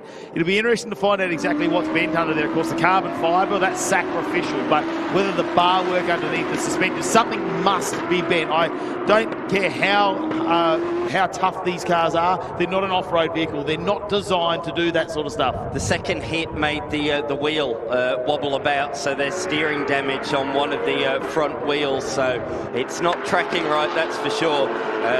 Gloves thrown on the ground. Emery is not happy at all with how that ended up. That's a real shame for him. He's been so fast this weekend, but there was significant wheel damage, and that car was not going to be able to go any further. There you go, you can see the right front was the one that took the brunt, and it was the second impact when they rubbed front to rear wheels that did the damage, plucked the right front out, and that is a real nightmare. Taunton has rejoined, albeit pretty much at the tail of the field. The only car he is ahead of is the Mark 1 Focus of Leithhead, although I've just said that Taunton has come into the lane, so I think he also has some damage because the pit window is nowhere near open yet. Yeah, no, this is not a scheduled pit stop for them, and I wonder if we're going to see any sort of fireworks between the two drivers. I know off the track it's very, very different once they've calmed down, but in the heat of the moment, sometimes they can get pretty fired up. As Gillison and Donaldson out in front with Flack behind, Hollinger, Finn, O'Brien, Gregory and Leithhead are our top 8 now with 2 cars parked up in pit lane very, very early in this race. Well, they've already come to blows in race number 3, and that's continued on into race number 4. In the meantime, though, Donaldson and Gillison, they're our top 2, Flack just behind. Gillison's opened up a little bit of a lead now, 3.5 seconds. You see that a little bit further down in the Danny Studdard car here this weekend, but Donaldson and Flack, Donaldson being just a little bit defensive. We had a look down there bottom right of our screen, and they had the front end off that car as well. I'm going to say suspension damage on the left-hand side, judging by the amount of attention that is getting in it. Potentially looks from this angle that there is a bit of toe out on the left-hand side compared to the front right. So we'll wait. We'll try and get some more news from our pit lane reporters down there very, very shortly. We've still got 42 minutes remaining. Very, very early moments of this race. Already a lot to unfold. And last time out, we didn't see any penalties thrown. So we'll wait and find out if that is going to happen. The pit lane is not open. That's damage on both those vehicles as they go side by side almost. Donaldson going very wide to try and get the drive out of that corner, and the Axel Earth moving entry, doing a fantastic job to hold off a very fast Flack. And we've seen the difference in the 2 Flacks when they came out last time. The driver changed when the tyres start to cool down. It just takes a moment to get their car back up to speed. Gillison firing along at the moment with a purple sector number 1, 23.64 seconds. I tell you what, that is very fast. A 110 already out there. If we see a 109 in race pace, we know they are on it, especially considering it's a 50-minute. But let's head down and find out what's going on with all that damage in pit lane with Mel Price. Well, it has been a rough and tumble Sunday in IRC, hasn't it, Jeff Emery? And there were definitely no winners in that one. Definitely not. Obviously, Jeff came in a bit hot there and couldn't hang on to between 4 and 5, and wasn't sure whether he was staying on and going off, and he went off and he came back on, and then obviously I received a hit in the right front there, and then I broke my steering, and then I found out there's a new ditch in the middle of the track over there with a big drain on it. Yeah, wow, it was a bumpy ride. You were airborne at one point. Yeah, I think my head hit the roof. I went that high, to be fair. I've never actually been so high in a race car before, but yeah, that was an interesting ride. Yeah, well, both cars now parked up in the pit, so as I said, no winners this time for the championship leader, P1 and P2. Yeah, it's a bit of a shame. Like, I'd really like to finish around. I might have half a chance of winning if I can actually keep the wheels on it.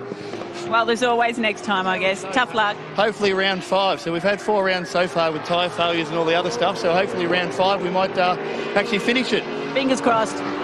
Well, there we go, Jeff Emery with some tough words there, but here's our leaderboard at the moment. Gillison leading over Flack, Donaldson, Hollinger, Finn, O'Brien, Gregory and Lathan. Our 8 cars still left on track. We're going to have a short break. Don't go anywhere.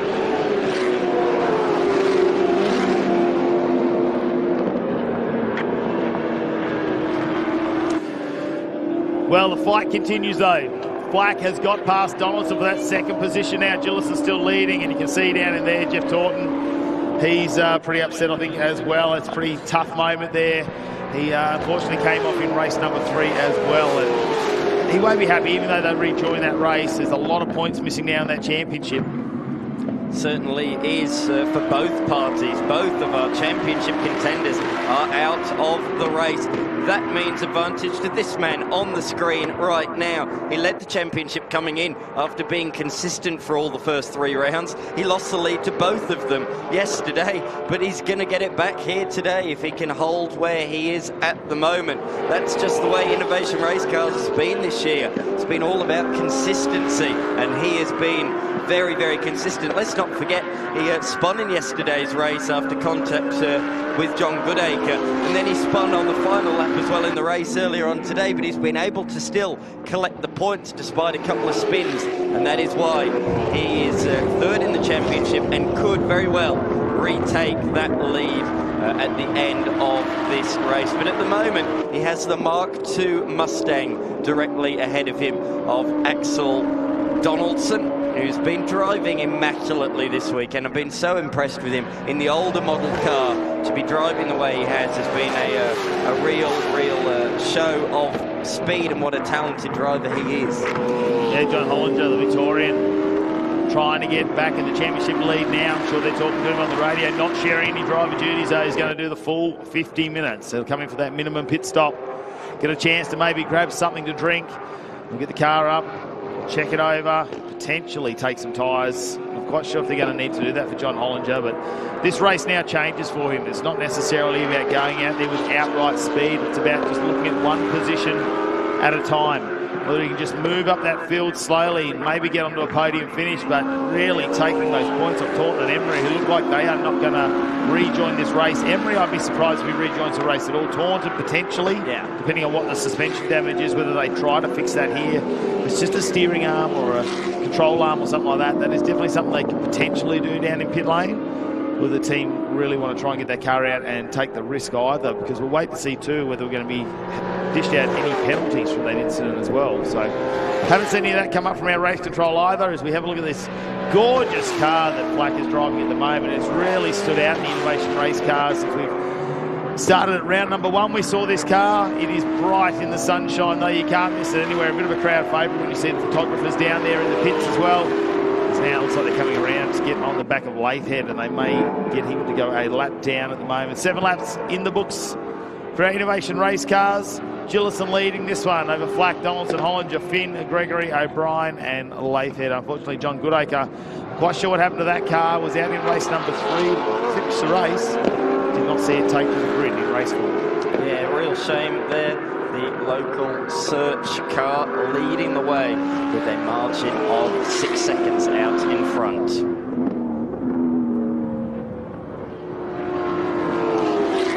Coming down the main straight as they complete lap number 8 of this 50-minute endurance race. We're just over 10 minutes in. Starting to spread themselves out, and you can see some of the Mark 1, Mark 2 cars a little bit off the pace, but I tell you what, definitely isn't for Donaldson in the Mark II car, isn't he? Very fast in the 111, and that incident earlier unfortunately takes the Taunton and Emery car out, and the man who's down there have a bit of a chat about what's going on, J-Mac. Well, I'm going to butt in. It's the two Jeffs that keep coming together. Jeff Taunton, we already had a chat with Jeff Emery. While he's right here, do you want to give us your rundown of what happened out there? Ready? No, we raced hard, but yeah, I must admit I had a big tank slapper coming out, and I was all over the place and trying to gather it up, but I know he's there, and I ain't giving in to him. So yeah, we're still ball, and yeah, there's only so much black stuff. So it looks like a broken LCA on the car, and you weren't wanting to damage the car. It just broke the linkage to the upright, but yeah, it's a half an hour fix. It's not worth worrying about, but hey, it was good for half a lap. In the meantime, Jeff Emery found Tony Quinn's new ski jump that he had installed recently. I think we might need to go back to the drawing board on that one, guys. It was definitely a jump. He got airborne. I thought it was a stunt show potentially.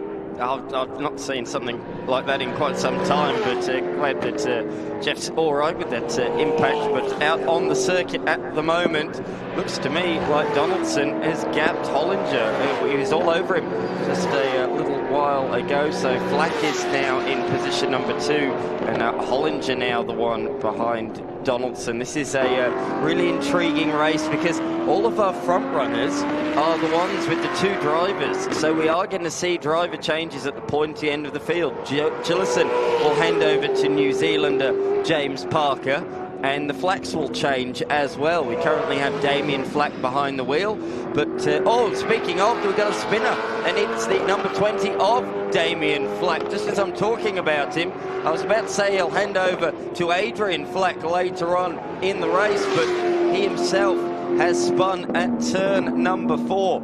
Fortunately, it appears to be a harmless spin, but that's really costly because he was running nicely in position number 2. That's no longer the case. Down to position number 5, losing out to Donaldson, Hollinger and Brian Finn, who today is returned to the track after a incident yesterday. Innocent victim, really, in a lap 1 incident. And he's been driving well. He's getting stronger and stronger with every single session after debuting here last round.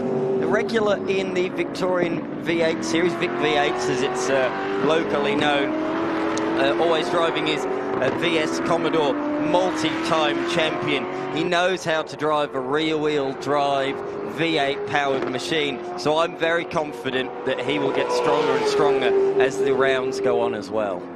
Yeah, just getting a bit of a feel for the car, really, and imagine what 2026 is going to be like for these cars. They keep building them, like we said, a couple of cars already in the build and many more potentially going to be on order before the end of the year. About a 6-week turnaround from the time the deposit is paid to the time they churn out one of these fantastic GT-style cars. So there's going to be a lot more to unfold over the next coming years for the innovation race cars, but we've got some reporters down there in pit lane to find out what's going on down here, Mel Price. So Adrian Flack getting ready for his stint in the car. We just saw Damien have a little bit of a spin. He's been kicked out now for being naughty. Yeah, we'll talk about that one later, I think. Got a great start and he's doing a really good job, so I'm not sure what happened there, but we've still got a bit of time to try and pull that back, so anything can happen from here. Well, you got a few more cars in front of you to get through this time. Yeah, it'll be eyes on, but we'll see what happens by the end. Let you get ready. Thank you. Well, the good news is that Damien's put his anger to good use, and he's just gone purple in Sector 1 and a PB in the final sector as well. So he's recovering well from the spin anyway. Yeah, okay, he's lost a lot of ground, but he's back on it, focused, reset, and setting some blinding lap times. He's just as he crosses the line, gone PB on that last lap, a 1:10.7, and that's comfortably faster than all 3 of those ahead of him. Only Daniel Gillison out at the front of the field is faster. So Gillison continues to stretch his lead lap upon lap. The margin now out to 11 seconds, or very nearly anyway, as we focus on Finn coming around the final corner. Just coming back to that point with all the spin and the drama and everything, I moved away from the point, but the 7:02, the race leader, Gillison will hand over to James Parker. In the flat car, Damien will hand over to Adrian. You don't have to have a second driver in these endurance races. It's an optional thing to do, but it's an incentive to invite your mate to have a go, because you never know that you know, he might get interested. He might want to join the series himself. It's a good way to get some other drivers as part of Innovation Race Cars. Yeah, share the costs as well. It doesn't always have yeah, that's right. Down to one driver. They can actually share the costs in these vehicles. If they want to buy one between them, they can take alternate rounds. We do, even in our sprint rounds, if they're not worried about chasing a championship, they can actually take turns and drive the car as well. They don't have to drive all races on a sprint format weekend either. As Gillison, the commanding lead, 11.1 seconds out in front, but John Hollinger, that's been comfortable for him. He's really having to work hard now to get back in the lead of this championship in terms of just a little bad luck here this weekend. A couple of spins in the car, drop back down into third position in the championship, but at the moment with Thornton and Emery out, he'll be likely to take that lead back over. Just needs to get through this period and get through the pit stop strategy. Doesn't need to change drivers out there, so he's very comfortable out in front. Here's the Axis Earth moving entries there, the 777 of Gregory getting around a little bit further back in the field, probably not where he's been around here, Paul Gregory. He's just been doing those consistent times at the moment, and that's one of the Mark 1 cars as well, so slightly different speed for him. Yeah, so there's 3 Mark 1 cars here this weekend, all of which are focuses. There were other ones designed, the Mazda, that was a popular one as well. Didn't we have a Mazda here this weekend? I thought one of them was. Now you're making me check. I don't know, you never know, Dan. Got to keep you on your toes. I believe they're all... but yeah, you're right, there's a couple of body shapes. Absolutely, so we're seeing that battle for position number 2 as they come across the line. So a bit less oomph underneath the bonnet, so 5-litre V8 Coyote Ford engine, 550 brake horsepower, so around 100 less horsepower as they are really fighting. Leithhead has just gone down a lap, letting our race leader through as Gregory continues to lead the way in the class. The 777 machine heading down to turn 3. So these cars, unlike the more modern machines, the Mark II and the Innovation Race Car, they don't have a flappy paddle gearbox. They've got a good old-fashioned sequential gearbox like we see, of course, in a modern-day supercar. But they're still very, very fast machines that we've seen run internationally in many different endurance races. They're a good, reliable, quick package, that's for sure. Yeah, they're not too far off some of these later model Innovation Race Cars either. Only about 1 second a lap sometimes as they get around here at Queensland Raceway over the 3.13 kilometre track. Where they really are at an advantage is some of our smaller tracks. Winton Motor Raceway, which doesn't have massive straights down there. We might see a bit of a difference at Mallala, I reckon, too, at our next round. 27th to the 29th of September. That's another 6 weeks away. That could be a track that really brings the Mark 1 cars closer to the Innovation Race Cars in terms of performance. I think it's going to be a really interesting weekend at Mallala Motorsport Park because not only is it new for the Innovation Race Car Series, it's going to be new up and down the lane for every category in the Hi-Tec Qld Super Series. They haven't raced there. There's not been a national event at Mallala for, I believe it's 16 years. So we're going to break that duck after over a decade and a half. Will be the first national event there in just over a month's time. So it's going to be new for pretty much everybody. There might be a few elder statesmen, a few veterans in various different categories that may have raced another type of car at the venue many moons ago, but the track will certainly be different in terms of its surface and everything. It's evolved so much over the last 15 or 16 years, so it's going to be fascinating across all categories. It's an equal playing field for everybody. Yeah, it's definitely going to equalise all the drivers out there, and not many of them from South Australia either, so there wouldn't be many drivers that may have seen that circuit previously. Of course, the trucks are well known for going there, aren't they? Yes, the trucks return there for their opening round of the season after many, many moons away as well. And the crowd on the Anzac Day long weekend was absolutely phenomenal. It really, really was. So it's great to see Mallala being revived, getting back to its former glory, to have two great tracks in South Australia, the Bend and, of course, Mallala Motorsport Park as well. I can't wait to see national racing televised there after so many years, and you can catch it all with the Hi-Tec Qld Super Series across the weekend. Well, Daniel Gillison still leading this one, followed by Donaldson, Hollinger, Finn, Flack, Gregory, O'Brien and Lathead, Taunton and Emery. We can see them up on the screens, but they are retired in the pit lane, as we heard from Jeff Taunton. Lower control arm damage there. It takes about half an hour to replace. We only had 40 minutes left in the race. They're not going to record a time. They're not going to do enough laps. They won't even make the pit window. So they decided that's all run and done for them this afternoon. We can't be too far away from the pit window opening, actually, as we start to head towards the halfway point of this race. Hollinger really the benefactor out of this at the moment, though, because came into this weekend leading the championship by slim margins. He comes into the pit lane, and this could be the moment. Get himself maybe a drink, potentially reset the car. They'll have a moment while they sit down there, just be able to take a breath, and then settle himself in for this final stint. 26 minutes still remaining in this race. So he is the first to come in for his compulsory pit stop. Come to a stop. It's all about the transit time. Can't be under that time, like we've seen in TA2 this weekend, like we've seen in the Australian Production Car Championship as well. So it's all about the pit stop time from pit lane entry to pit lane exit, the transit time. And you've got to take, obviously, the pit stop into account. But if you leave before that time has elapsed, you'll be slapped with a severe penalty. We saw it yesterday, didn't we, in the TFH Hire TA2 Muscle Car Series. Josh Webster and George Madiki slapped with a 15-second penalty for that infringement, plus the 10 seconds at which they missed the cut by, totaling 25 seconds. That's the penalty in TA2. It may vary slightly in this category, but either way you look at it, it is a severe slap on the wrist. Pushes you back through the pack just a little bit, although our innovation race cars are spread out just a fraction. Gillison's still staying out on track at the moment, not opting to come in and take that pit stop. Donaldson now into the pits, just entered. Hollinger sitting there taking this minimum pit stop time. So Finn will promote himself up into second position, staying out on track. Flack also entering the pit, so we'll see a driver change there, and Adrian will take the wheel as the crew get out of the way very hastily down there. Jumping out of the way. Paul Gregory will stay out on track as well in the 777 by the looks. Just finishes another lap. Lathead coming in, O'Brien as well. So we'll just wait and see to make sure that Hollinger gets away nice and clean. Plenty of time there for the driver change. That's what I think is good about this minimum pit stop time as Hollinger just goes by, is they don't need to rush too much. A little bit of smoke coming off those very, very hot brakes. Not unusual to see that.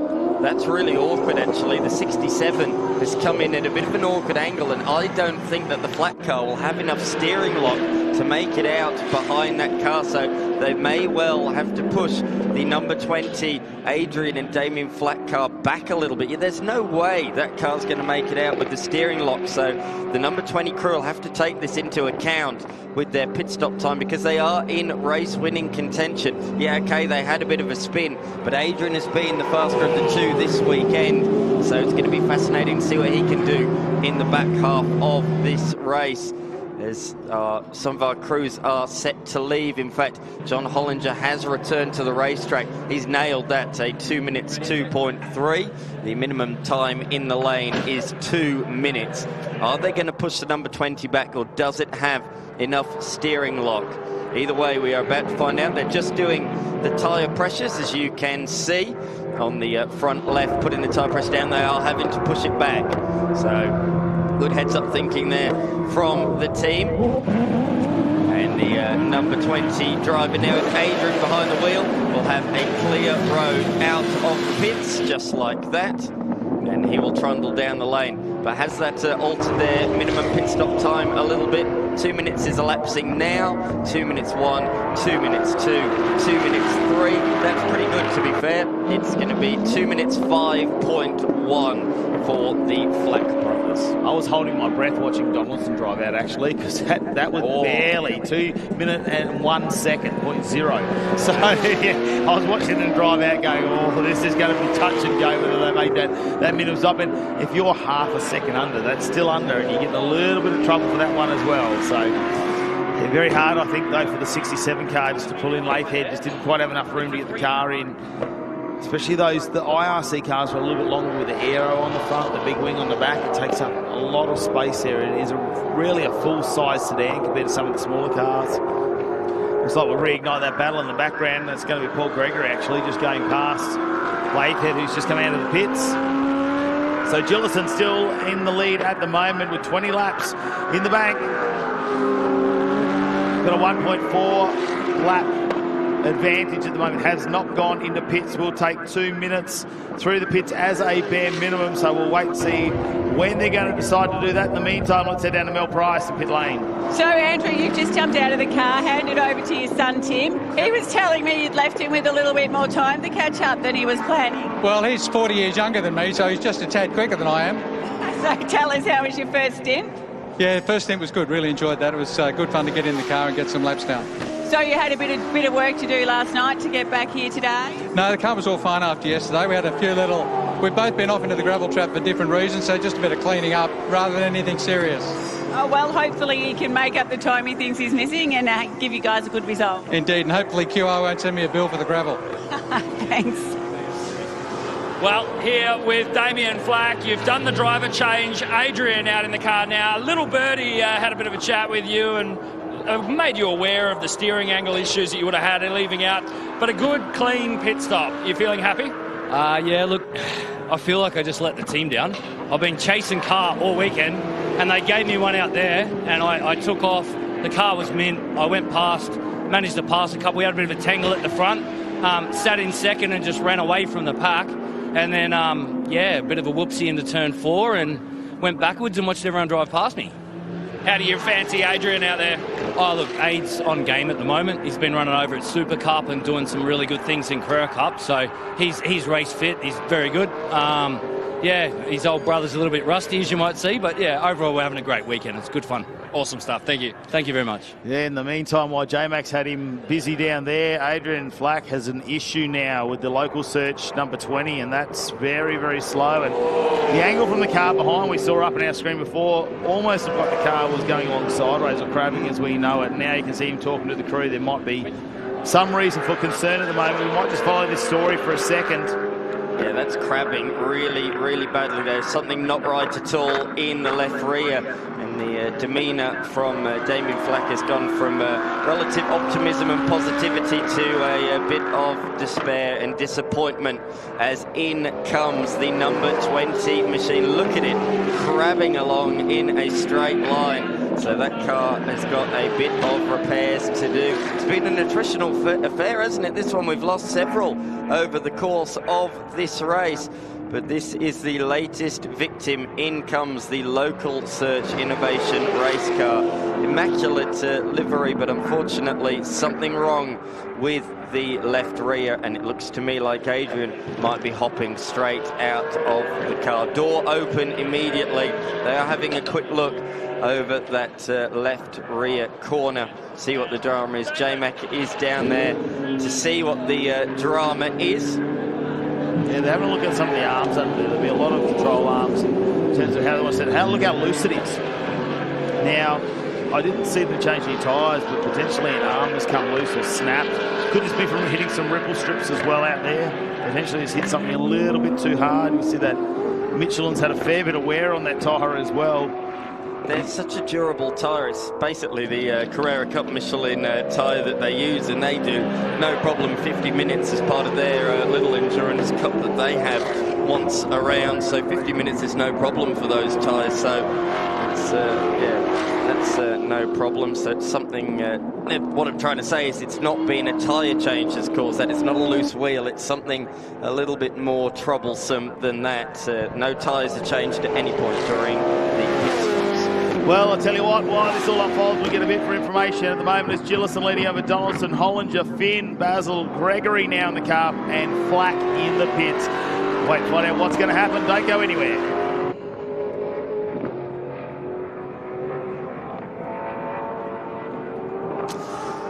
And Donaldson, 1 minute behind our leader. Gillison has to still take a, well, it's actually 1.9 laps. We've got our time screen. He has not come into pits though, so Gillison has opted to stay out. I know they'll know that they need to get in there and get that done within. Obviously, Parker's going to be taking the wheel of that. Potentially, they've looked at some of the lap times and said, you know what, Gillison, you should probably stay in the car for this and go as far as you possibly can.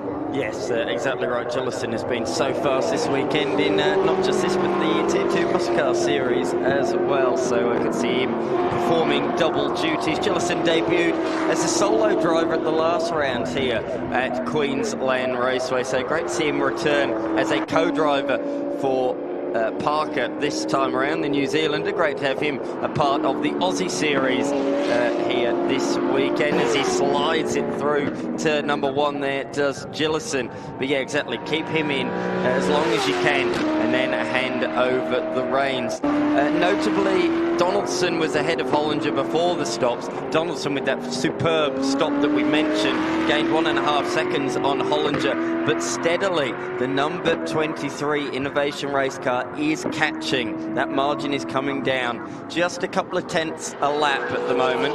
Just as I say it though, Hollinger's lost 0.3 of a second, but he was until that very moment catching him by a couple of tenths a lap. So a good battle between this car on the screen, the Axel's earth-moving car, and the car directly behind it. In fact, we've got both of the Axel earth-moving machines together. The teammates, one Mark 1 Mustang and one Mark 1 Focus. So great to have them a part of the series this weekend. And lots of Mark cars are welcome.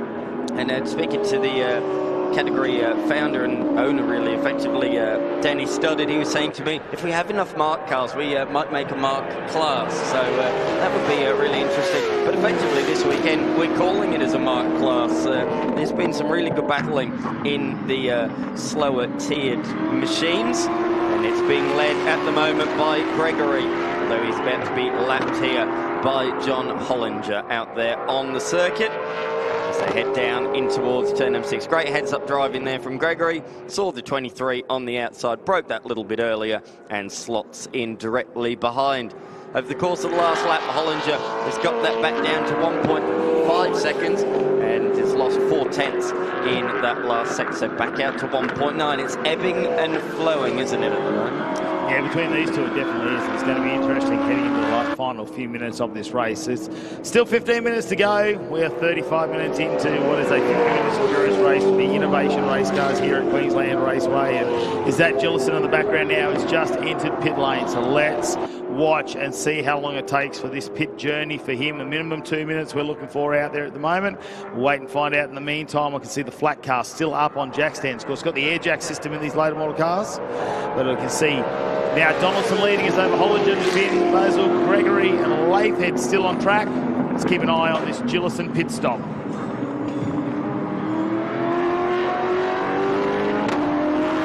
And we will see a driver change now. Parker, New Zealander, will get behind the wheel. The Danny Studdard machine. Or what was formerly a Danny Studdard machine. It wasn't that long ago before he's passed the reins over to this one. I'm sure Danny will be back in a new car again next round. He likes the new car smell. He does. We don't like to go away from that. We are hearing a few murmurs up and down pit lane about always evolving these cars. And they've got some fresh and exciting news, hopefully to come over the next couple of months, really, leading into Malala. Potentially we'll hear some more stuff about the Innovation Race cars and some of the concepts that they're working on in the background. Absolutely, yeah. Always a talking point in Innovation Race cars, always innovating and evolving. And that's one of the great things about this class. Gillison then still has around about half a minute still in the lane.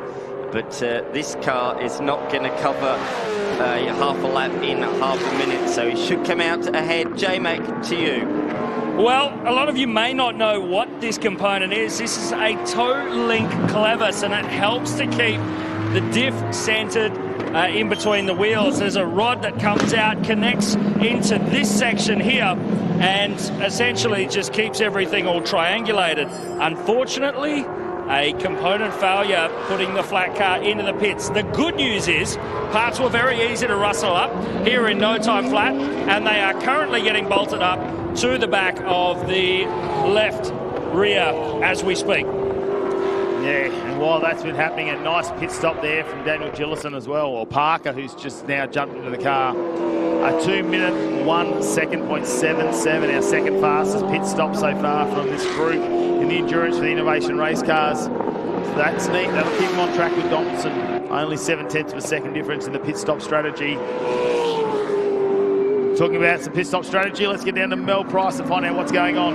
So, Dan Gillison, it is always the plan to bring the car in first place if you can, but let's go back to the start of the race. You would have had a bird's eye view for what unfolded. Yeah, it was a very good spot to watch those two. They made it more than one corner this time. They made it 3/4 of a lap. Jeff Taunton had a massive big slide coming out of turn 4, and we all on the brakes. I just about rear-ended everyone, but we all got on the brakes, managed to miss. Emery went up the inside, and then there was contact, and the seas parted for me, so it was excellent, and all I had to do was just drive away from there. So you've got to love it when that happens. It's a race car driver's dream. But your purple sector, you've been driving fantastic all weekend, and now you've handed over to your co-driver. You're confident that he can bring it home for number 1? Yeah, we'll see how he goes. James has obviously come over from New Zealand. He has an IRC car in New Zealand, so he's used to the car. Never been to this track till Friday, so he's learning it, finding struggles with 1 and 2, but he's getting there slowly. So yeah, hopefully James can have a nice lead. I don't even know how big it is, but they bring it home, hopefully. So you're a driver coach as well as a race car driver. So will you be on the radio now coaching him to the win? No, I won't leave that up to Josh. He's on the radio. He's good on the radio. He's on the radio to me, so gives all the right information. He's an old school racer from back too, so he knows what to say on the radio. So 14 seconds is your lead. Feeling confident with that? Yeah, should be pretty good. Hopefully no safety cars, because there's a few fast guys obviously out there, faster guys. So hopefully at a good enough lead that should work. Well, if you're a good boy, they might even put your name on the door next time. Yeah, well, it's up to me. I have to put the name on the door. It was 5 minutes before qualifying 2 that James said, oh, the 50-minute races are fairly long. You want to jump in with me? So I said, well, we made it make your mind up now because we got to go out for qualifying. So he said, yep, jump in, suit on, off we go for qualifying. So good racing car driver always has their helmet and race suit in the car. Absolutely. I'm also doing TA2 here as well with Brock Payne. So yeah, turned out to be doing 1 co-drive with Brock, and now 2 drives, 1 in IRC and 1 in TA2. So it's good fun. Popular man, well done. Thank you. Thanks, Mel. Yeah, that's a lot of hard work at Queensland Raceway this weekend, isn't it, from Gillison? And he unfortunately got stuck in that incident yesterday too, that big crash that we saw at the start of the second driver race in TA2 muscle car yesterday. So that probably wasn't where he wanted to be, but he's made up for it in Innovation Race Cars, definitely. And you can tell by the accent, you can take the Kiwis out of New Zealand, but you can't take that accent away. I knew it was a late entry because he wasn't on our initial entry list, but I didn't know it was 5 minutes before qualifying too. That really is leaving it late, but better late than never because it's clearly paid dividends for the Kiwi James Parker, putting Daniel Gillison alongside of him. It has worked certainly well for him, out there leading the way. When the interview started, his race lead was over 14 seconds. It's about 14 and a half seconds. That's already come down by 2 seconds. So Donaldson is catching lap upon lap. We'll see what the official margin is when they come across the line at the end of this lap. A 1 minute 12.7 for Parker. Donaldson comes around the final corner now. What can he do that time around? A 1:11.1. 1.6 seconds faster. I tell you what, this is going to be pretty close by the end of this race. At that rate, it could be a photo finish. Probably got about 6 laps remaining in this race as well. Yeah. It's going to get right down. That's going to be 9 or 10 seconds if he keeps lapping at this pace. But that's providing that Parker doesn't slow down at all. Donaldson on a charge at the moment, and I'm sure the crews are doing the maths, and they'll be saying time to push on in the Axis Earth Moving entry. Potentially a win here in the Enduro this afternoon for the Innovation Race Cars. Donaldson will need to get a move on. Hollinger being left a little bit behind by that too because he's dropping back a couple of tenths every lap around as well. So Hollinger will just need to try and keep that pace potentially with Donaldson. If he can do that, you never know.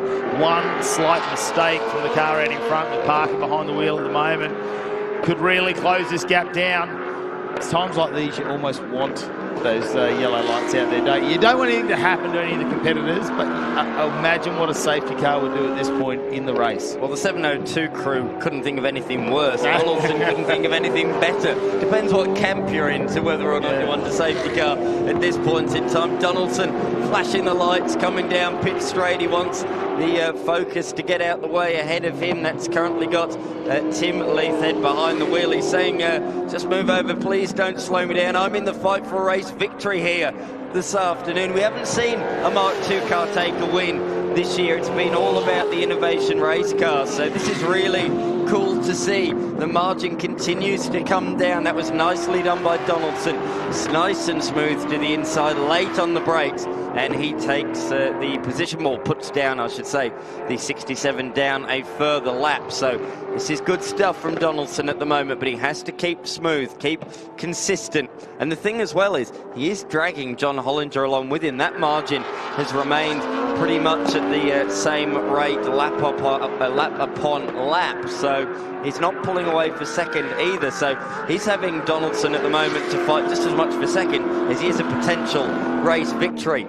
Again, last time through, a 1:12.1 from Parker.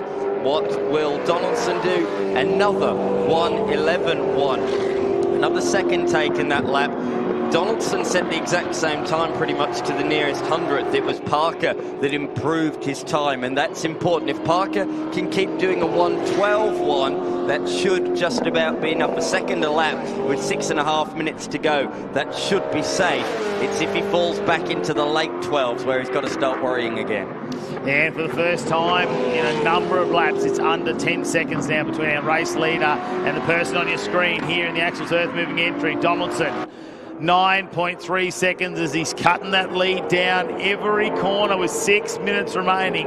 This is potentially going to be very, very close across the finish line. John Hollinger not being able to match the pace of Donaldson, who's really changed momentum at the moment. Nurturing those tyres up until the final 10-minute mark where they found out this is within reach. Parker is in the car. Let's see what we can do. Alex Donaldson out of Queensland. The Axles Earth Moving entry. Local track here from Queensland Raceway. Got lots of experience here. The flags are up. There's a slight breeze across the track, and it's not slowing them down. It's not affecting too much of the aero on these cars. A 1:10 now for Donaldson, a 1:10.98, and he has cut a heap of time out, almost down to under 8 seconds the difference between him and Parker in the lead. Parker's going to need to try and retaliate or answer to this. Can he just go a little bit faster? Let's talk about John Hollinger as well. We mentioned earlier on about the fact he's in title contention. I've just been doing the maths while you've been looking at the action. John Hollinger, if he stays in third position, will reclaim the championship lead by the slender margin of just 3 points. And that'll mean that the top three going into the penultimate round is split by just 10 points. It's been a fantastic inaugural season for the Innovation Race Cars, with those three constantly changing positions into the championship. So they will head into Malala, as it is at the moment, separated by just 10 points. So looking forward to the next round. Hollinger has just been staying out of trouble in this one. He's got faster and faster as the weekend has gone on. I spoke to him just before the race. He said to me early in the weekend he was suffering a bit with understeer. However, he said, I think it's just this track. Yeah, I'm not getting the front tyre temps quite up as much as the others around. Once we're into a stint, I'm matching them, but I'm just losing time initially, either out to the pits or at the start of the race. So he's improved on that as the weekend's gone on, and he's driving it a little bit harder earlier on, and it's paying dividends for him at the moment. But at this point in time, Donaldson is streaking clear. The margin really has come down in the last couple of laps, hasn't it? But I don't think it's going to quite be enough unless there is a mistake from the 702. Importantly for Parker, the Kiwi has nobody in front of him. Look, that is a clear track. The drone footage clearly showing that. There should be no lap traffic, I don't think anyway, in the next 3.5 minutes. It's a clean, clear fight between the two of them. Yeah, talking about how well the Innovation Race Car Series has been in its inaugural year with the Hi-Tec Oil Super Series, is that as long as one of these front runners, these front two, go across the line, we're going to have 6 different winners across this category in just 4 rounds. So I know they get 4 races per round, but it hasn't been dominated by anyone. They've had rounds where drivers have dominated, but never across the entire series, and this is really going to go for a fight to the finish. So we've had Emery, we've had Taunton, Goodacre, Studdard, Hollinger, and Gillison winning earlier on today, became the 6th winner, but James Parker, as a co-driver, will become the 7th winner. So it'll be the first time that a duo, potentially, if he can hold on, will take the victory together. But that margin has really shrunk, hasn't it? In fact, Donaldson has just gone PB in Sector 1, and he took 8 tenths in just 2 corners. The first sector alone, Donaldson has taken back 8 tenths of a second. This is a real late race charge here. It's going to depend on where they cross the line, whether we go another lap or whether it's going to be called a lap early. That could very well make the difference here, depending on where the time's going to run out and where they are located on the racetrack. Now Donaldson can see, though, that rear wing of Parker. It's really got to motivate him now as they come onto the main straight. That's the last lap board out. It is. That looks like the last lap. Flashing the lights. He's really going to have to work hard. Parker shouldn't be under any pressure at this point, but Donaldson is going to flash the lights and try and see if he can do anything to force a mistake there for Parker. That's crucial, though, because he gained 1.7 seconds last lap. The margin is 3.5 or 4 seconds. So if there was an extra lap, he would have been right on him at the end. The fact that it is the final lap might just about save Parker. What a scintillating race this has been. It's gone right down to the wire between these two competitors, both of them going for their first race victories in the Innovation Race Cars. But the 702 at the moment, the IRC car, driven by Kiwi James Parker and his co-driver Daniel Gillison, are looking the goods at the moment. This man has thrown everything at it in his Mark II Mustang. He's flashing the lights, he's trying to do everything to put the race leader off. But James Parker is not going to fall for that one. He takes it nice and steady around the final corner. No error from him. A great drive, a mature one. It's victory for James Parker and Daniel Gillison. What a fantastic race that was. Donaldson coming across the line in second, just 2.5 seconds behind in the end. He'd have been praying for another couple of laps. Hollinger retakes the championship lead in position number 3, and then we wait for Brian Finn. A couple of the lap runners come across the line. Flax did get back out there, notably. Adrian Flack did get back out there, albeit finishing 7 laps down. Brian Finn will get a PB result in the final race. P4 for the former Vic V8 competitor. And then we have our Mark 1 Mustang, our Mark 1 Focus driver coming across the line to take victory in the class. There he is. That was Gibland in the 777. And here it is, your Innovation Race Cars, Series Invited Cars, your race results for race number 4. James Parker, what an incredible finish from him. Gillison did a massive stint at the start of this race, the best lap of 1:10.593. And Alex Donaldson, well, that was the sole race for him, 15 minutes, almost got to the end and was right down to 2.5 seconds. That had blown out to almost 15 seconds earlier in the race. John Hollinger, who accumulates another bag of points there and will put him back in the lead of the championship at the end of round 4. Well, that's a good result for John Hollinger, who's had a mixed weekend here at Queensland Raceway, probably one he's not too excited about, but I'll tell you what, he didn't come in here with a big margin and he leaves with another small margin. He's got to be happy to just reconciliate the weekend in this final race and really get it back. Let's have a look at some of the highlights. It didn't take long to get this underway. Jeff Taunton just had the car out of control and Emery come across. They made contact. That hurt some of the steering, and then Emery went for a big jump there, turned that car into a stunt car. Lots of parts of the bodywork falling off of that one, and the wheel was turned in and that had to go into pit lane and was not going to return. Daniel Black had a moment there where he just turned the car around and that was just a bit of a brain fade for just a second. Gillison, well, he just powered on, didn't he, in the 702 machine? Certainly did. The 777 out there of Gibland was the leader in the Mark 1 class and went on to take the win. But this was late race drama. Adrian Flack, now behind the wheel of that machine, had a mechanical problem and sadly had to come into the lane and ended up 7 laps down. But out in front, James Parker brought the car home to take his first victory in the Innovation Race Car Series, sharing the car with Daniel Gillison, and it was a fantastic drive from them. It really was. Fantastic performance. Looking forward to seeing them with our race winners from the final race of Innovation Race Cars. John Hollinger, congratulations. You find yourself in 3rd place for this race, but back in the top spot for the championship. It's a great weekend. Yeah, really good. Thanks to the boys. It was a great weekend. Awesome stuff. I know you're a man of few words, but the car, it was doing well this weekend. Anything you could really pick holes in? No, nothing at all. It was brilliant in that last one. Well done. Thanks, mate. Well, P2, Axel, hard work, as you just said, doing it by yourself, but sometimes don't you wish there was just one more lap? Yeah, I could see we're hunting him down, but Gillo, he put it on in a really good, strong position, as he always does. He's a hell of a good guy. Actually, everyone's really good. There was, I think, trying to keep it clean throughout the race was the main thing. A couple of guys spinning off and bits and pieces, but we had some pace. We had some issues. The window fell out and blew my hair about, but that was okay. But we had mechanical issues yesterday, the gremlin, but we fixed it today, so the car was like a jet. So good. Thanks to all the team, Stevie and all everyone. It was a hell of a work. And Stewie that fell over today and hurt his leg, but anyway, he's all good. Well, brilliant to see you up on the podium. Congratulations. Thank you. Cheers, everybody. Dan Gillison and James Parker bringing it home. A fantastic job. The car, not only a jet, but looking amazing as well. Dan, this thing is a monster to drive, isn't it? Yeah, they're great cars to drive, these IRC cars. Very easy to drive too for people that have been racing cars for quite a while. They're easy to jump in. 10 laps, you're kind of pretty much on the pace. So good cars to drive. Yeah, and they're fast as well, which is cool. James, bringing it home, a great result for you. Yeah, no, it was all too easy. Dan was miles in the lead and really just had to cruise home, so easy day. Fantastic stuff. Well done. Cheers, mate.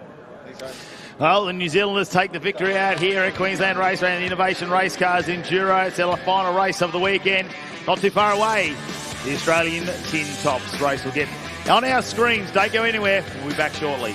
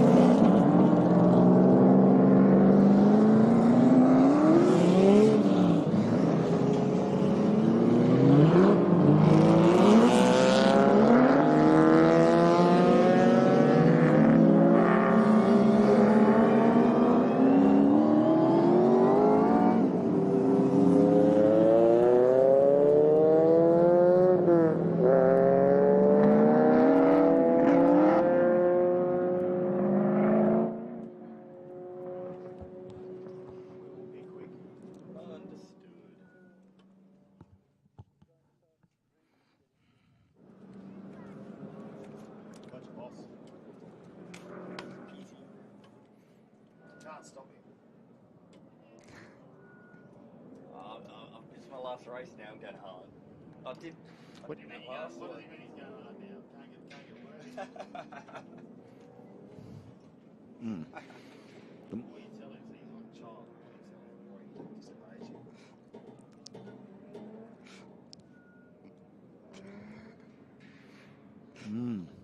I do that. Rubs my leg already.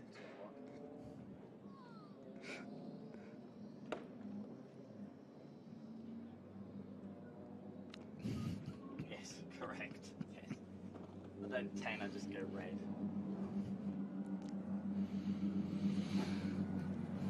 Ironically, J-Mac does the same and he's a pit lane reporter.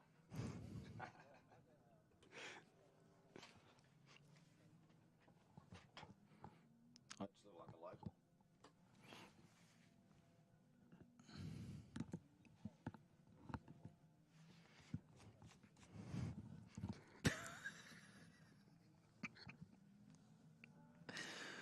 Well, I hate to say I disagree with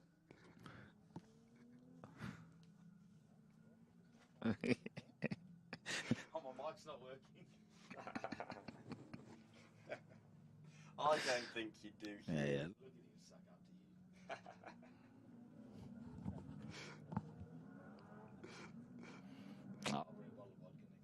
I now he can make me look a fool on television, so I'm keeping him on side.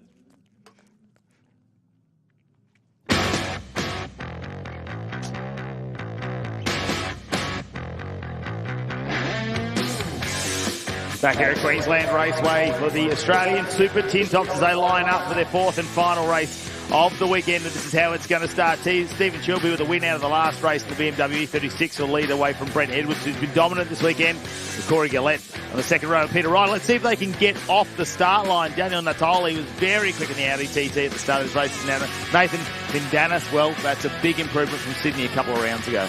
Yes, certainly is. 15 cars in total on the grid for this final race.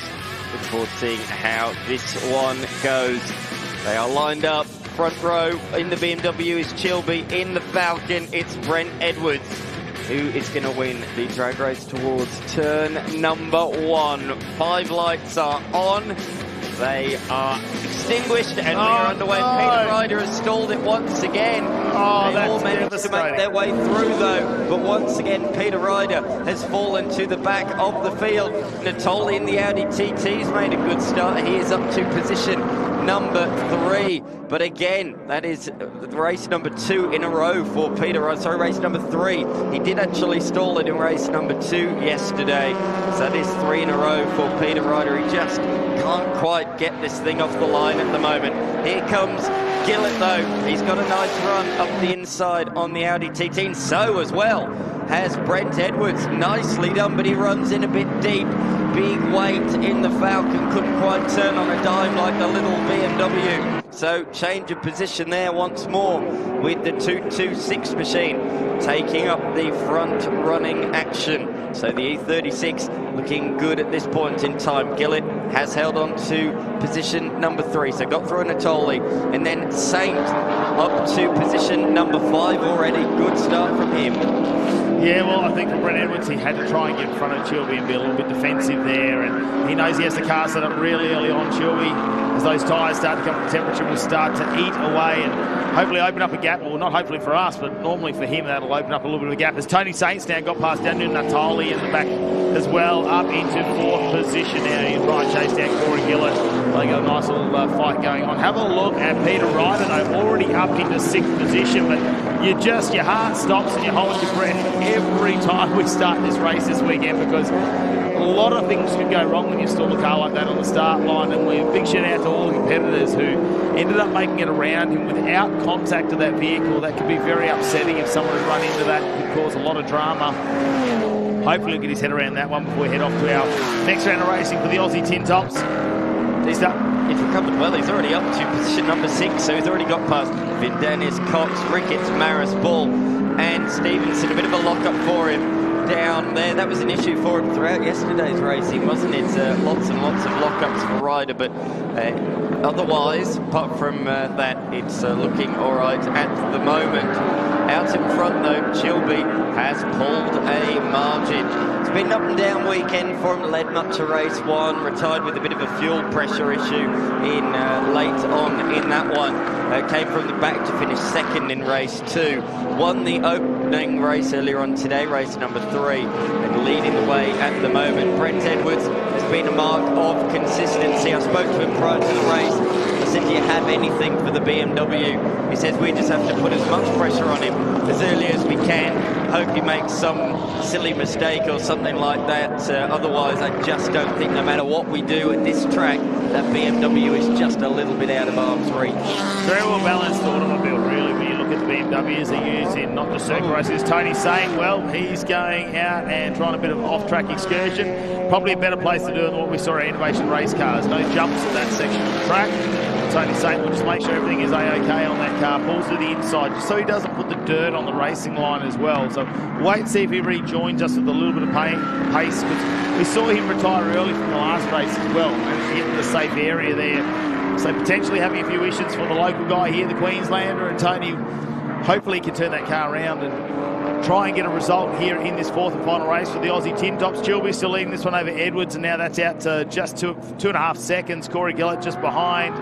he potentially could get on the back of Edwards. Ryder's very fast up in P4. Natali's got to watch out, was watching out for Saint, who got by, but now he's got the position back. So Natali, after last round where he had a DNFs with an engine issue there where they managed to drop out of the race, they've got their car back up and tuned, ready to go, and a great result for him, especially in the, obviously in the ultimate Tin Tops section there, so leading that bracket there. Michael Ricketts has moved up in the Supreme TT as well, and have a look at the little pulsar up into 7th position for him past Nathan Findanis. Very good job from him. He's going PB in the first couple of sectors as well on this lap, but the next car ahead of him is Saint, and he's 14 seconds further down the road. A little bit of housekeeping since the last race. You may remember, if you tuned in earlier on today, a huge accident at the final corner between Pettit and Helena Maris. The Falcon of Pettit darting across the infield at the final corner and ploughing into the side of Helena Maris at the final corner into the driver door. Fortunately, Helena, or I just spoke to her just before, she's absolutely fine. She's back out there in this race. The bar work of that car absolutely did its job, protected her very, very well. She doesn't have a bruise on her, so yeah, she's absolutely fine. The door looks a bit second-hand, but other than that, she's absolutely fine. The same can't be said for the Falcon. Unfortunately, that's not out there in this race. And the same as well for Dennis Panner. So Dennis Panner, unfortunately, that engine let go on him in the race earlier on today. It's been a difficult weekend for his MX-5s. He said to me, from the moment I set off in the trailer from Victoria, he chipped his tooth when he was putting the car in the trailer. He says it's not got any better from there. He's chipped a couple of teeth, I reckon, on the timing gear or something in that MX-5. I don't know. It's been unlucky. 2 cars that he's damaged this weekend as well in a fight to try and get a couple of laps done here in Queensland Raceway. Yeah, Mick Pettit, he was pretty upset with himself there. He said, I'm not worried about my car. I just want to know that Helena was fine. That was all he was worried about there. But that car sustained heavy damage there, especially in the front left wheel, all the steering arms, things like that. So they were just trying to get that car onto the trailer there to take that home and reassess what's going to happen to that one. But oh, no. No, Tony Saint off. And is that at turn 3? I think so. Looks like it, doesn't it? It sounds potentially, can we see some dust there to see whether it's running or has it lost all of its power? Because not trying to drive out of there. Looks to me like it's digging itself a hole, so he's trying to drive it out because it is sunk into the gravel trap in the rear wheels. So that is a disaster. What a difficult day for the RX-7 driver. Yesterday showed real promise, real speed, and I keep saying about that car, when it's fast, when it's reliable, it is up there, it is fast, but unfortunately, a few reliability issues and now an off-track excursion. Whether that's been caused by mechanical drama, I'm not sure, but Saint, trying to make up for lost ground, has fallen off the road. Local yellows down there at the moment at turn number 3, as Chilby is extending the margin over Brent Edwards at the moment. Corey Gillett is sitting in a comfortable 3rd position. Now Corey, overnight, has gone back to his old tyres. I told you yesterday, he put some new tyres on the qualifying. He did a bit of a back-to-back comparison and found that the old tyres were a lot faster. So he's gone back to the old ones, and it worked for him in that earlier race. And yeah, it's working for him again in this one because he is pushing Edwards at the moment. The margin just 1.3 seconds between those two. Closing that gap down as they come up onto temperature as well. And Chilby now starts to work through as the yellow flag has been waved, and we've got that up on our screens. That looks like we are going to have a safety car make its way out of the track. Probably not the right spot for Tony Saint. They were waiting to see whether they could fire that car up, potentially whether they could get that out of harm's way, but they're not going to make that happen. And the Llewellyn Motoring with confidence car, safety car, will now be brought out on the Queensland Raceway, which gives us a moment to have a little bit of a breath now. But if they can maintain those tyre temperatures, Corey Gillett and Brent Edwards may be able to get themselves into a nice little fight out there on the track for us as a viewing people here to watch that unfold. Chilby just seems to have the answer for everything at the moment, where he's winning by, he's getting laps, going laps almost 2 seconds faster than anybody else on track at the moment. Ryder also brought into that equation for Peter Ryder. He's quite quick, and a rolling start will be to his advantage, actually, after this one. In the Ultimate Tin Tops, we've got Daniel Natali leading that one in 5th position. We get back to the Supreme Tin Tops, and that's being led by Michael Ricketts. Helena Maris will be the second car in that one. So look, Simon Cox too, big shout out to him in the Skyline as well. Great to see the Eastern Sleepers, as he's part of, sponsoring this event, and looks like going to be sponsoring a couple more of the Tin Top events moving into the future as well. So big shout out to the Eastern Sleepers coming on board for round 4 of the Australian Super Tin Top Series here as part of the Hi-Tec Qd Super Series. While we are under safety car conditions, I think we should mention our official charity, the Hi-Tec Qd's official charity for this weekend, KIF1A. You may not have heard of it. KIF1A is a rare genetic disorder that slowly takes away a child's ability to move, speak, or even eat. It's a horrible disorder.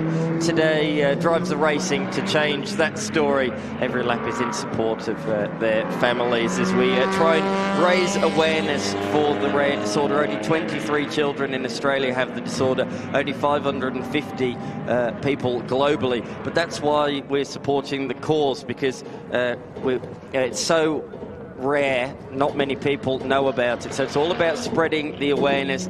You can donate to the charity. Simply go onto the KIF1A Australia Foundation to pledge your support. And if you're here at the circuit as well, you can scan a QR code and donate to win some fantastic prizes. So they are on offer, prizes from Hi-Tec Oils, Bowden Zone, and even Super Series as well. So there's a lot of prizes, a few $1,000s worth of prizes on offer. So make sure you donate to KIF1A. It's a really good cause, trying to raise awareness and trying to find a solution to the terrible disorder.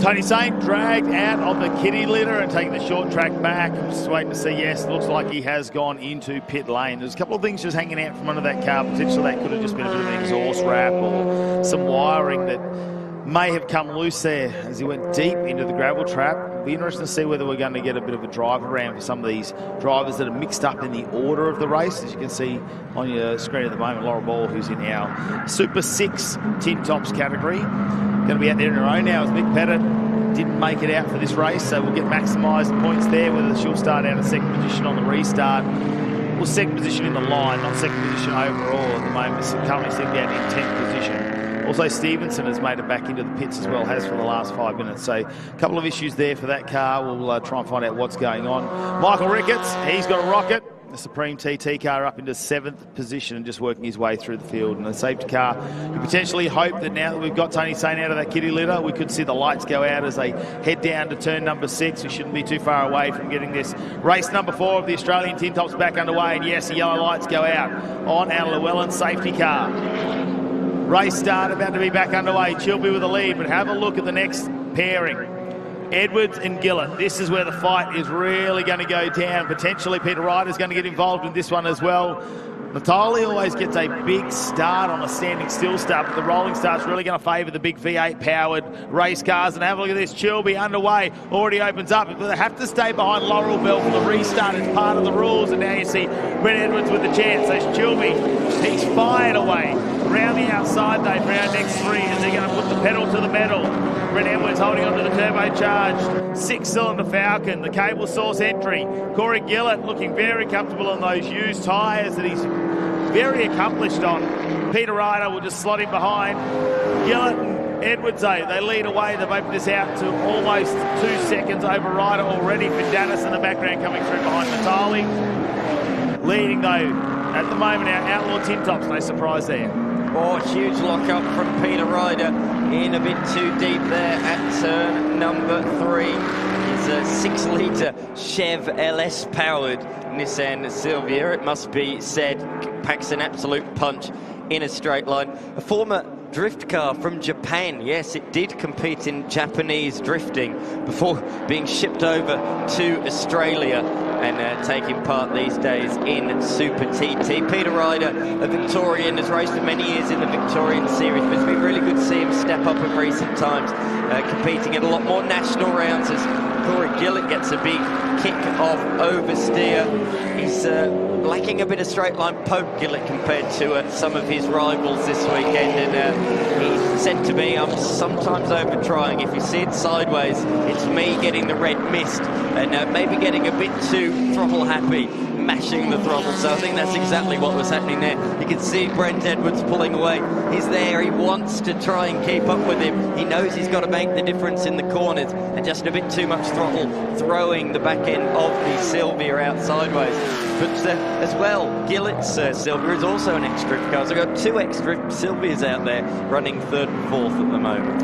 Yeah, I don't think Corey Gillis was overseas. He might have had a little bit of a go at that. It's a pretty expensive sport when you get into it too, so I think he's opted for the circuit racing and loves his time out there, highly involved behind the scenes when it comes to the Aussie TT Championship as well. Great guy to go and talk to if you do want to get involved, and it's an opportunity for some of those cars that don't really find a place in sports sedans and other categories like that, even like things like the QTCC. If you're not quite falling into that category, the Aussie Tin Tops is a great form of racing to have a look at and see if you fit the rules and regulations to get out here and be on track in a national style events, as well as they've gone to, obviously, to our Whitton Motor Raceway, the home of the AASA, as well as we went to Sydney Motorsport Park. We're up here at Queensland Raceway. We go to Malalam, we go back to Winton. So a little bit of travel involved, but it gives you an opportunity to race in some really interesting racing circuits around the country and be part of a cool crew of guys and girls that get a chance to race as part of the Hi-Tec Qd Super Series. And have a look at the Cable Source Commodore. Look pretty comfortable now.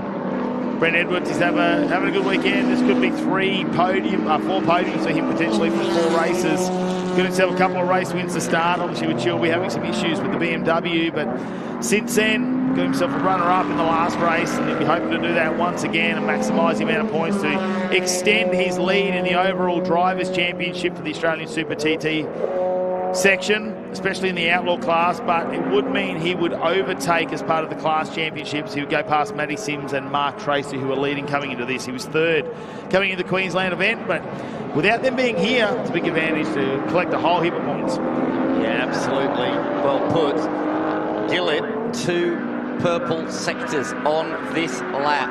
He is pushing hard. He wants 2nd position from Edwards. This man, though, has bolted into the distance. 4 minutes still to go in the race. He judged that restart to perfection. I thought that would be the way to go with the lap traffic between him and the 2nd place runner on the restart. Go early, gap as much as you can before the start-finish line, because those behind can't overtake the lap traffic. He did that really, really cleverly, and he got a 3-second margin even before effectively they went back to green. So that is why he is out. Well, he's margined out to 4.6 seconds, so he's got a further 1.6 seconds since the restart. Corey Gillett, fastest lap of the race. I said he was purple in the first couple of sectors. Fastest lap of the race, a 1:15.4.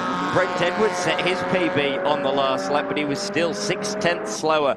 The margin down to 1.2 seconds. And it's battle resumed between these two. We saw a fantastic battle in the race earlier on between the Super 6 class car of Lauren Ball in the Falcon and the Supreme Tin Tops class car of Helena Maris, and it's battle resume out there. At the moment, though, it's Lauren Ball that has just got back through on Maris in the last couple of moments. Yeah, great to see Helen Maris after that incident in the final turn of last race, the final lap. That car back out on track so she can try and extend her lead in the Supreme TT category over Michael Ricketts, who's missed around as well, Mick. Didn't start the season off, but we have seen him for the last 2 years here at the Hi-Tec Qd Super Series. So Ricketts want to try and accumulate as many points as possible in that number 41 Nissan Pulsar as we head back to this fight for 2nd position. Gillett on a bit of a charge now, looking very comfortable in the car, and he is in both mirrors of Brent Edwards. The Falcon's a very wide car. The Sylvia sort of sneaks up on you a little bit, doesn't it? A lot lower. And he's just getting down under brakes here, but he's going to run out of laps with only 2 minutes remaining in this race. I can only potentially see a couple more laps, maybe this lap and one more too. I've just been informed the next lap will be the final lap, so this is the penultimate lap. Next one will be the final lap of the race. She'll be out front, is looking good by any catastrophe on the final lap, but it is well and truly on for 2 seasoned campaigners in the Australian Super Tin Tops as they head down towards the final corner. Brent Edwards has the advantage in a straight line, but look at how much quicker, how much more grit Corey Gillett has around the bends, around the final corner. He's got a good run, but look again, the margin extends on the pit straight. Look, he's pulled 2 or 3 car lengths by the time they get to turn number 1. This is going to be a thrilling end to the race. Can Gillett have a little bit of a look to the inside at 2? No, not close enough there, that is for certain. As they come around the corner, the high-loaded turn number 2, a bit of understeer there mid-corner for Gillett's cost him a little bit of momentum, crucially, down towards one of the great overtaking opportunities on this track. Brent Edwards goes sort of half defensive, and it makes Corey Gillett second-guess himself. He slotted it up the inside, but couldn't quite make it stick there. He had a good think about it, but he hasn't got the exit he'd have liked. Brent Edwards, look at that, that's a good 5 or 6 car lengths as they head into the 2 left-handers. Turn number 4. He's running out of opportunities now, Gillett. He's really only got the final corner if he wants to pinch position number 2. Out in front though, Chilby. It's going to be race victory number 2 for him this weekend. A challenging day yesterday, but it has been picture perfect on Sunday. He's going to take his second race victory of the day. Well done to Chilby. Second place is going to go the way of Brent Edwards. Gillett threw everything at him on the final lap, but came up just 3/10 shy in the end. Peter Ryder coming across the line in 4th. He didn't quite have enough to go with those 3 late on in the race. Yes, our top 4 cross the finish line, and leading our ultimate tin top category, Daniel Natali will bring the Audi TT onto the main straight and accept the checkered flag and get the win once again in that. A bit of redemption after the last round here at Queensland Raceway. Great to have him put all that work in to get it back. And in 7th position, Michael Ricketts up in your screen in the Supreme TT class. Gets himself a dominant win in this one. Helena Maris had to do a lot of work coming off the back of the pack after that incident, unfortunately, with Mick Pettit. But it's great to see that car make it back out there for Helena, and she'll still get a bundle of points here this weekend, but Michael Ricketts will close down that gap in the championship with 2 rounds still remaining for the Australian Super TT. Simon Cox will cross the line there in the number 45. The Skyline as well in the Ultimate Tin Tops, but here are your official race results. Race number 4, Stephen Chilby takes the win over Brent Edwards and Corey Gillett, who went down to just 3/10 of a second across the finish line. Peter Ryder, well, what would have been if he could have got that car off the line without stalling it? Daniel Natali with the class win. Nathan Vindanis with a much better result this weekend than he did in Sydney a couple of rounds ago. Michael Ricketts takes out the Supreme TT category, Supreme TT category there. So that's great for him. Unfortunately, a couple of those names down the end did not make it out. Of course, Tony Saint retired early from that race. We saw him going to the pits and did not return. Let's have a look at some of the race highlights, all thanks to Hyundai this time. There we go, Peter Ryder again. Very, very dangerous, isn't it? And Helena Maris almost made contact with the Commodore as well. They nearly went door to door. Now, Natali was very fast off the line with that all-wheel drive Audi TT. That thing's a rocket ship. It just grips up. Now, this is a big moment from Tony. This is to start things off, and this is where it started to come to an end. Potentially he's having some brake issues or something like that with the car, but off McKinley, that brought out the safety car, and then on the restart, we bunched them up, and we thought, hey, this is really going to get exciting. Chilby well took the advantage there, and Laura Ball behind there. That's the way it ended up, and got away with a 3-second lead, and then these two were left to fight it out. Corey Gillett very fast late in the race, setting the fastest lap by 1/1000th of a second. That is all the difference over him and Chilby when it came to lap times in this final race. But Chilby already 4.5 seconds out in front, didn't need to do too much at this point in time. Accepted the checkered flag and got himself a second race win of the weekend. Right behind Brent Edwards.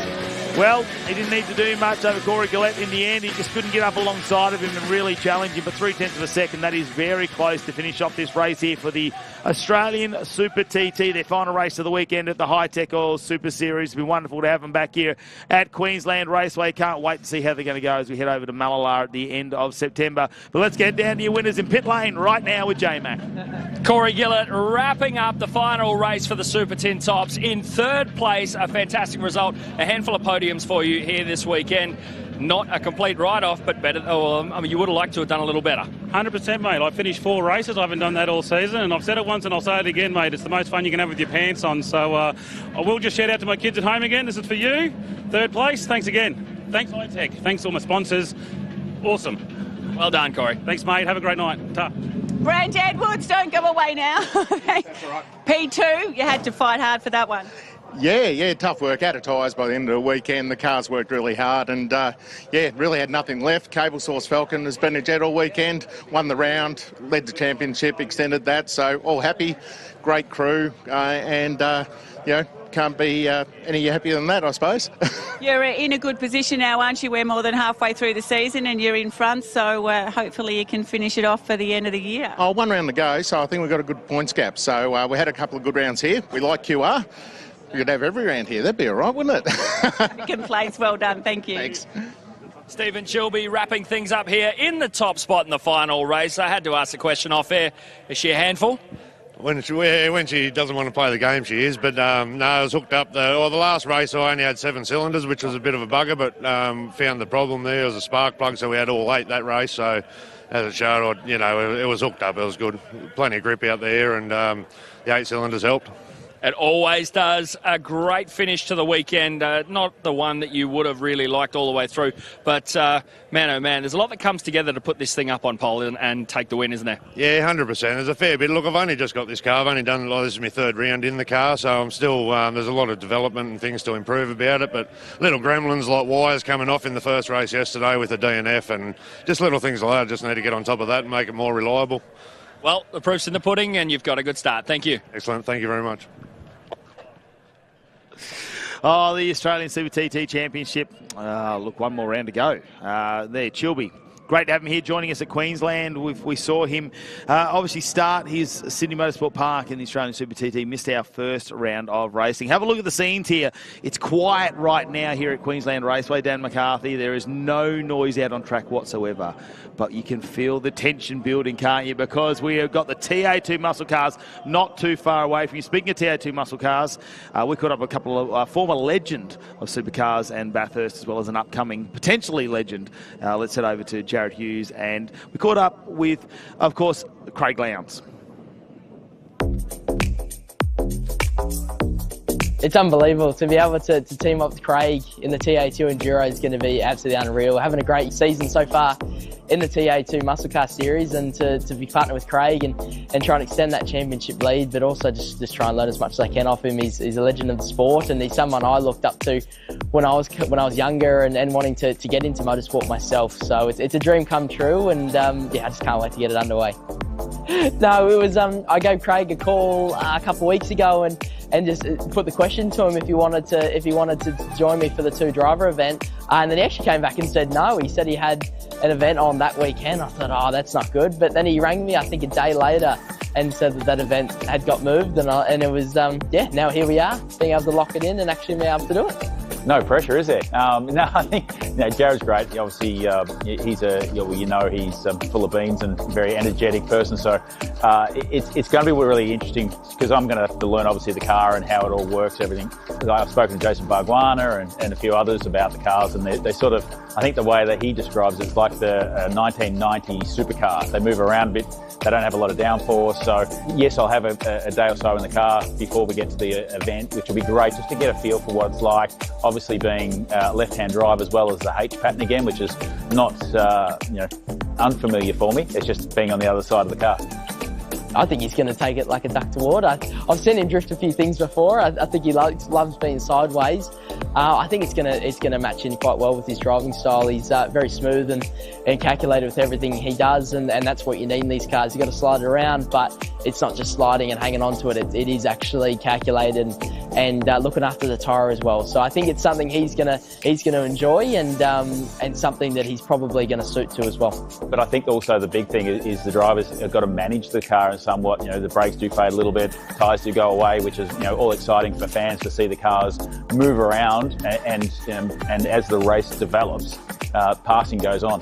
Yeah, I think, look, Jarrod's been part of the GM family for a number of years now, and it's great to see him. I've done a number of things with him through AC Delco as well as with the GM racing side of it, but it's just great to have an opportunity to sit with him and work with him, and hopefully, we both sort of take a lot out of this event and really just, as I said, use this platform for him to hopefully get further in his career. And I think being at Queensland Raceway, I think it's going to attract a lot of great supporters and a lot of great fans, and obviously Craig has a pretty big fan base as well, so I think there's going to be a lot of people that are wanting to come and watch the race, and along with Craig there's a lot of high profile racers that are coming to do the race, so I think it's going to be an awesome thing to watch.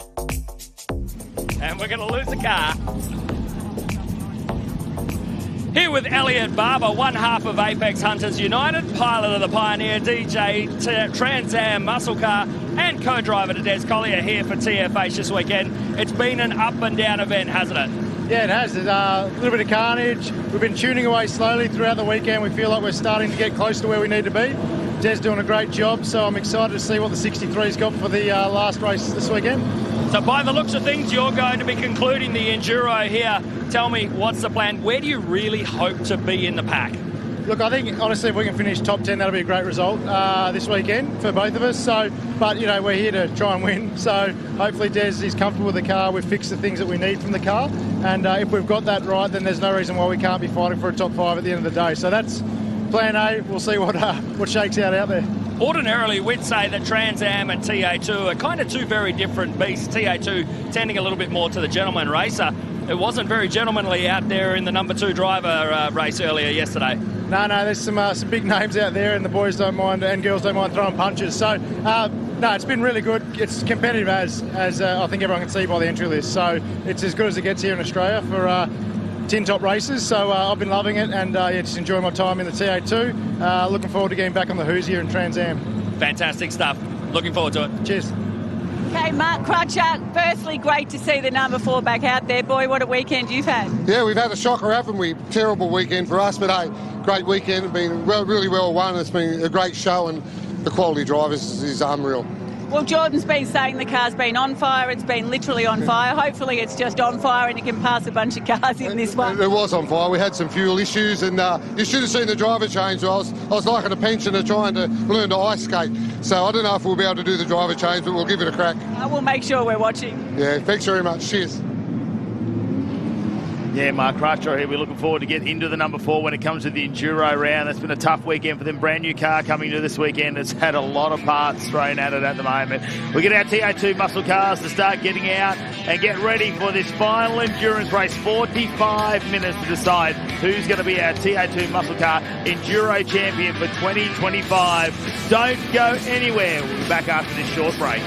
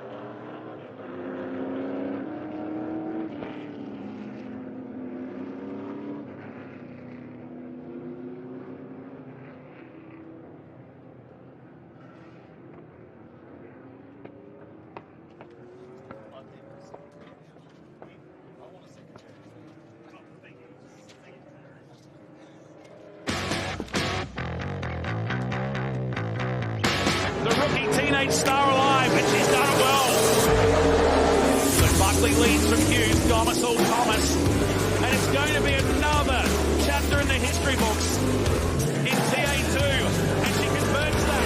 Alice Buckley is a race winner in TA2 muscle car. So here we go, one more time with feeling. Here comes Hughes on the outside of Alice Buckley. She's moving the Chevy racing car to the right-hand side. Two teenagers. Thomas, just a bump. The door's open enough. She gives him racing room, and that's well done. And that will be enough. It's going to be Alice Buckley that wins back-to-back races in an absolute squeaker here. Alice Buckley, 2 from 2 with pole position earlier today. Some new stars really starting to make their presence in Australian motorsport. The success of the rookie event, the debut, Alice Buckley, a fantastic job there. You said it yourself earlier today, the streak had to end, but looking to rebuild it, looking to go further this time around. Yeah, 100%. Coming into the last race, I think we have like a 40-point gap to second place, and realistically you get 60 points in the race, so we're not too fast.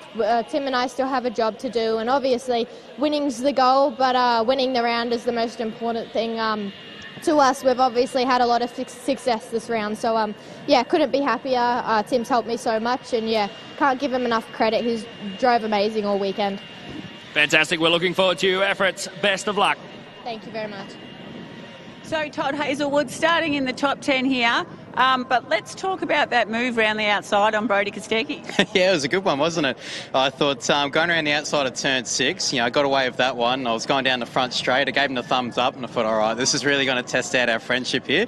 How nice is he going to be to me going through turn 1? But no, it was a really cool race. That's the best thing with this category and these cars. You can race door to door, wheel to wheel, and have a lot of fun. So yeah, enjoyed the battle.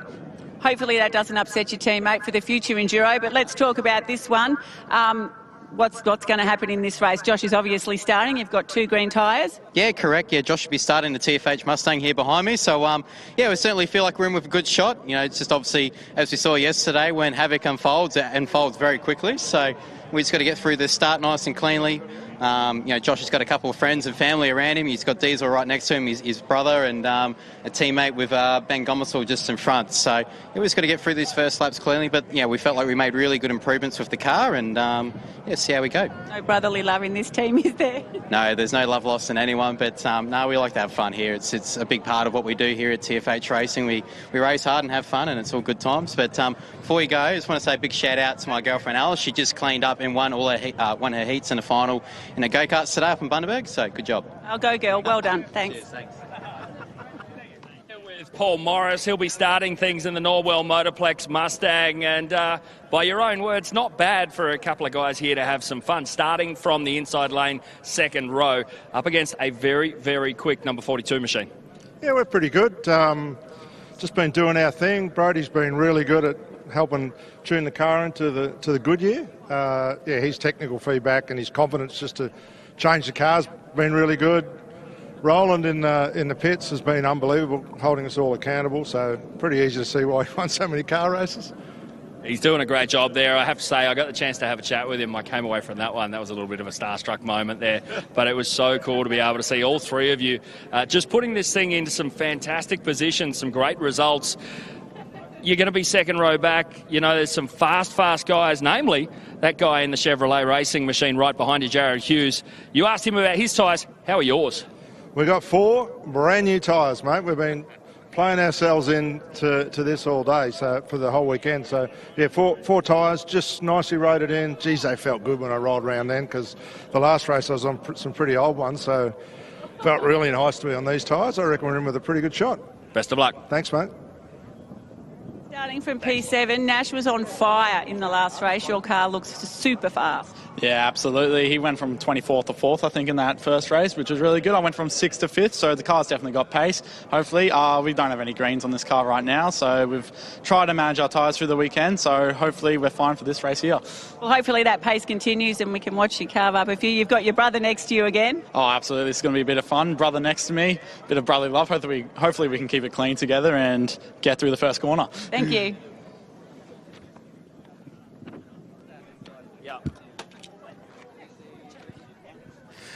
Well, we've got them lined up out there, don't we? As we set this grid, Matt Nolte joins me back here in the commentary booth at the TO2 Muscle Cars. It's the anticipation that's been building. It was a ripper race yesterday, and look, it's how they've managed the tyres over this weekend. 4 brand new tyres, though, for Paul Morris and Brodie Kostecki. Watch out for that thing to be a rocket.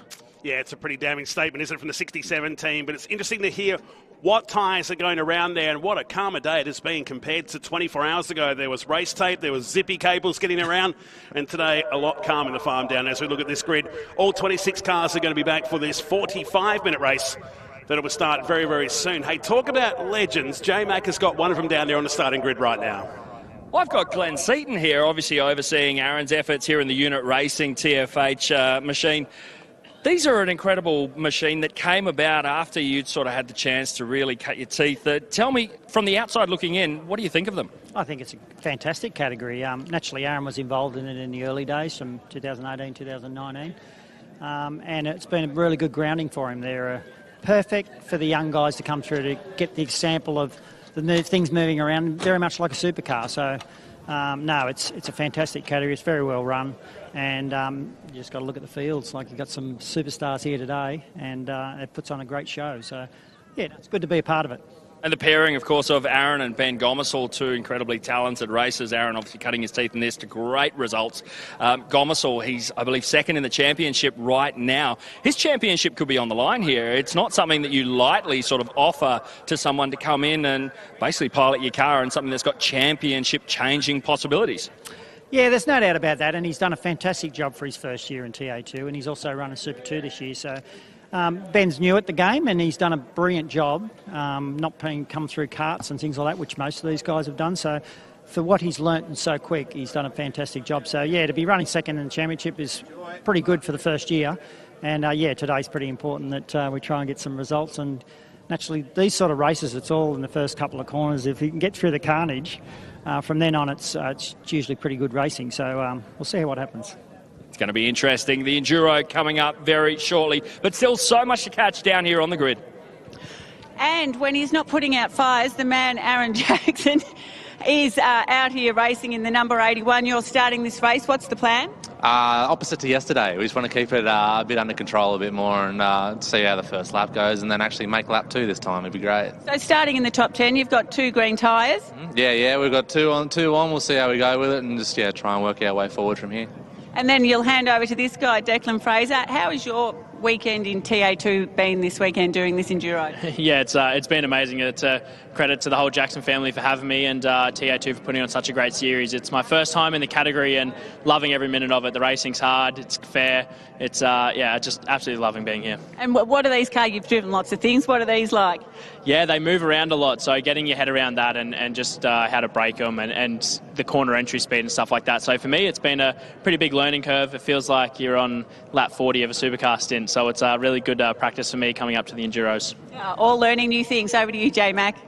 Mick Harder's team manager for TFH Racing. 5 cars fielded this weekend and more carnage than you would care to remember. Tell me, when are they going to hire another one of you guys to try and keep up with keeping these things on the road? Yeah, well, that's up to Brett and the boys and the family. But, this weekend's been a little bit trialling for us. But to have 4 of them up there in the top 10 and the boys just keep pushing on and see what happens at the end.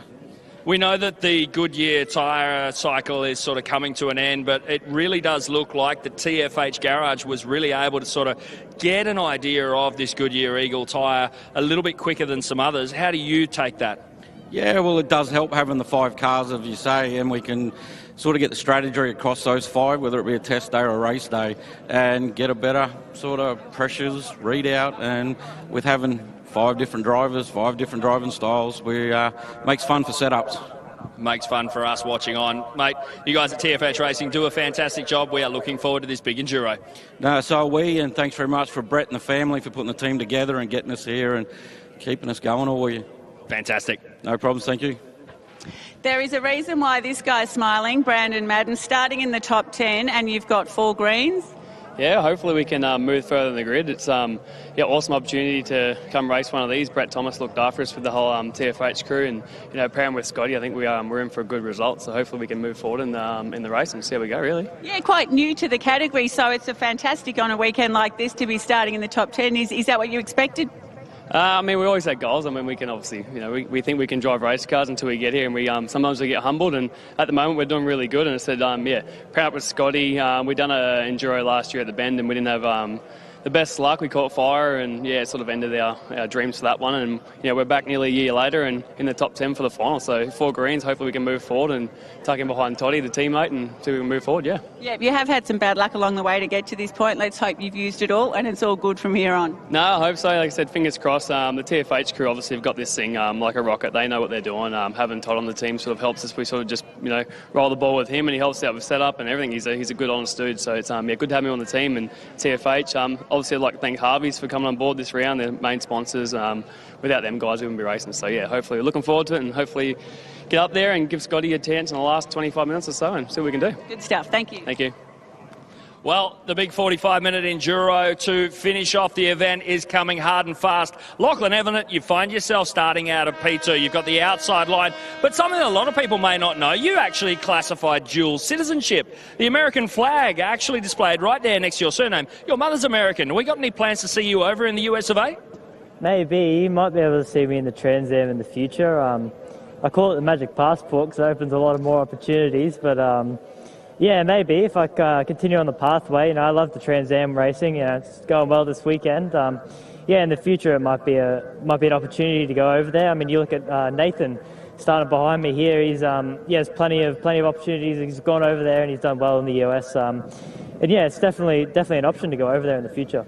Now, last time we saw you out here in a TA2 muscle car, you were dual classing in the Formula Fords. Tell me, how much easier has it been to get the results this weekend without having to worry about jumping out of one car into the other? I said to someone the other day, I said, I got too much free time on my hands now that I'm only doing one category, but yeah, I think it's a little bit easier just sitting down and focusing on it and going through it with Jimmy, and he's been a big help this weekend. Yeah, just going through setup, tyres, strategy, and yeah, just help with the overall driving. So yeah, it's definitely a little bit easier, only focusing on the TA2, and yeah, hopefully we can use that and go out there and snatch a win, Safo. And last question before you jump into the car and pull the belts tight. Tell me, you surely know who's easier on the tyres here in this TA2 muscle car? Oh, I don't know. We'll find out in about 15 minutes, mate, I think. But yeah, hopefully it's me. For Jimmy's sake as well, when he gets in halfway through. But yeah, just looking to save the tyres, similar to yesterday, and yeah, hopefully come out with a good result. Best of luck. Thank you very much.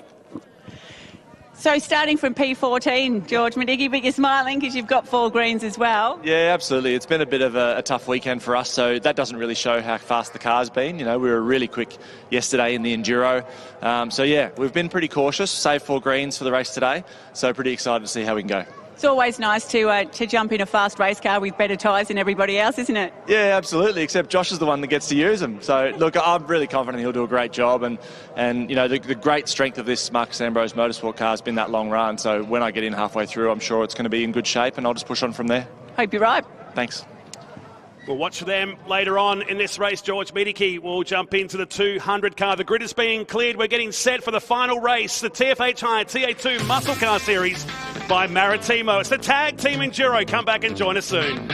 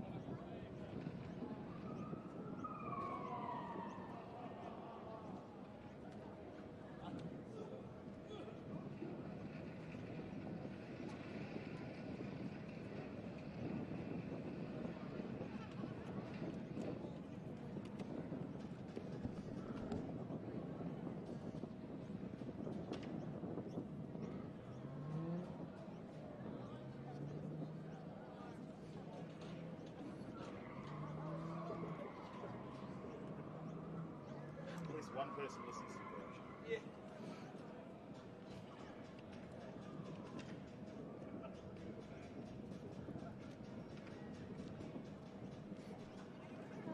Please.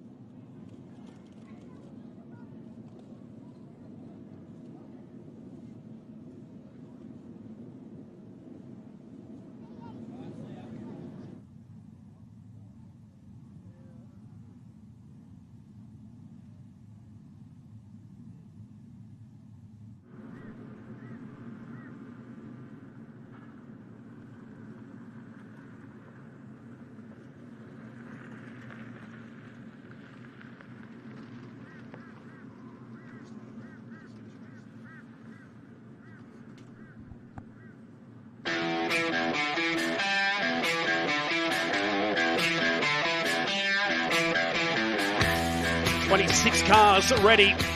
What a stacked field we've had. A lot of supercar stars, a lot of up-and-coming rising stars of motorsport. We've got reigning and defending champions, plus champions of the past in the TFHI TA2 Muscle Car Series. So welcome you back to Queensland Raceway. 45 minutes ahead of us with a compulsory pit stop during this race this afternoon. And after 5 incredible races, I'd hate to add up the damage bill of what we've had as we take that beautiful shot over the trees through turn number 2 of this 3.1 kilometre 6-turn Queensland Raceway. That spare parts truck is probably going to leave here tonight a little lighter for the trip home. The HCC truck has been doing a roaring trade, and teams will be looking for a night off after working most through the night here. So we look at your grid for the final. Buckley and Slade off at 1. Everett and Golding will start from 2. Morris and Kostecki will start from 3. Davies and Hearn from 4. Hughes and Lowndes starting to fire with Gomersall and Seaton. Back to Diesel, Thomas and Nash Morris on row number 3 with Thomas and Hazelwood. Jackson and Fraser in the Dodge Challenger, and Brandon Madden and Scott Andriski will start out of P10. Those guys have been consistent today. Cheney and Richards on the next row. I've got a feeling that 97 is going to have some green tyres as well. We know of at least 4 cars already that are out there today, with Collier down in 15th, Roberts, Robbie Farr, Brock Payne, Tim Blanchard, and the like down the field there too. Ebert and Luke Banner. We've only managed to finish 2 races so far. We know that 10 driver 2s are out there for this event, so it's a pretty healthy margin there. The pit stop time is going to be 90 seconds. Now, if you don't get out after that 90 seconds, you'll incur a 15-second penalty, plus the time that you didn't complete in pit lane. It was an expensive error yesterday for the Marcus Ambrose Motorsport team, which cost them a podium position in the first endurance race of the weekend. It's a 344-metre distance down pit lane. At 40 k's now, it works out to about 31 seconds.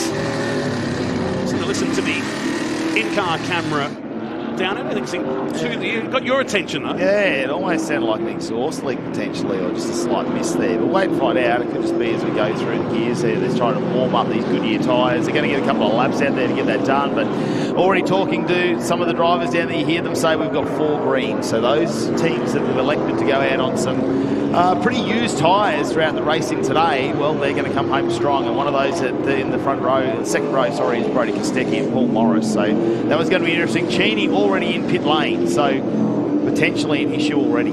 Scheduled to start from position 11. He's going past Cameron Sandel, who was a former racer in his own right. So if he's going back into the garage, that's already the first drama of the race before we've even turned a racing lap here today. So Kostecki will start in the 67. He's one of our driver twos. Aaron Seaton, former champion, will start from 6. Blake Tracy will drive the number 22 Chevy Camaro. Just having a listen again inside the 69 of Josh Thomas. Doesn't seem to be worrying him too much.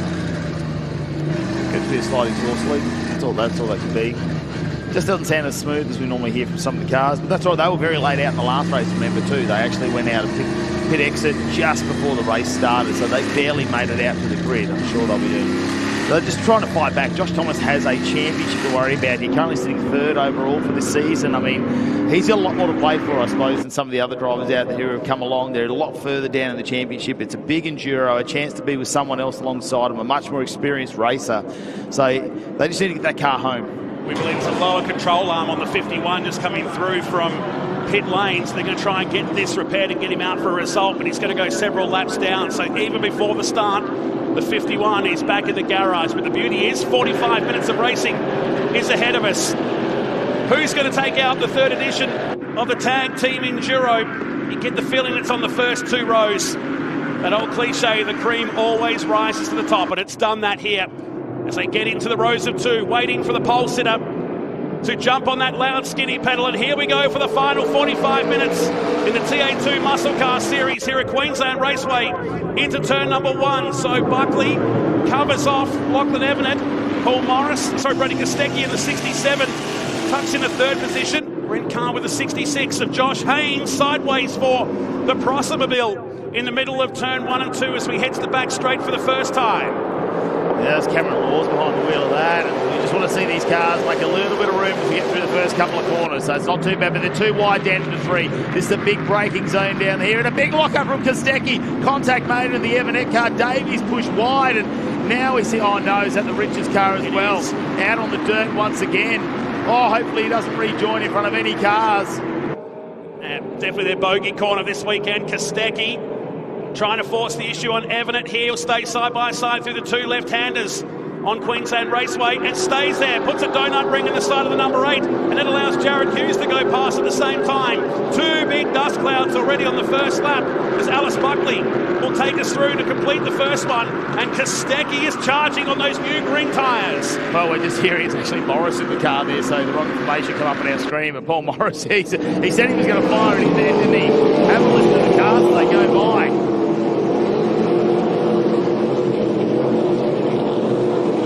220 k's an hour and under siege through turn number 1 we go. And look, the cars surfing across that AstroTurf through turn 1 across that curb. So everybody through, apart from the 97 Hanger Forklifts Mustang as we head down the back straight for the second time. Hughes on the move here as Alice Buckley just eases away by 7/10 of a second. Another lockup coming in to turn number 3. And those green tyres, they're not so green now. With the right-hander. So Madden in the 11 Harvey's towing Mustang. Looking from Josh Thomas on the way down the back straight towards the left-hander. Grabs 4th gear. Back to 3rd, back to 2nd. It's the first of 2 left-handers. Yeah, there's 4 and 5. It's not quite a double apex, but they'll go through here and they really need to line themselves. They've got the inside run into 5. So look at some of the Hi-Tec Aussie Motorsports cars. Looks like Stibbs is working his way. Josh Haynes behind the wheel at the moment. So Josh Haynes starting to work through the pack. He'll be trying to push on. The former TA2 champion took out the 2024 championship. Hasn't had a good run this weekend. They had some muffler issues yesterday, which brought the car early into pit lane. But Lee Stibbs will be hoping to get a bit of time behind the seat come the endurance race. Webster makes the move through turn number 1, so confirming Morris is behind the wheel. That 67's been adjusted now from race control. So using the goodness out of those Goodyear tyres, all 4 brand new on that car as he goes after Evanet. Hughes starting to chase teammate Alice Buckley. Hard on the brakes down to turn 3. So already 13.6 on the first flying lap of the race. As Morris attacks that curb, Paul Morris that is, on their way down towards turn number 4. So let's have a look at the replay of the start here on the way to turn number 1. And mowing down on the inside of the track is evident. Fancy look on the outside, but Alice Buckley shut that down pretty quickly. This is from Josh Haynes in the Hi-Tec Oil Chevy Camaro. How busy was that shot? Aaron Prosser lucky not to go. So Cameron Law's behind the wheel of the 91. Just lucky not to go around there in the middle of turn 1 and 2. Back to live shots. Here's Madden on the charge again on the inside of Davies. And behind is Josh Haynes as this race starts to intensify in the mid-pack. And tries to cover him off here under Nick Johnson straight towards turn number 1. Very early days in this second endurance race. Let's go to Mel Price. Heartbreaking start or non-start as it might be for the Cheney car. Apparently a camber bolt is the culprit, but they are working frantically on the car and hopeful of getting back out there. Thanks, Mel, down in pit lane. Look at this battle pack in the rows of 2. Madden heading down the back straight. Remember, those guys have got 4 green tyres as well. Scott Andriski will drive this car later in the race today. Tom Davies comes up. Look at the door left open for the Hi-Tec Oils car, and watch Josh Webster in the 200 Autofix Ford Mustang. They want a really good day out after that 25-second penalty yesterday. And watch him under brakes down here at the left-hander. Just needs to tuck in. When you open that door up, you tend to be shuffled back. As out in front now, Jarrod Hughes has taken the lead of Alice Buckley. So Hughes to the lead in the 118 Chevy Camaro. Buckley back to second, and we complete the 3rd lap of this 45-minute endurance race. Potential, I saw a lot of tyre smoke in the background. Paul Morris may have pinched a brake once again. I know Richard Bargwanna car back into the pits. It's been a tumultuous weekend for them, hasn't it? And they've already been off track in turn number 3 on the opening lap. So hopefully that's something they can get prepared and get out and get some laps under their belt as Alice Buckley settles into a rhythm now in second place behind Jarrod Hughes, who's been very, very quick, already into the 112s when it comes to lap times. He is moving out there, and have a look at Webster in the background now, the back of Hayden Jackson there. Just having a look at that front right guard though for Josh Haynes. Looks like that is already taken off the number 66 car. They'll have some good tyres too, the 118. After that DNF early in the race yesterday, up on the curb in the middle of turn 3 was Brock Payne in the battle we're in 33 Chevy Camaro to go side by side with Jackson. Here's the 22 of Blake Tracy teaming up with Brad Gardner. They're 14th on the track right now, so haven't gone forward in the early stages. Hughes is pulling away and about to set the fastest lap of the race. Here in car with the 18-year-old Victorian who runs back in 13th position.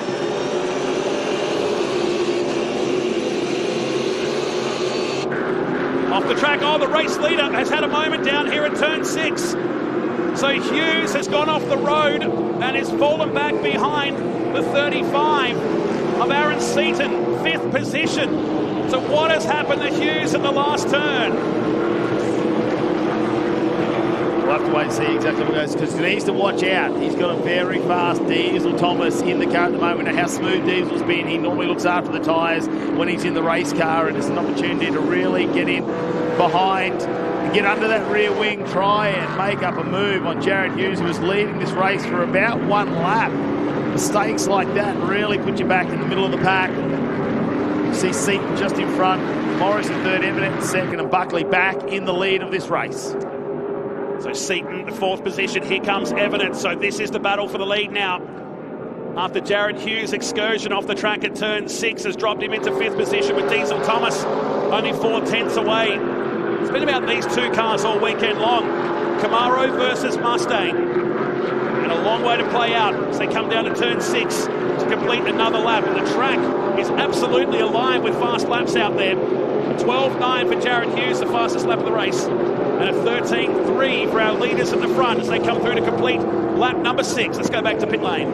A nightmare weekend for Richards and Bargwanna here in TA2 muscle car. Power steering issues bringing the Hangshaw forklift machine back into the pits, but it looks like the investigation is ongoing. Car up on jacks. They're doing everything they can to try and keep the car cool while it's here in the pits, but looking to try and get back out onto the race surface.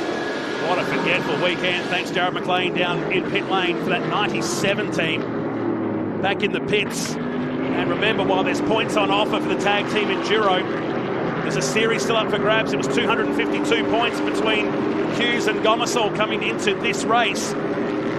And Aaron Seaton steering the unit racing car right now. Here they are. Coincidentally, side by side, there's two cars in that shot. Aaron Seaton, the 2019 series winner.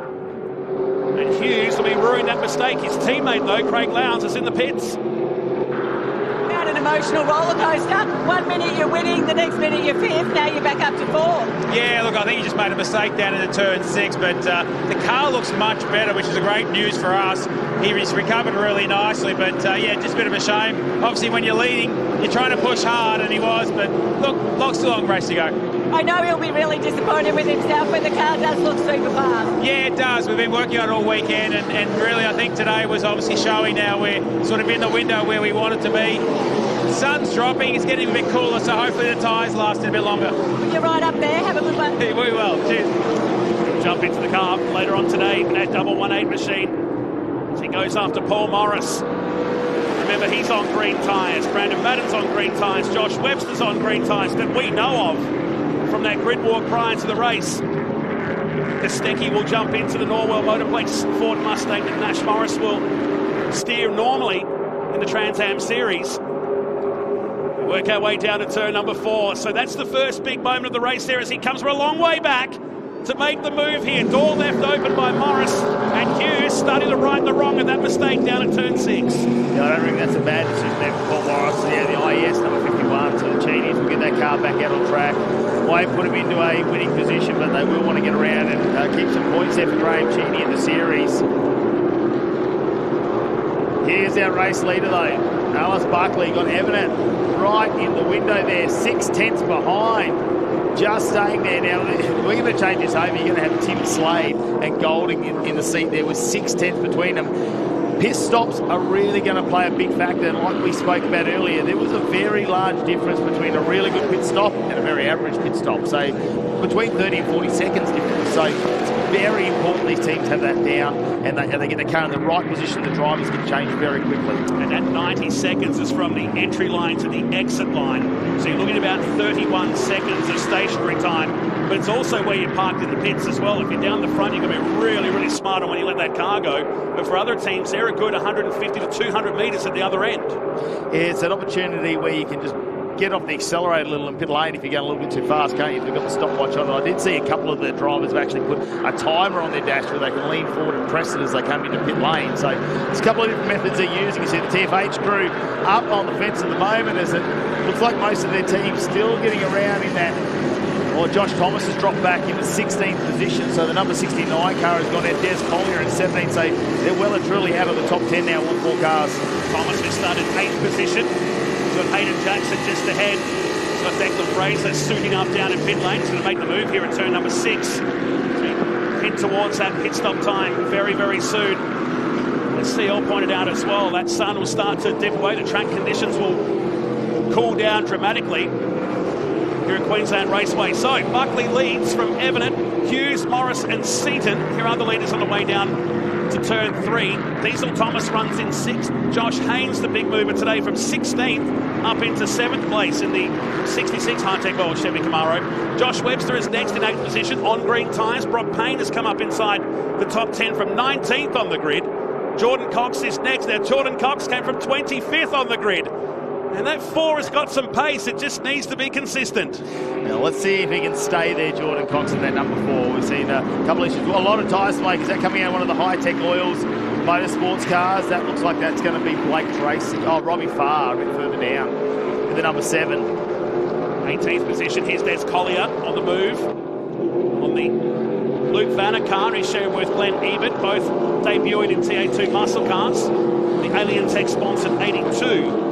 Drops back into 18th position. This is Tracy. On the outside is Brandon Madden. And Tracy trying to cover off that fast-moving green tyre shot. Harvey's towing entry. You can see there on the onboard shots, can't you? They've got that timer in the front as well for that pit stop strategy. Something they put in this weekend to try and overcome some of the other drivers who went, well, one car that went under, but a lot that have gone way over. How's the wheel work from Blake Tracy through turn 1? Yeah, it might be claimed as a simple track, but it's got bumps, it's got character, but you really have to drive these cars. They're not straight, they react, they misbehave, they do all the cool stuff. There's not much straight on that car, right? No, it's not. 22. That's been through the war as well. That's definitely, the pass track wasn't empty coming into today's racing. It's going to be empty going out this afternoon as cars are going to have to be prepared before our next race. Some cars as here comes Madden again. Halfway up, he pinches the brake, a little bit of contact, a bit of a bump. In the middle of turn 4, he stays there.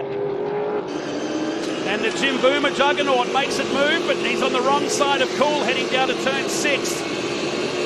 As Tracy covers him off. Gee, this kid's a sensation, just 18 years of age. Really shot to prominence in the Trans Am round at Sandown recently.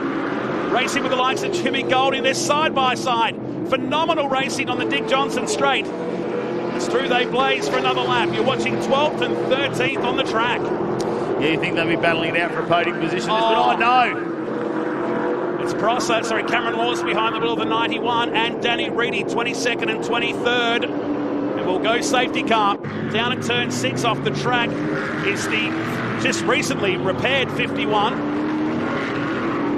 of Tyler Cheney, some 7 laps down at turn 3. A forgetful day it's been after Graham qualified that car so well on Friday to be in the top 6. And Cameron Laws well and truly bunkered down there at turn number 6. And not around that pit stop window time yet either, so can't do too much when it comes to pit stop. Look at how many cars are just sort of parked around the place at the moment.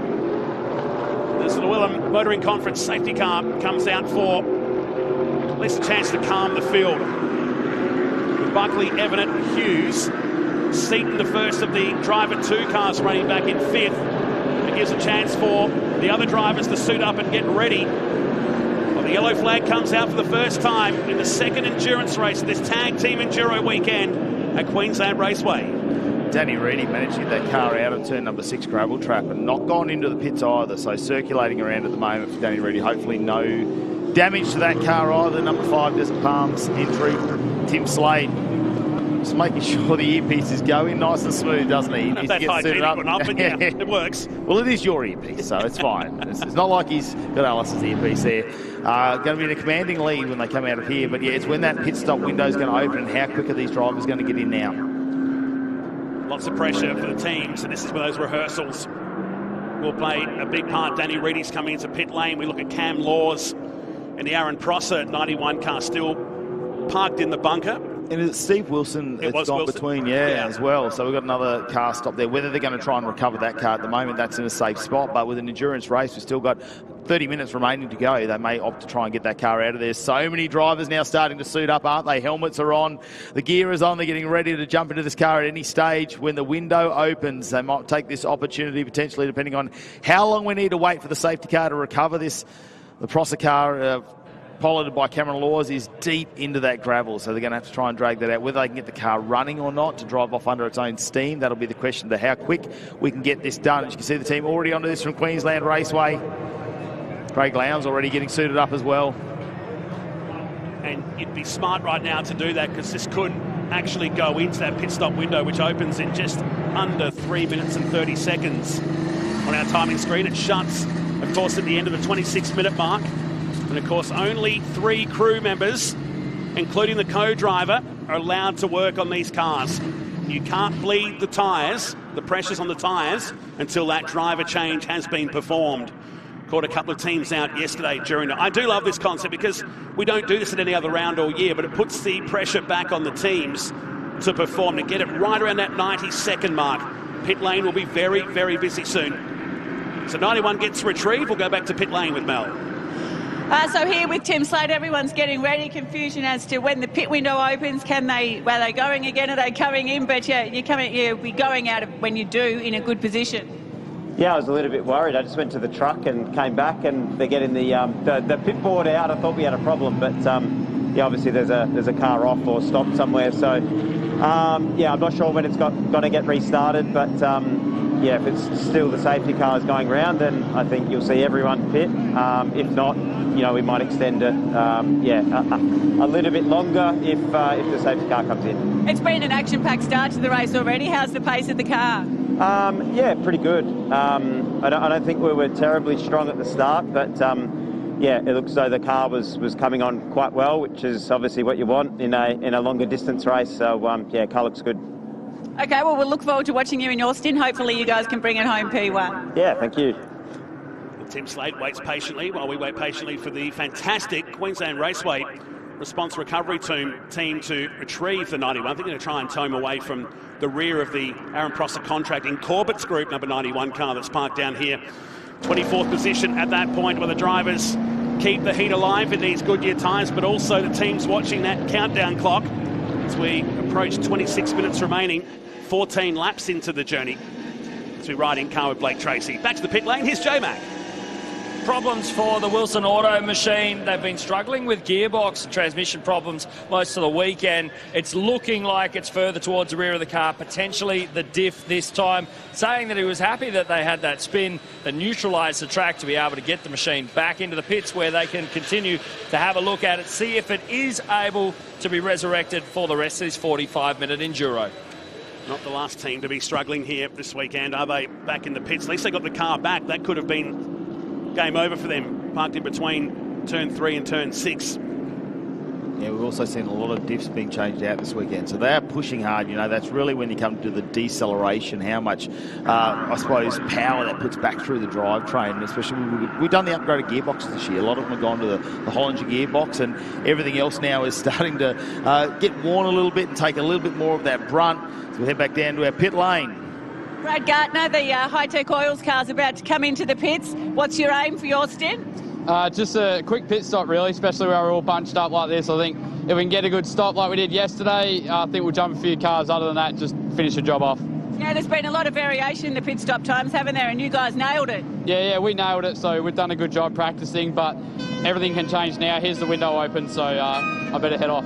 Thank you. That is the sirens in the background, the horns. There was a hard contest to see who would get that job this weekend. There's about 5 people queuing up just to raise the horn. I don't know why it was such a popular job, but they get the horn released now to get the drivers in the pit lane, so that window is open. They'll be able to do it from the next lap by here, and then the pressure will be on the teams to get these drivers in and out, and that'll reset the field for what will be the second half of this tag team Enduro. Buckley from Evanet and Hughes, who led the race early, Morris and Seaton still reigning 4th and 5th. This is how it's all gone down so far, with 14 laps in the books.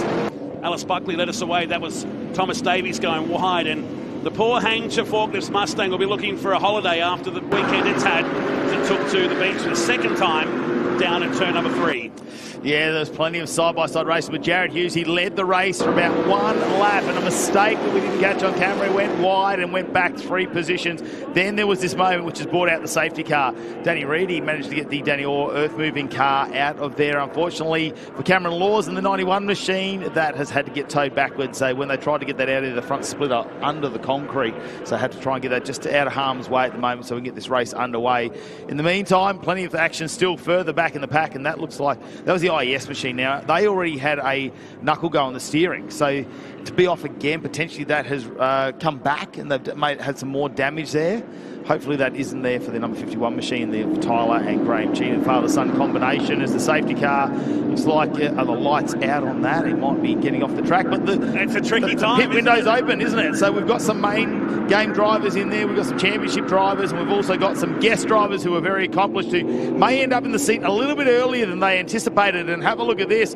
A whole field of them coming. Alice Buckley choosing to stay out there, and that might not be a bad decision because there's going to be a lot of free air out there at the moment. Have a look at the brake lock up in the background as that Cox running into someone in the number 4 machine, and with that everyone's moving out of the way. Is that one of the Hi-Tec Oils Motorsports cars as well, deciding not to come in very late?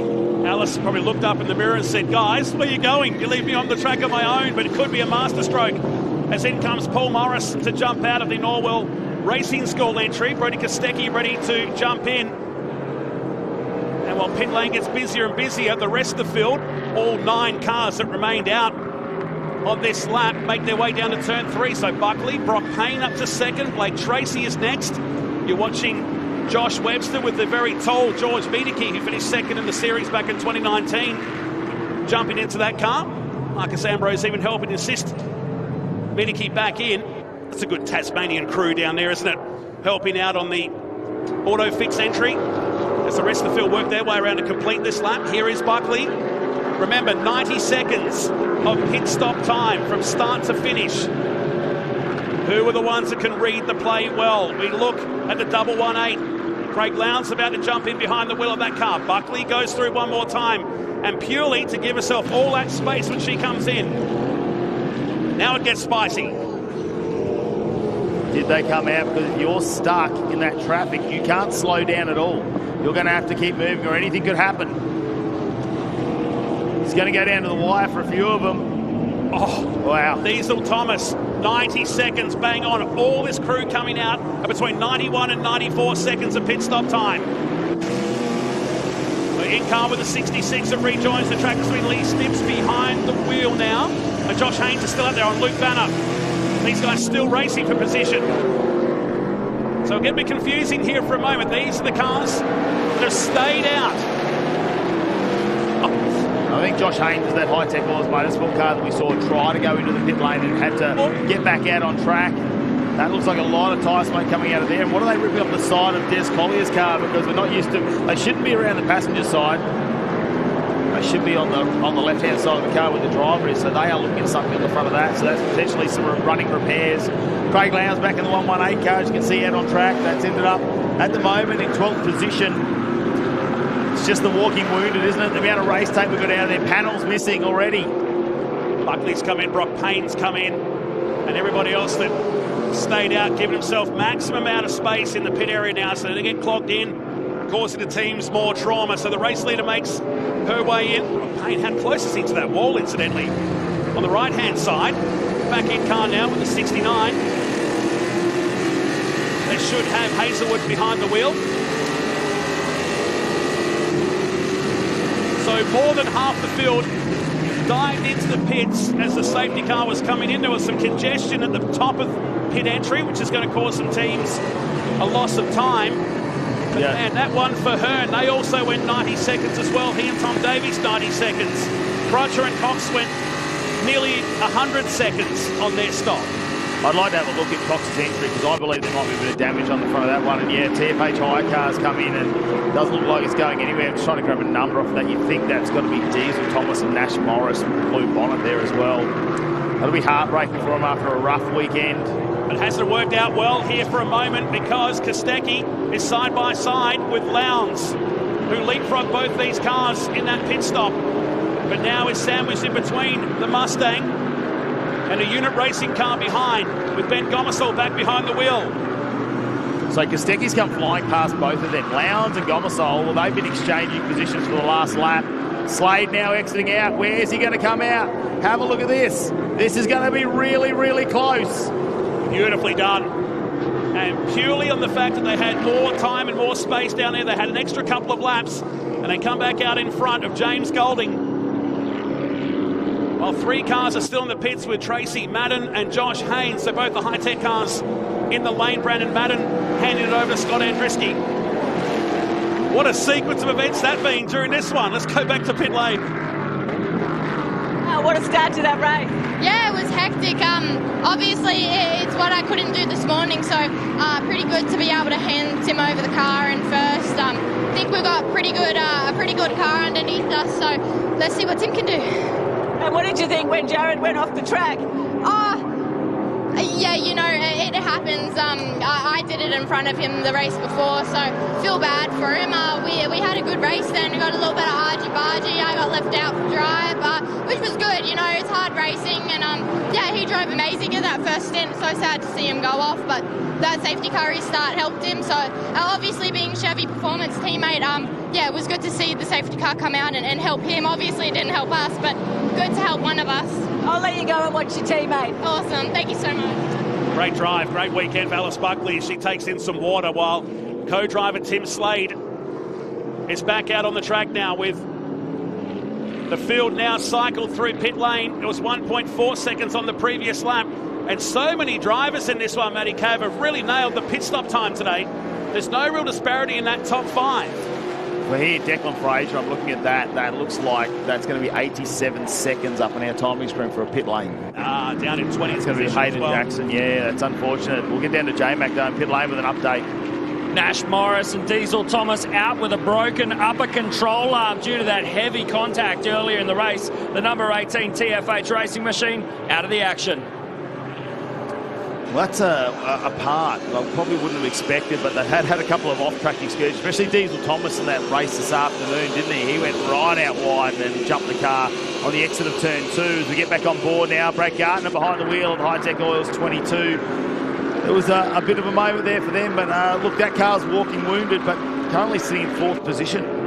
Can they remain there? They're the big movers today, aren't they? That 22 started 14th.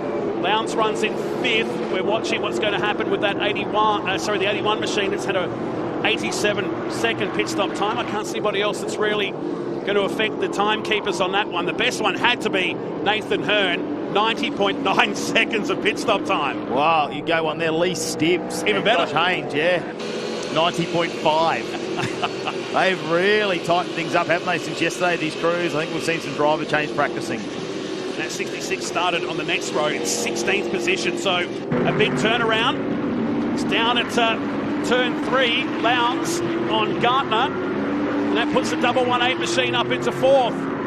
Remember, the overall points for the weekend will be crowned as the tag team enduro winners.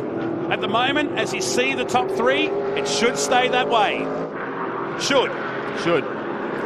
A slight mistake. We've already seen a brake lock up from Tim Slade a little bit earlier on. He was trying to find where that brake pedal is. It's been a few laps since he's been in the car as well. They started the racing off this morning, didn't he, in the first race? So Alice Buckley's had the afternoon race, slightly different conditions, and the sun, well, it's slowly going down the background. It's going to be very different going into turn number 3 compared to turn number 6. Down Dick Johnson straight they go. So Golding back behind the wheel of the 8. 2.4 seconds is the margin. Kostecki closing in, though, with the fastest lap of the race for the 67 now at 1:13.4. He was 0.6 quicker on the previous lap, was Kostecki, teaming up with the dude. Remember the brand new tyres they started today's race on. Yeah, I think Paul Morris, they put a couple of marks in those tyres. Brody Kostecki's going to have to work around, didn't he? We saw a couple of lock-ups from him, but Kostecki, well, he's a Bathurst winner. He's a champion. He's got a lot of racing experience. The Norwell Motorplex has placed himself in a great opportunity here to stay on a podium finish, potentially push themselves through as they try and close that gap up on Golding. It's down to less than 1 second, down to half a second now, and have a look at it on the exit of turn number 5. Brody Kostecki just getting in a rhythm here, and we've still got 15 minutes remaining in this endurance race. Kostecki's got himself a little bit of time to play with. One of the drivers really attacking that curve at turn 6. That's Gardner. That's Brad Gardner. And a lot of dust and debris filling the cabin of the Hi-Tec Oil Chevy Camaro as he was doing the edging between turn 5 and 6. And that car's not happy. It's cruising down pit straight here at Queensland Raceway. He's dropped back to 7th position. Hazelwood and Connor Roberts lurking in the background. Don't have much fight left Brad's going to have in this car, the 22. It is looking damaged, isn't it, out there? The car is moving around. I don't think they're going to have some good tyres for this race either. And have a look at this, Todd Hazelwood. Brad Gardner's not going to make it easy, but have a look at the amount of debris in the front too, so that could potentially bring some heating issues to that car. You could be right. That might help going off the track there and picking up that dust and debris. And of course, it's outside the pit window. Connor Roberts giving Todd Hazelwood the hurry up. And now the Alien Tech car has come to a stop with Glenn Ebert back behind the wheel in 18th position. Let's have a look at the replay here. This is Gardner, so he just got the car off the track there. It took a long time for him to get it back on the course. Here it is from the Hi-Tec. He got a bump. But it wasn't happy, was it? Always working the steering wheel. And giving the Hi-Tec Oils team plenty of work. Oh, no. Second place car is off the gravel. James Golding is off the track at turn 6, and it's going to be another safety car. I think there's another car at the other side of that shot as well. Maybe at turn 3, or it might have got going again. And it's with the race leader, Tim Slade. Did they make contact, perhaps? Oh, Kostecki looking at this. It's a big opportunity and slowing down now. Tim Slade, very, very slow. Won't want to damage any more potential to try and get around the racetrack. They can change that. They'll have to go through pit lane to do it, but be trying to get that back. And look at how much smoke. Yeah, and they're waiting to go around here because the yellow's been called. So what has happened here? Off the track at high speed is Golding down at turn 6. But why is the front of the 150 smoking at the same time? And now stops. So that might be engine actually there, because it does look like tyre smoke as they've stopped now. They potentially got a mechanical issue. He's managed to get himself into that little safe area, one of the cut-through roads, and Kostecki handed the race lead. Not like they needed to hand it to him either. He's definitely got the skills. But they put themselves in an amazing situation to be on green tyres coming to this endurance race. Paul Morris and Brodie Kostecki, the safety car will be deployed at the moment. He's going to have Craig Lowndes behind him. Two former Bathurst champions are going to go at it at the restart of this race. Hasn't this been a game-changing moment? Kostecki and Morris, they were confident, weren't they, talking on the grid? But your heart's got to go out to the 150 team of Buckley and Slade. The Chevrolet Performance team stopping first and second out of this race in the blink of an eye. Yeah, they'll go down and make sure he's all right. I think that car's going to be in a position. I'm more concerned about the other car there. That's what they're going to have to bring the safety car out for at the moment for Golding. They'll have to get that put back into a safe position there. Now it's going to bunch them up. There's going to be less than 10 minutes remaining in this race. The question will be with some of those cars with some damage, will they take this safety car opportunity to come into the pit lane, potentially someone like Brett Gardner, will they try and clear those air ducts out if that car's having any issues, or will they try and limp that home? Because we know it's going to take maybe 2 minutes to get that safety car off, so we're going to be well and truly under the 10-minute mark. It is going to be a sprint race to the finish. Wow. How would you be, just about to say, Paul Morris in a different pair of overalls next to son Nash on the right-hand side. His day's over, incidentally, with the Diesel Thomas car going out on lap 15. Puts them to the lead, puts Lowndes and Hughes to second. We'll put Nathan Hearn and Tom Davies third overall for the weekend at the moment. And while the field catch the safety car, let's catch our breath. Let's go to pit lane. So absolutely heartbreaking end to the weekend, Alice Buckley. You've spoken to Tim. What happened? I haven't personally spoken to Tim, but yeah, engine just blew. He lifted off the throttle and yeah, just gave up on him. So devastating. Obviously, everybody's shattered, but you've got to be, proud of your weekend. You did absolutely everything that you can do, and sometimes I guess it just doesn't go your way. Yeah, I mean. Yeah, it happens to the best of us. A lot heartbreaking considering safety car was called and it went as the safety car was called. So yeah, but I can't thank my team enough. They've given me the best car, and Tim, I feel horrible that this has happened while he's in the car. He's done an amazing job. He's coached me and mentored me so much. In this car, and yeah, obviously this is gut-wrenching, but it's been amazing to drive with Tim. He's been awesome, and yeah, my team have given us the best car, and sometimes race cars just give up on us. Appreciate the chat, thank you. Yeah, thanks, Mel. Devastating there. You could really hear the quiver in her voice, upset about that one. What can you do when you have an engine let go like that? Tim Slade, the ultimate professional there. I think he's done very well, obviously, not to cause so much oil out on track as well. But this is the car that we need to try and get out of the way at the moment. It's Jimmy Golding, who's had an off into turn number 6 in the Cam Quarries and concrete entry in the number 8. Once we get that out of the way, we'll get this race back out on track, and it's going to be a sprint race to the finish. Let's have a look at the replay. This was Golding. Now, was there a moment with Kostecki? Oh, he's just trying to push it into the corner. Maybe missed his braking marker there and pitched a brake. How's this? Kostecki out leading, Lowndes in second, Gomersall behind, Nathan Hearn now up into 4th position, and Todd Hazelwood in 5th. That is an amazing top 5 at the moment. Well, the car's still running though, so potentially Golding will be able to rejoin this race, but have a look at it scooping up the front, all the gravel there, and we saw last time when they tried to get Cameron Laws out that the front splitter just went under the concrete there and was going to cause a bit of damage. We're a little bit further out of turn 6 this time.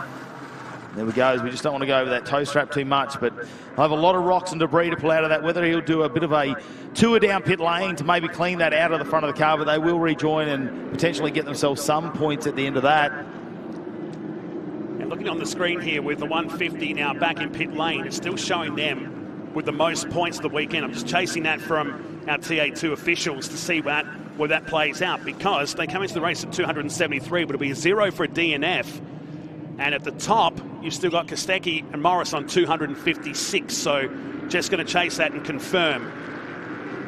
Let's bunch them up, though. How good's the restart going to be, as much as this is not what you want to see from the TA2 racing? Things like that happening as the safety car's off and we're about to go racing. Let's see if Lowndes is going to get on the back of Kostecki. But have a look at Nathan Hearn down the inside. We saw how aggressive he was in race number 2 this afternoon, and he's already passed Gomersall into turn number 1. This could light up the fireworks. And Gomersall fights back. No, the door's left open enough from Nathan Hearn. The battle for 3rd position.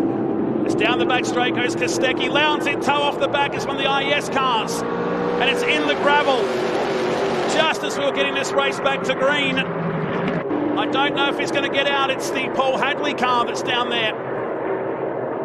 He's 15th on the track. And parked facing the wrong direction at turn 2.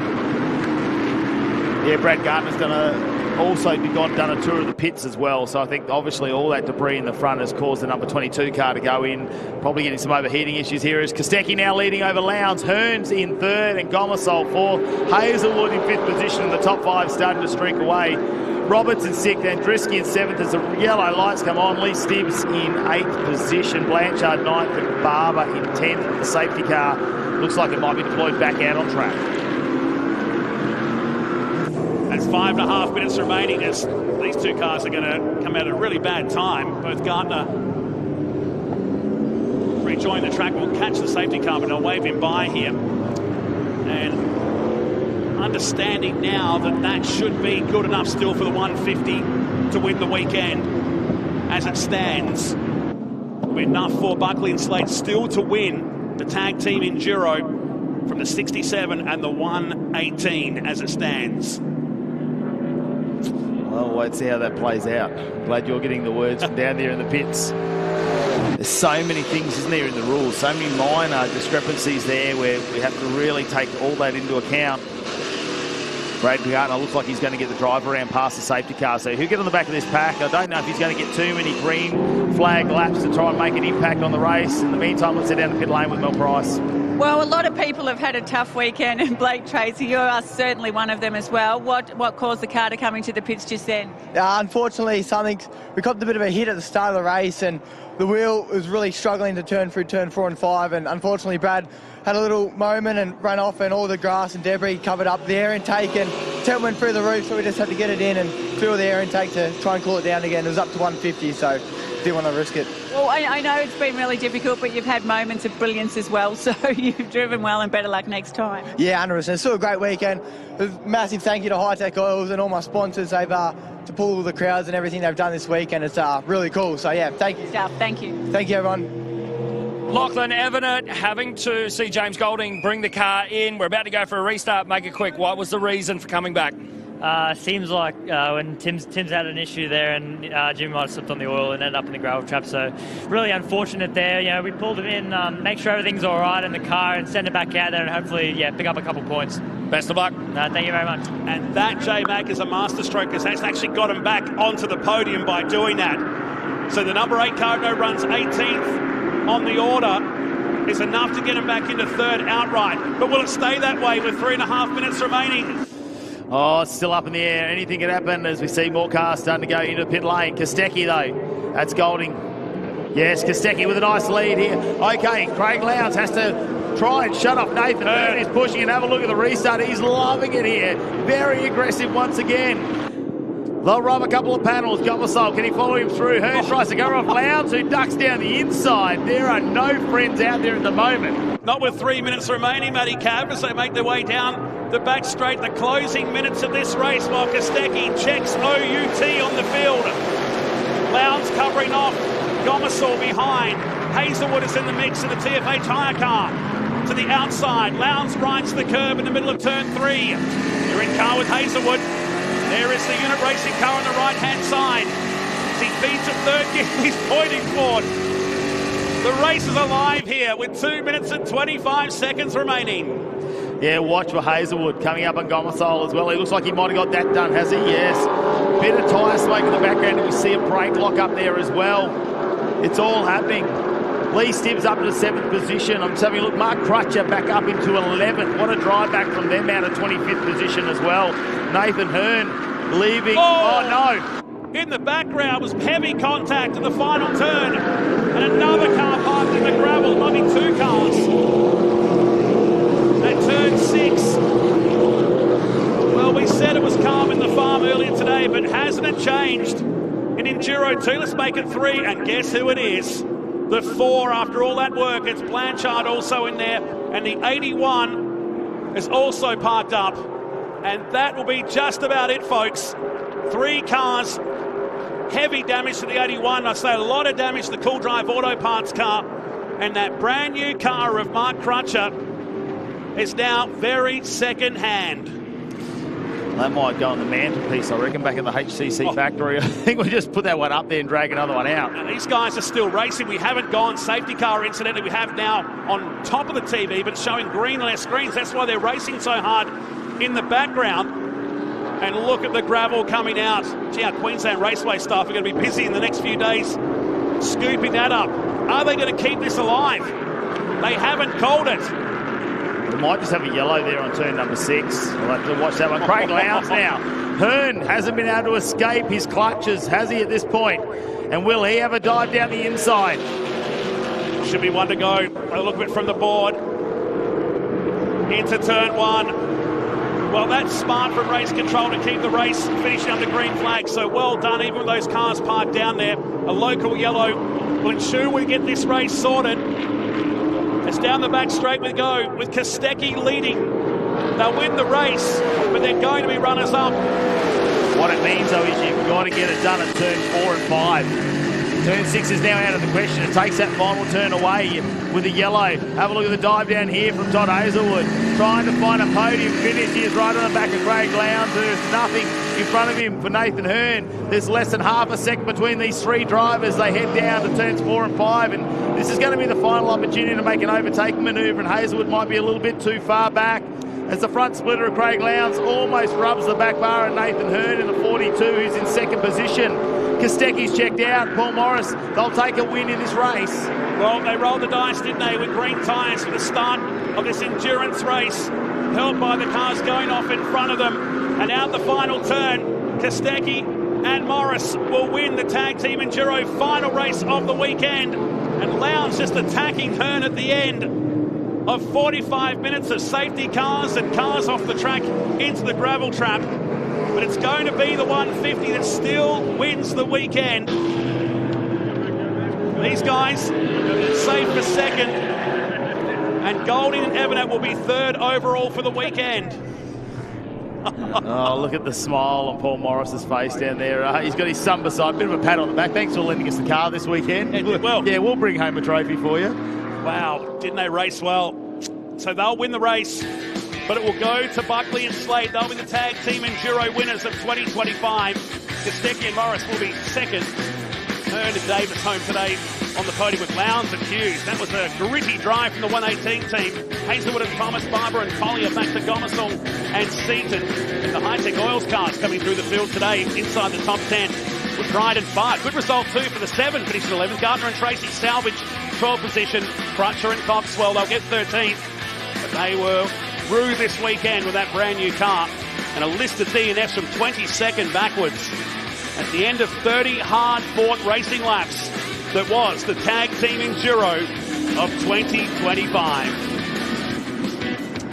Congratulations to Brodie Kostecki and Paul Morris. They'll be runner-up, but our winners are Alice Buckley and Tim Slade. We'll squeeze a break and come back and hear from our top 3 at the Tag Team Enduro for TFA Tyre T82 Muscle Car Series. We'll be back.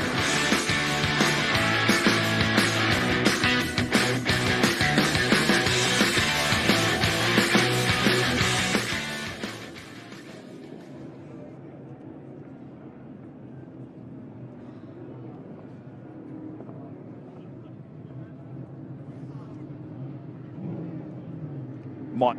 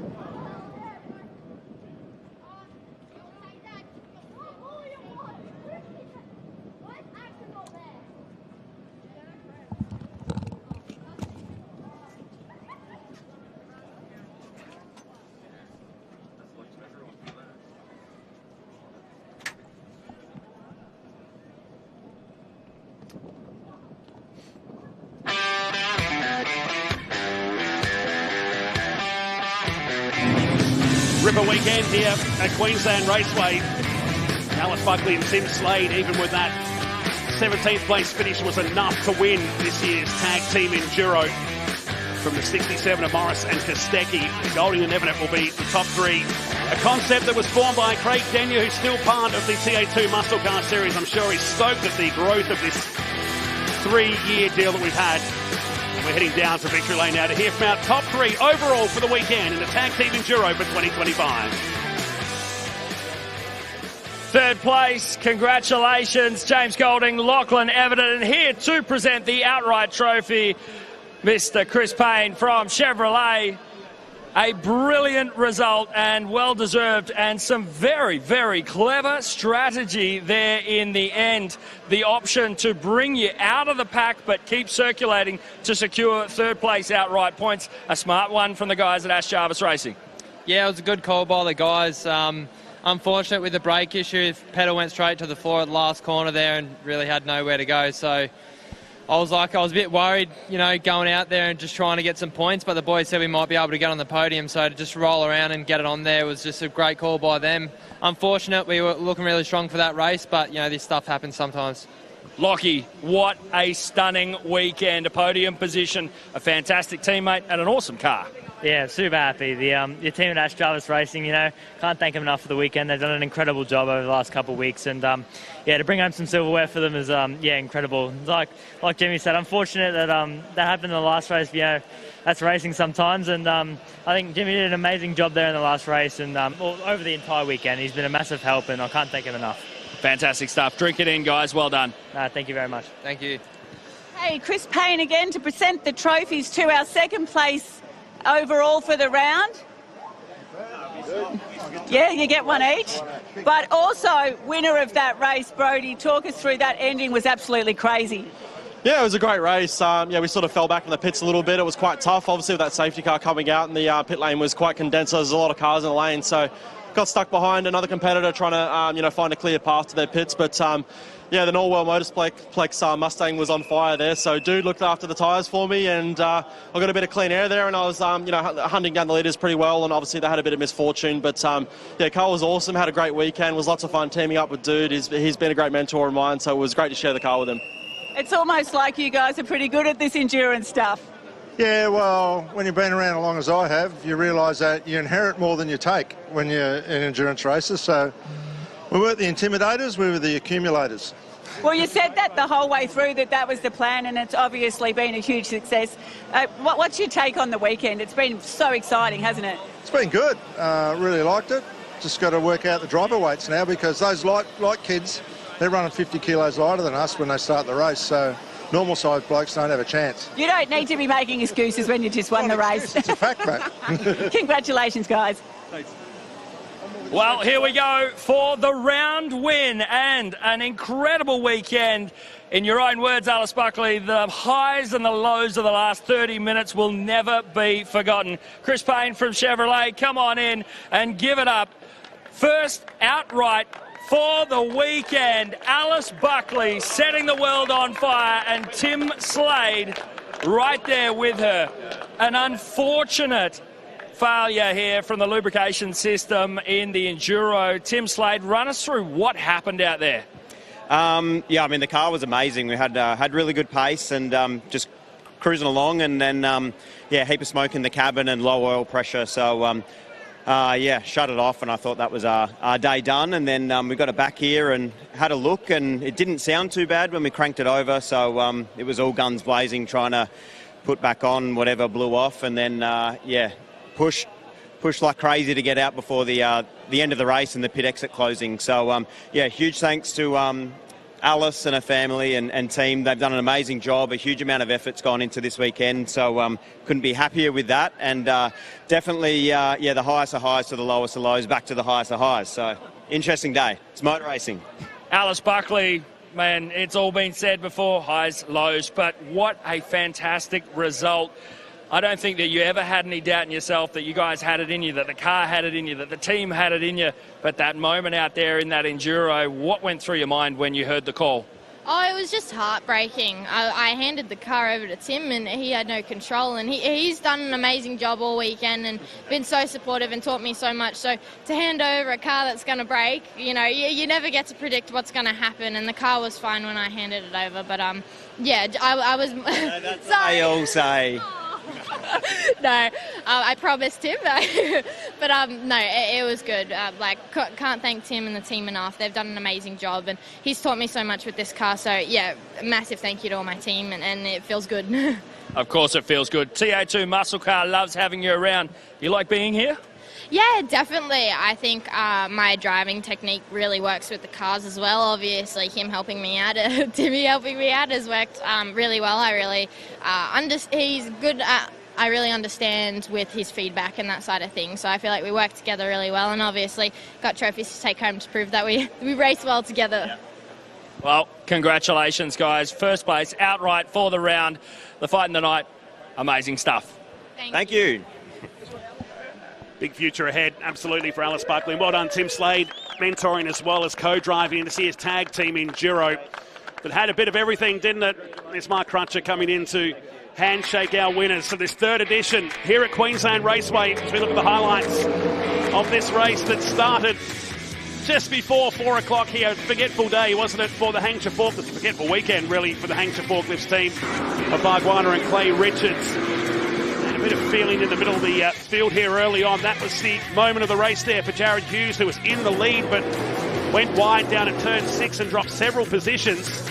This contact down here between Reedy and Cameron Laws saw them both bunkered. This was the 51, the repaired 51, returning to the track, but going off just as quick, 7 laps down with Tyler Cheney behind the wheel down at turn number 3. And it took several laps to get the Aaron Prosser, Cameron Laws car. Look at this traffic jam down at pit lane, sending cars scattering. That was on the restart lap. Sent one of the Hi-Tec Oils cars out there. A bit of dominoes effect down here, but look at this with Lowndes and Goodacre when the second round of drivers jumped in for part 2 of the co-driver endurance race. This was going off the track at enough brass and debris to put the engine temperatures high in the 22 Hi-Tec Oils Camaro. They'll get back on the track there to at least get a result, but a forgetful day after having so much car pace, both those cars. But this moment for James Golding, and parked up on the beach while in a prominent position, saw a safety car come out, and this, the moment of the race for the race leader with Tim Slade behind the wheel. We saw them park up, and it was enough points to still give them the victory. They had well over 60 coming into the final race. That was a replay of Golding in the Cam Quarries car for Ash Jarvis Motorsport. This was Nathan Hearn and Craig Lowndes fluing down at turn 1. This was a significant argument down at turn 6 between these 3 cars. We thought that would be the end of the race, and heavy damage, a small fire. We can see that during the race in the Cool Drive Auto Parts car of Tim Blanchard. But it was Goodacre and Morris that would win the race. They'd finish runner-up for the weekend. Those green tyres helping them in this final race. But Buckley and Slade, Chevrolet Performance, pick up the win. And the winners of the tag team Enduro winners. As we go back down to pit lane, and one of the stories, they finished 3rd in this race today. Mel Price is down with them right now. Yes, we're going to talk about what could have been, what nearly was, then it wasn't, but 3rd in that race, Jarrod Hughes. Let's dissect in a more toned-down version than we were just doing then at the end of that race. Yeah, we finally got the car on rails, which is probably not what you want in the last race, but credit to the boys. They've worked hard for the past 2 rounds, to be honest with you, to try and get the car right, and we finally have. It was an absolute rocket, and I don't really know what happened at the last turn, to be honest. When it had the lead, I was feeling really good, went in the corner and then lost the rear, so I don't really know what happened there, but Big Craig Dog hopped in, and even he was on fire, and unfortunately safety cars sort of bit us in the butt a little bit, but yeah, we had some awesome speed in that race. Wish we could have had it early in the weekend. Wish we could have given this guy a car to race with, but that's all right. It was good fun. It was there was plenty of tough love out there, wasn't there, at the end of that one? It was a bit of rubbing race to go on. But won the restart with Brodie. We knew he was going to be quick on the tyre, and we just wanted to stay with him. But then, of course, I got to get used to these rolling restarts. I didn't quite launch it off in that last one, and I think Hearn got up the inside of me. So, look, it was a little disappointing. But as Hughes said, like, the car was mega that race, and sort of we'd love to start the weekend off now if we can, hit the reset button. But look, it's just great to be able to have an opportunity to drive with this guy, but also to know that it's part of his championship as well. That was my main goal, is to get the car back, give him a championship lead, which he's got, and walk away from the weekend with the great laughs and memories. Well, no shortage of smiles here. How much fun have you had this weekend? A lot of fun. The cars are really nice, especially with Brody. Like, we always know Brody's going to be quick, and the cars move around so much. It's just really fun to drive. And when they're in the window like it was that race, they're just really mega. Like, you can dive them under brakes, you can get them into the corners, you can drive them off the corner. Up until now, it's been a bit of a mission, and his poor old shoulder has had a workout. Sounds like you could be hooked. Hopefully we see you again. Jarrod, still leading the championship. Yeah, no, it's good to leave here with the championship lead. It's that's why we wanted to come and just get consistent results and just get as many points as we can. As Craig said, he's done a good job giving me some points for it. So, it's awesome. Fantastic. Thanks, guys. Well, what an incredible weekend it was here, wasn't it, Jarrod? I mean, you really can't write the script for these endurance races. Everything happened possible. We thought Tim Slade and Alice Buckley was going to dominate that final race. Jarrod Hughes put his nose in there for a moment, had a really bad brake lock up there, but him and Craig Lowndes with a really wonderful result in the end. But, I mean, these endurances, we've got Brodie Kostecki and Paul Morris as part of the top two in here as well. I mean, how do you script this? You absolutely don't. And then you throw in the strategy masterstroke of Golding and Evanet to just go for the points, do it safe. Well, we're going to do it all again as we come back to TA2 racing. Of course, the Hi-Tec Qd Super Series for round number 5. We're going to Malala. We haven't had National Series racing there for 16 years, the 27th to the 29th of September, just a short 6 weeks away. Make sure you join us for our next round of the Hi-Tec Qd Super Series. We'll see you then.